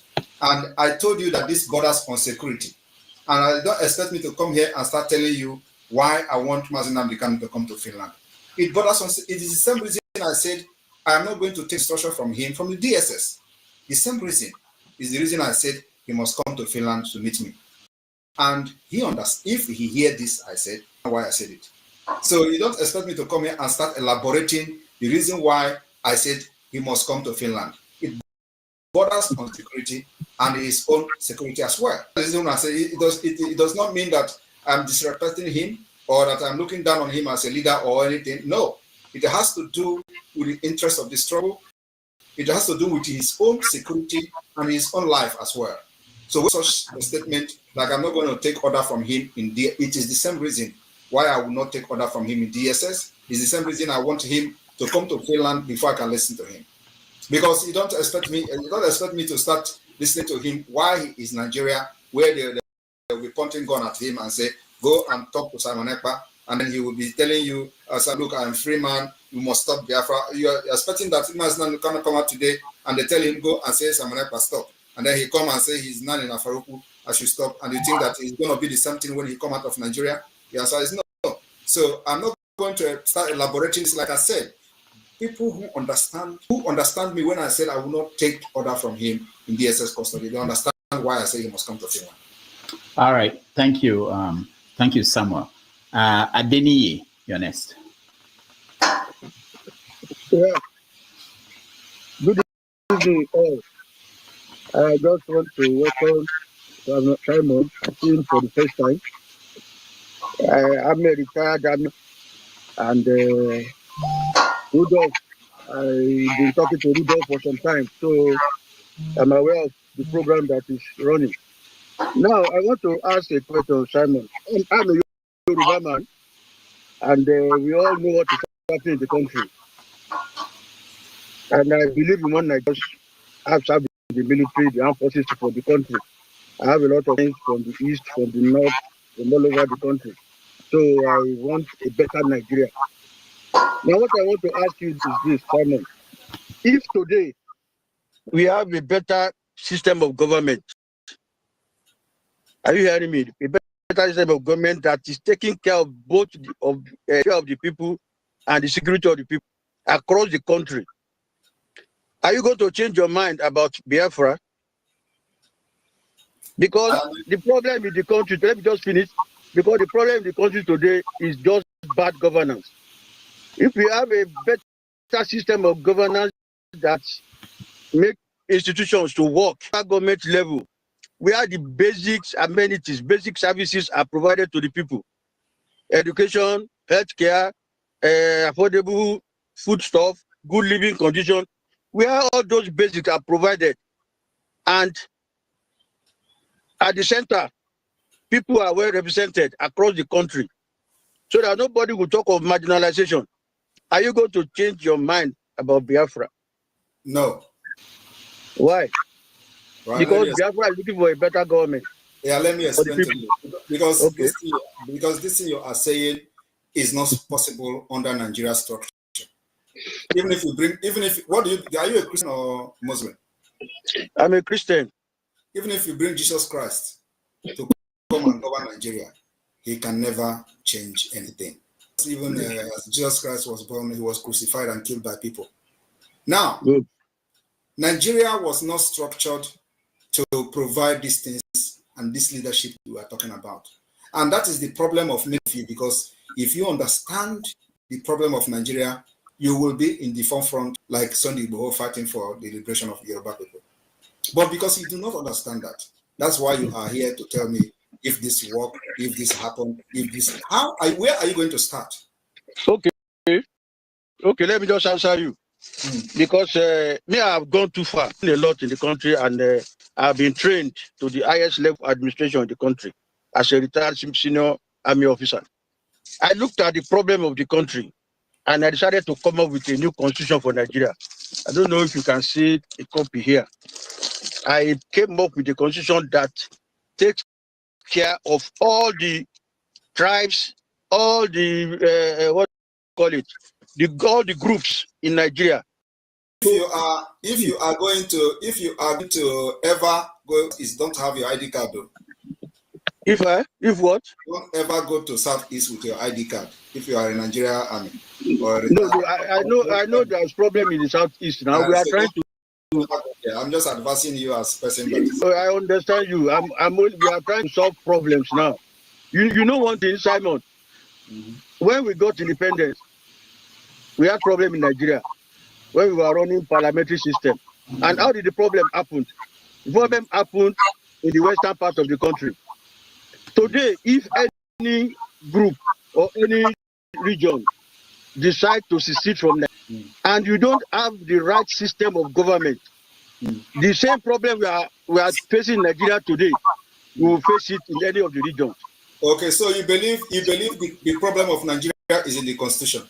Of course, that's why I have to write the new constitution. But that is not true. Let me explain. Now, let me explain. No, Adeni, we have less than 10 minutes, and there are 3 more people left. So let me address him, because his argument is based on the constitution, that once he presents this constitution, Nigeria will work. Now let me address him. The problem of Nigeria is not constitution. And when I listen to people talking about 1999 constitution as a problem, I just laugh at them. The 1999 has a provision where they recognize a lot of rights. So have they respected that? The provisions for Nigerians that are protected under this constitution of 1999, have they respected that? That's what I'm saying. Now there are a lot of loopholes. That's exactly what I'm saying. Why are you bringing another constitution where they have not respected the one they have? That I'm saying, if the one that bringing this is respected and it is practiced, it will cater for all the regions. That's what I'm telling you. Let them respect the one they have first, which they have not respected. So what do you think? That one cannot work. I'm not in support of 1999 constitution. It has a lot of. But it is working to some extent. It is working on this exclusive. No, working for to the airlines. The airlines exploiting their loopholes to get to do things for their benefit. That's what I'm saying. That if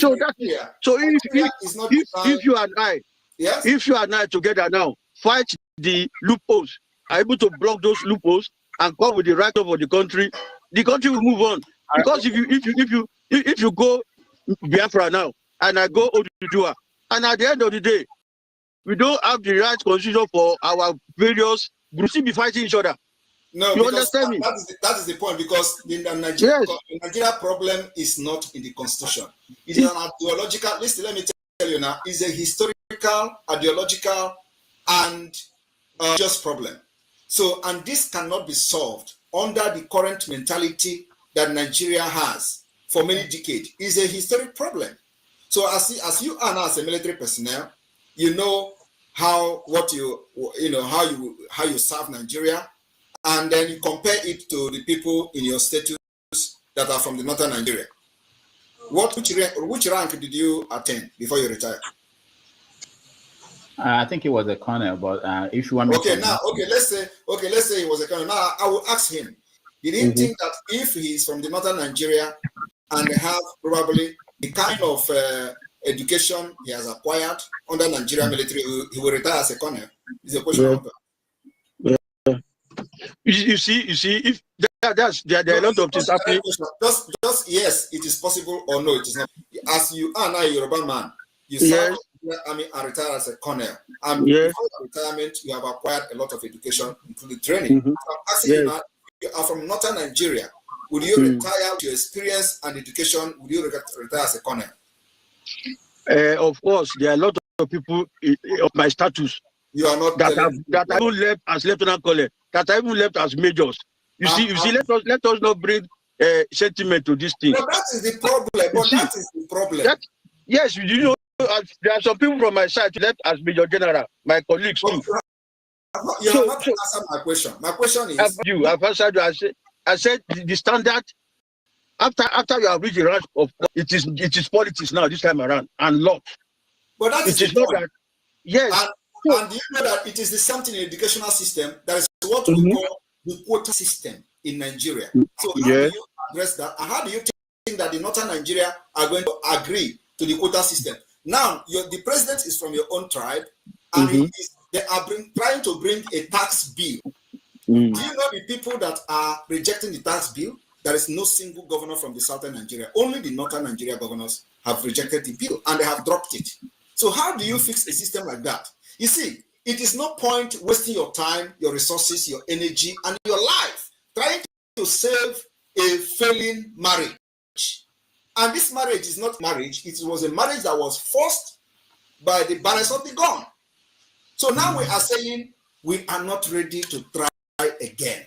I'm ready to bring everything down. As you are looking at me, I am ready to burn down Nigeria for the interest and the life of my people. And if I have the opportunity today, I will order the burning down from Aso Rock, because that's where the killings of my people are being planned. I will bring it down. And the luck they have is that I don't have a nuclear weapon or a ballistic missile yet. But if I have it, I will start from Aso Rock, because that is where the terrorism against my people are being planned. Once Aso Rock is down, everybody will rest. I will discuss the peace. All right, Denny, another chance to have this conversation. So please let me go to other people because he has to go. I want them to be able to say something. Chief Chukwemeka, you are next.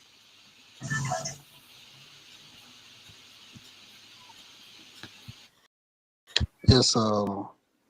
Good evening, gentlemen. Yeah. I greet you. The Biafra, they belong. Yeah, I came off because I've been listening to some commentary by people, and then I know that today the zoo of Nigeria is over 60 years, and they've been trying for more than 60 years. They never got better. Instead, they get worse and worse, and now they are worse than worst. Now, before we used to hear that they full at 40 there, and most of the people in that country, they have been, fools at more than 40 years. Now, I'll tell you, some politicians, they come to complain about the activities of the Biafra government. They complain about the sit at home. Chief, we can't hear you. We can't hear you well. If you have a question, just go straight to your question. Yes. What I want to ask first, I want to commend the Prime Minister and his cabinet for what they have been doing for the Biafran people. Yes, and I want to tell him to keep it up. That Biafrans are solidly in support of the Prime Minister and the cabinet and the entire Biafra government. And I want to tell him that the sit at home is not as worst as the economic terrorism that the government of Nigeria is meted on the people, where they cannot, afford to even have ordinary a square meal. It's not difficult. People that own cars in that country, we can no longer drive our cars because you can't afford fuel. You now walk a long distance to wherever you want to go. I now bought a bike to be able to navigate my way because terrorism economically is no longer bearable. So the solution is liberation, and we support. Chukwemeka, we have to leave it at that. Thank you so much. All right, let's go to one for Biafra. One for Biafra, go ahead. All right.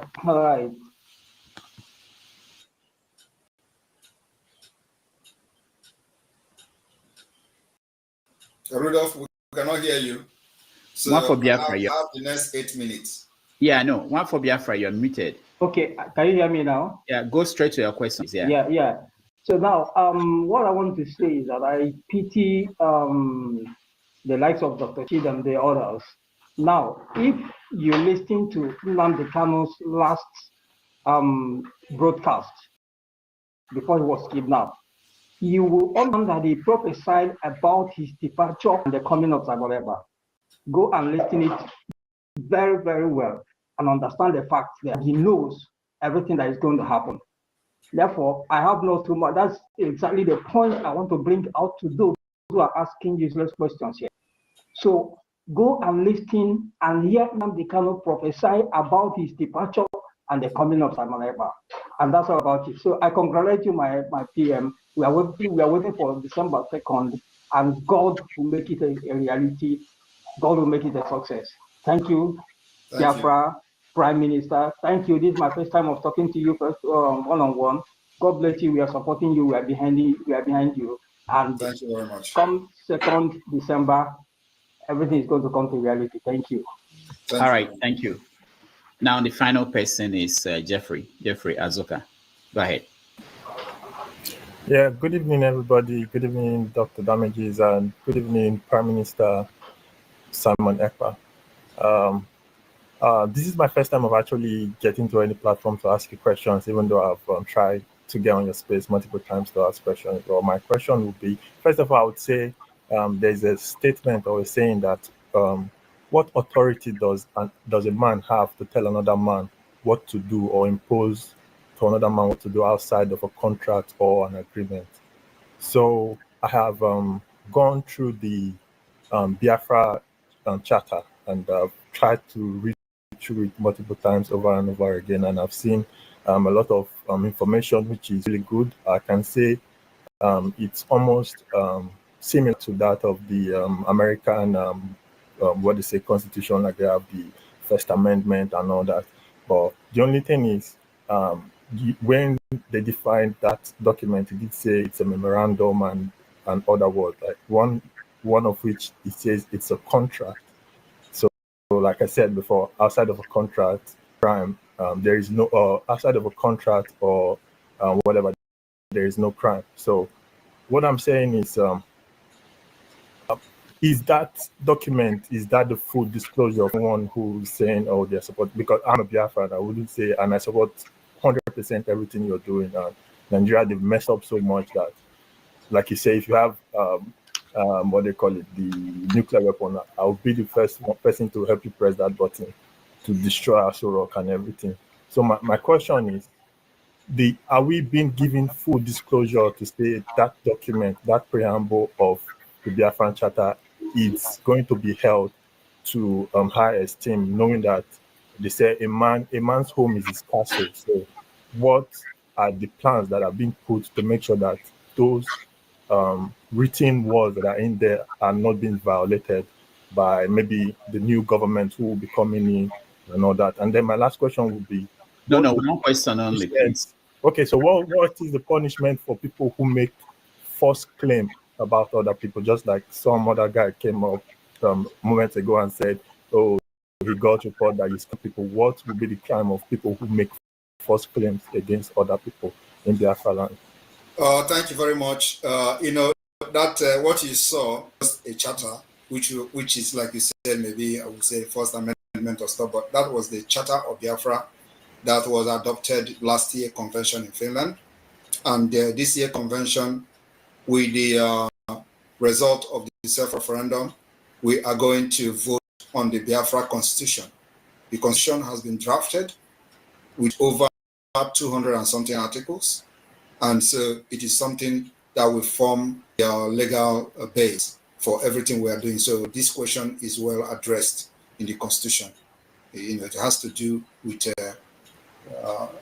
the law of Biafra and how people will be punished if they commit any crime, stuff like that. So it is well defined in the Constitution of Biafra, which will be voted for and adopted during the next convention that is starting on the 29th of this month. So, and then of course it will be in the public after that, and so people can go and see their Constitution. And that Constitution is also subject to amendment. It must be upheld, in addition to the treaties that Biafra government will sign in Finland. So, of course, what we are doing is to provide the opportunity that Nigeria never provided for our people: justice, equity, and fairness. All right, thank you, Jeffrey.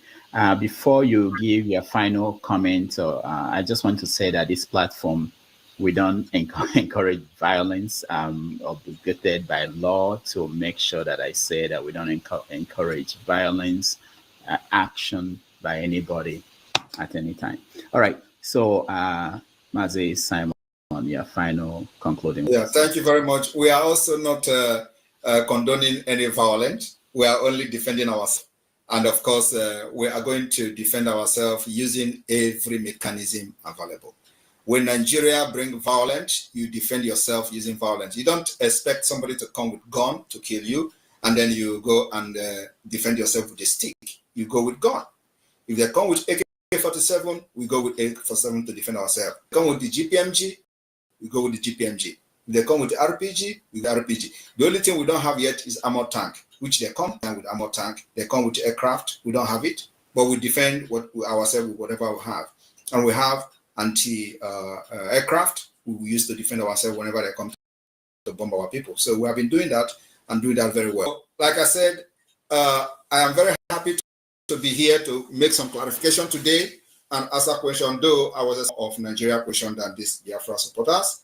But at the same time, I wish to be here next time so that those, and the next time if I'm coming here, Rudolph, make sure that you bring people that will really screw me with questions and difficult ones. It is good. I'm not for them because I know many of them will never, ever, ever agree with what I'm doing. But my target are those who may not even be here, but somewhere listening. Those are my target because I can never please everyone. So somebody have commented that I should sit at home. Sit at home is not going to stop. It is one of the mechanisms we are using. It is one of the approach we are using. Like I have said, the 4 approach we are using for today is the political approach, the diplomatic approach, the armed struggle approach, and the civil disobedience approach. So this civil disobedience approach falls under the sit at home. So sit at home can never stop because we will never allow Nigeria to breathe in the southeast, south, until Biafra is recognized. So thank you all. Anybody that have questions, always remember that I am open to receive your questions and answer them.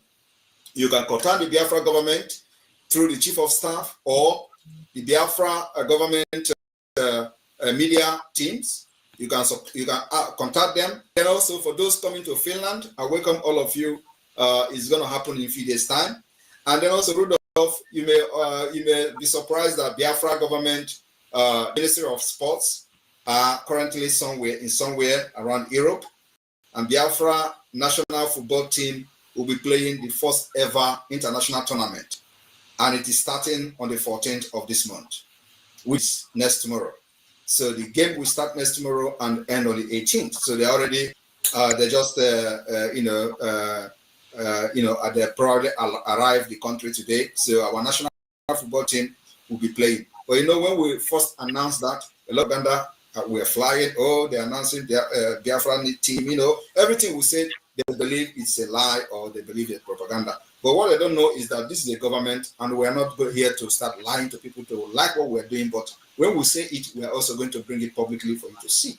When we start engaging the United States, they say it's a Photoshop, they say it's a propaganda. But I don't blame them because during the time of most of these people, they were actually agitating for propaganda. So we don't do propaganda. Everything we do is online, verifiable. You can call the people involved and ask them whether we have been engaging them to educate them about Biafra, presenting Biafra as a solution to bring stability to the Western Africa, Sahel region, and beyond. This is something that everybody must know. Nigeria has failed and can never, ever work for anybody.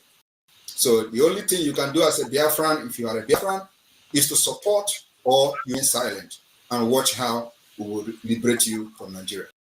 Thank you very much, Rudolph. Looking forward to having this conversation again with you. Thank you, appreciate you, and I want to thank everybody that joined us. If you have not liked this show, please do, and if you have not subscribed, please do, so that more people can see this. Thank you, Master Simon Ekpa, and I will see you next time. Thank you. Thank you.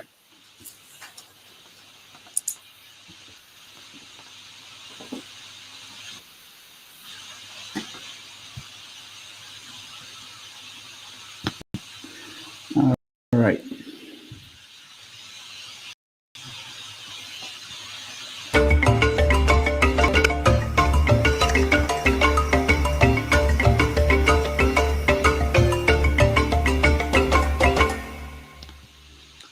Okay, welcome everybody, and let's do a quick recap of what happened.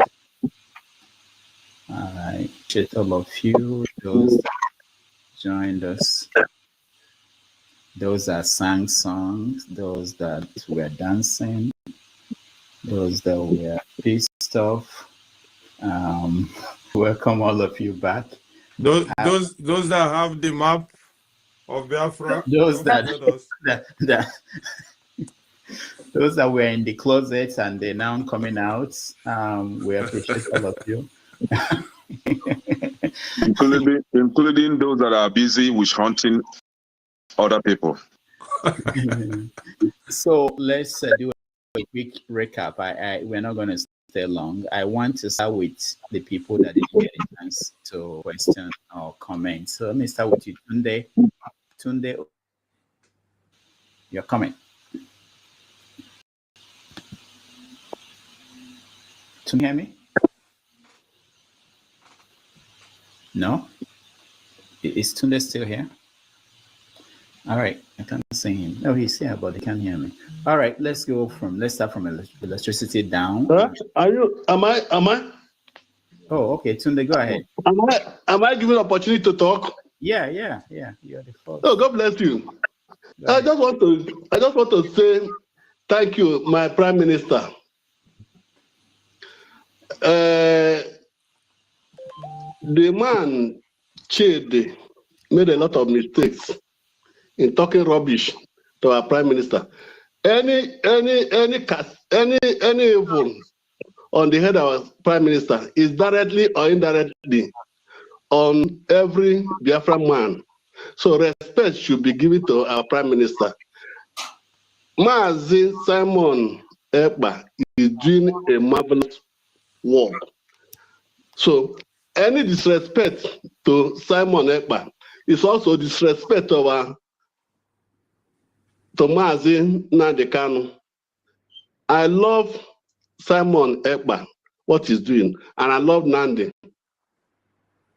Kanu. I'm from Anambra State, in spite of my name, Tundo Kafo. So, and Rudolph, I thank you for moderating very well.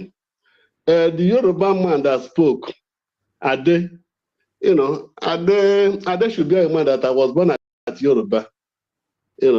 He's talking about Nigeria being. There's nothing good that can come out of Nigeria. For the past 60, am I still on? Am I still on? Yeah, you're on. Yeah. Yes, you are. Yeah. There's nothing good that can come out from Nigeria. Nigeria is a place where nothing works except bribery and corruption. Quote me any day, anytime. Nigeria is a place where nothing can work except bribery and corruption. How can we continue to live as a Nigeria for the past 60 years and nothing is working? I was in Potiskum where I did my youth corps. I was discriminated. I was regarded as a foreigner. I did my youth corps in EFIK-IBIBIO Government Secondary School, Potiskum. I was ashamed. So I'm not proud to say that I'm a Nigerian, although I have Italian passport. But, Mamma mia, please bear with me. I just want to say thank you, my Prime Minister. Those people who conspire and kidnap Nnamdi Kanu, it can never be well with them. That's my prayer. Amen. Thank you, Mr. Rudolph Okonkwo. All right. Very nice job. Thank you, Tunde. Thank you so much. Yeah. What I would do is anybody that if you speak, I'll move you so that there are people back and at the back end who are interested in coming in. So let me go to who is. All right. Let me start with you, Pastor. Go ahead. Pastor, electricity. Sorry, right. Can you skip me for now, please? All right. For that. All right. More in California. Anyway, can you hear me, everybody? Yeah. Thank you very much, Namokonkwo. And good whatever time it is over there in your country. And good morning to the rest of the panel.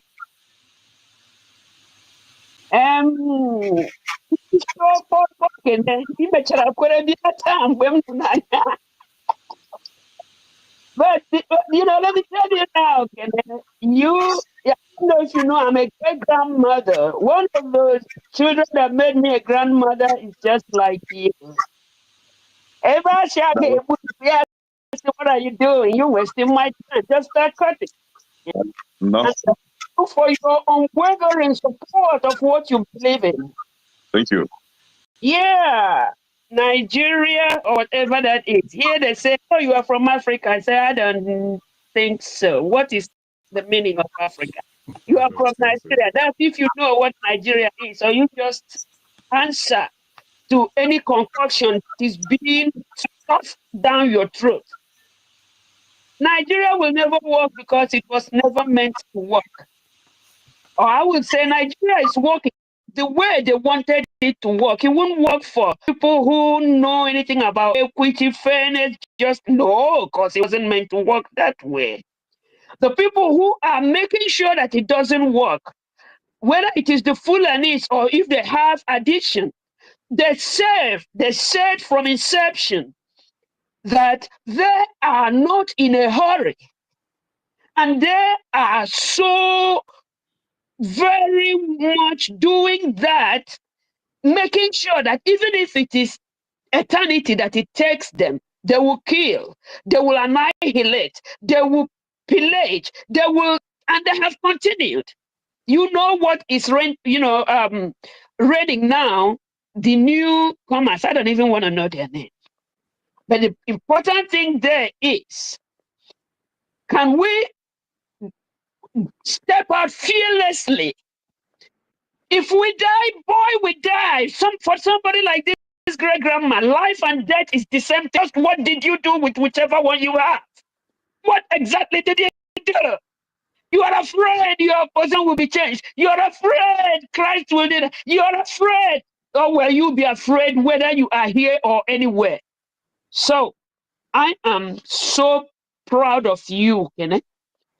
The way when you come out, you are not afraid of whoever is the so is CM and a few others.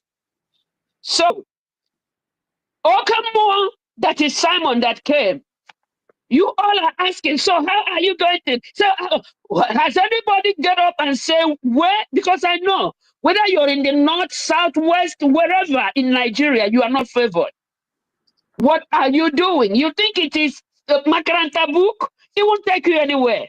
It's because of your command of English. It don't mean nothing.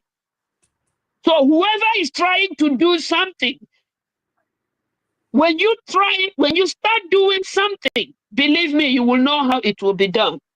So I am so thankful that there are people who are ready to dare. So keep on daring, Kene, you and the rest like you. And I yield. You can take me off, big boy. All right, thank you, Bore. Can I say something? No, hold on. I'll come to you. I know you're in Nigeria. Okay, maybe we should go to you first. Okay, thank you. Adini, go ahead. Okay, please. I just want to talk about some misconception that we have about Nigeria. You see, let us go back to history.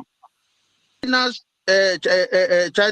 condition was worse than Nigeria's own some years back. So when people say Nigeria can never work, I just say no, it is not true. Nigeria can work. All what we needed to do is to look at the past, system that we have been operating, the reasons why they failed, and address it. That's why it took me time to write this constitution. I look at the past since independence. What have we been doing that failed us? And I address it. If you don't do that, if all of us don't come together to look at what we have been doing wrong in the past, and this is what politicians are exploiting for their own interest, they will come and say Nigeria will never work. No, Nigeria can work. China was worse than Nigeria before, and it worked. Asian countries, Singapore, Malaysia, all of them, they were worse than Nigeria. But they sat down and fixed their institutions, fixed the political system they were operating, and it is working for them.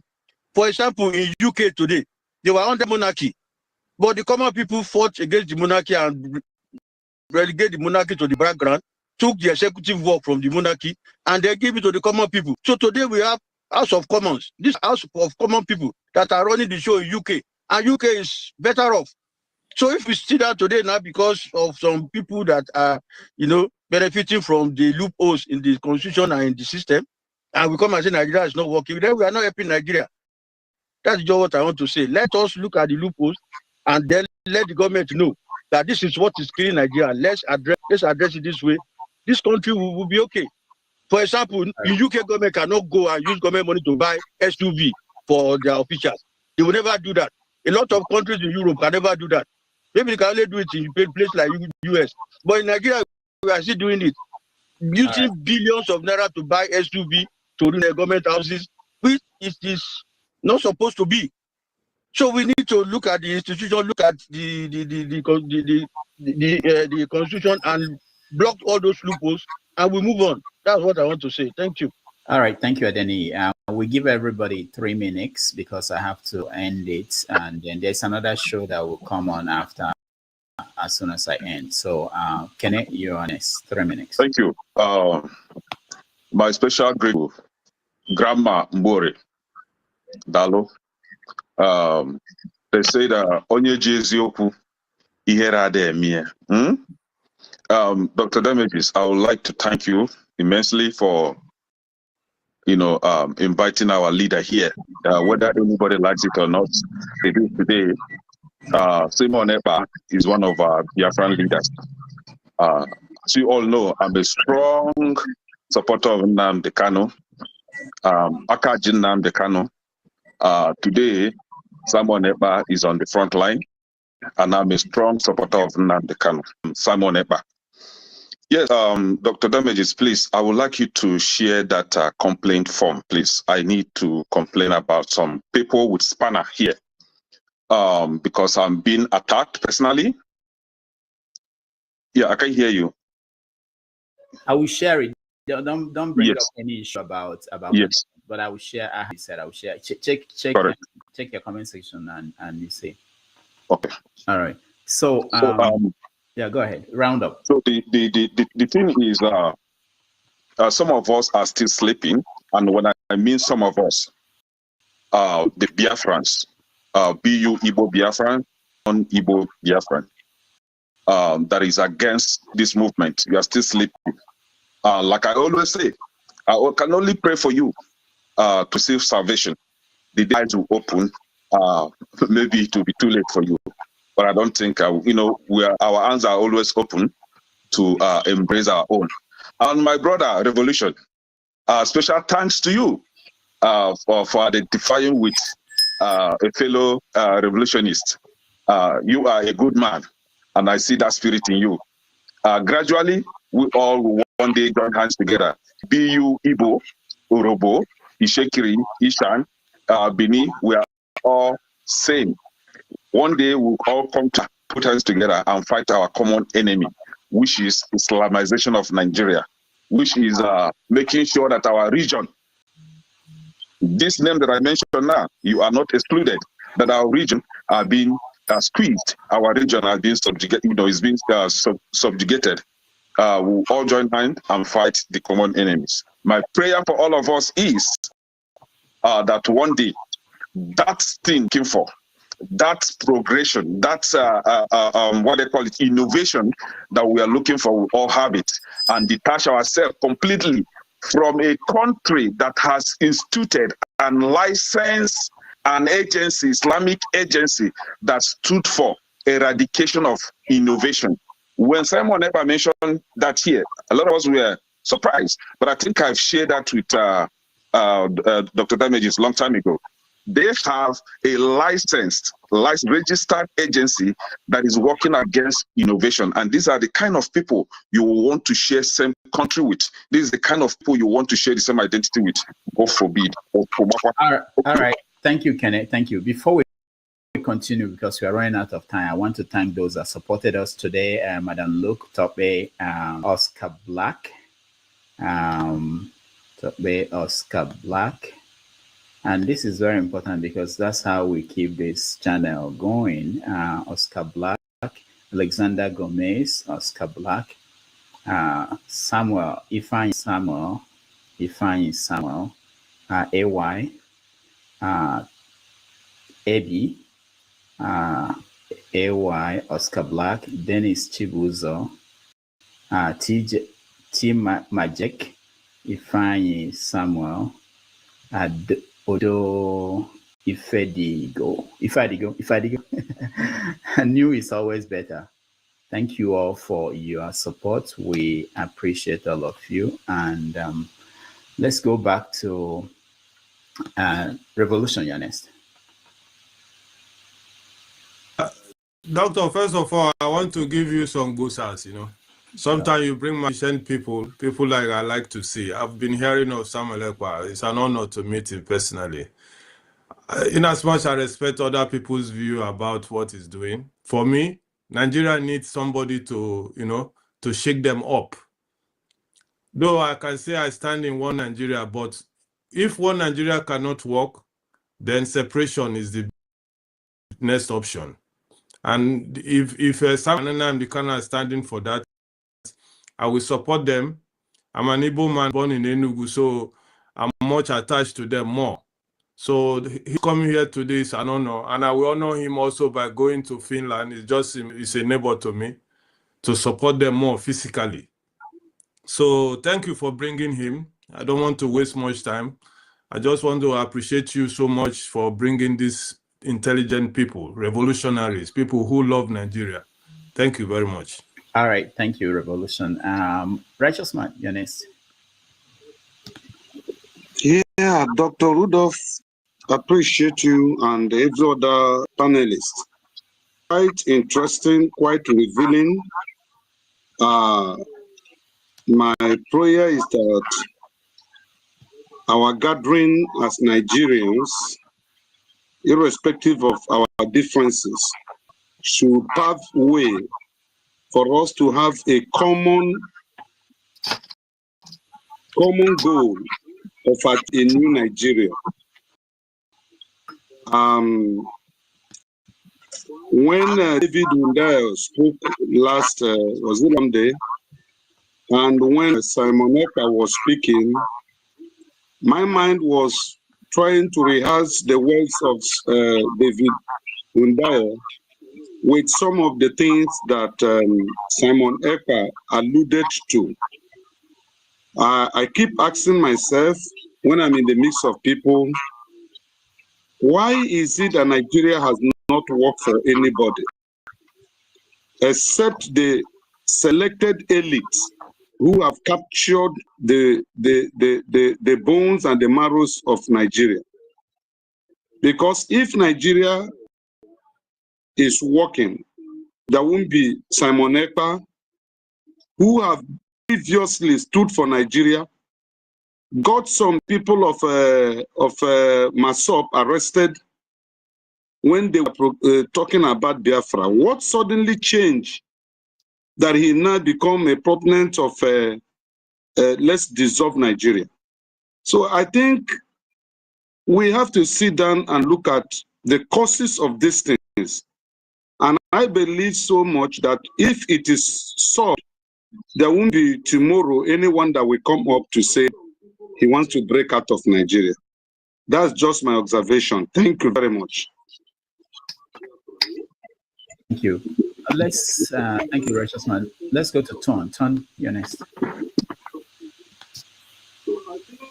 Dr. Damages, I appreciate you. I do apologize for jumping in. I came home and I entered my pajamas ready to Saturday my evening. However, I've had a meeting this evening and I've got to run out for the next half an hour. So I just want to say I'll be off and I'll be back later if that's okay. All right, go ahead. I thank you and I thank the panel for considering. Or do you want to talk now, Diago? If you don't mind, Tom. If Damages allows it, you can go. And, thank you very much, Tom. Thank you, sir. Again, as everybody has said, I want to join them in speaking up for Rudolph in what he does on this panel. I understand Rudolph in certain ways in that he wants to keep things at a certain level. The individual that he has brought on as a guest again is kudos to Rudolph's platform and the way he thinks. And I think we all have to buy in to the way Rudolph himself is thinking. So bringing on somebody like Simon Ekpa, who I have a lot of confrontation with in terms of, ethics is wrong, in terms of point of view. I think it was Ekene that outlined that I could never challenge him a conversation or a debate. And I feel that that's not true. However, one thing I like about Simon Ekpa, what I've seen on this program, one day, one man went to Mo, or whatever he calls himself. He came on the show, and instantly, Simon Ekpa was able to call him out. He said, one began speaking. Simon Ekpa then returned. He said, "Are you a Nigerian?" One man replied, "Yes."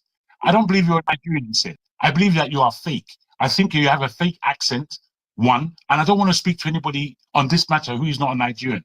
That in itself, for me, was fantastic, because he was able to spot a criminal, so to speak, based on these platforms that are out there and what comes out of people's mouth. Our man Electricity is here. I'm not going to make any complaints, but he is one of those that will need a bringing out as far as his character and performance on this platform. Now, I would have loved to have spoken to Simon Ekpa. Unfortunately, I was busy in and out. I would have loved to have spoken to him based on one. Does he think that Nigerian people can wake up themselves and bring, it's something that we don't really discuss, bring Nigeria itself out of this nonsense that we are living in? And I have belief that it can. And I would wonder what he would say if Nigerians themselves join to have power amongst our people, to have Biafra at our back, to have Boko Haram at our back, to have all these things that basically are going to be tumultuous to bring into existence. It's going to be hard work, Biafra, when Nigeria is already there. And ostensibly, I would argue that they're very much the same thing. So I would have liked to put that to him and really seen his response. He'd be back at some point. So I'll have to hold on and wait until he's back. I thank you for the time. All right, thank you. There's something you said I don't quite understand. We don't encourage, you can call any politician whatever you want, but I don't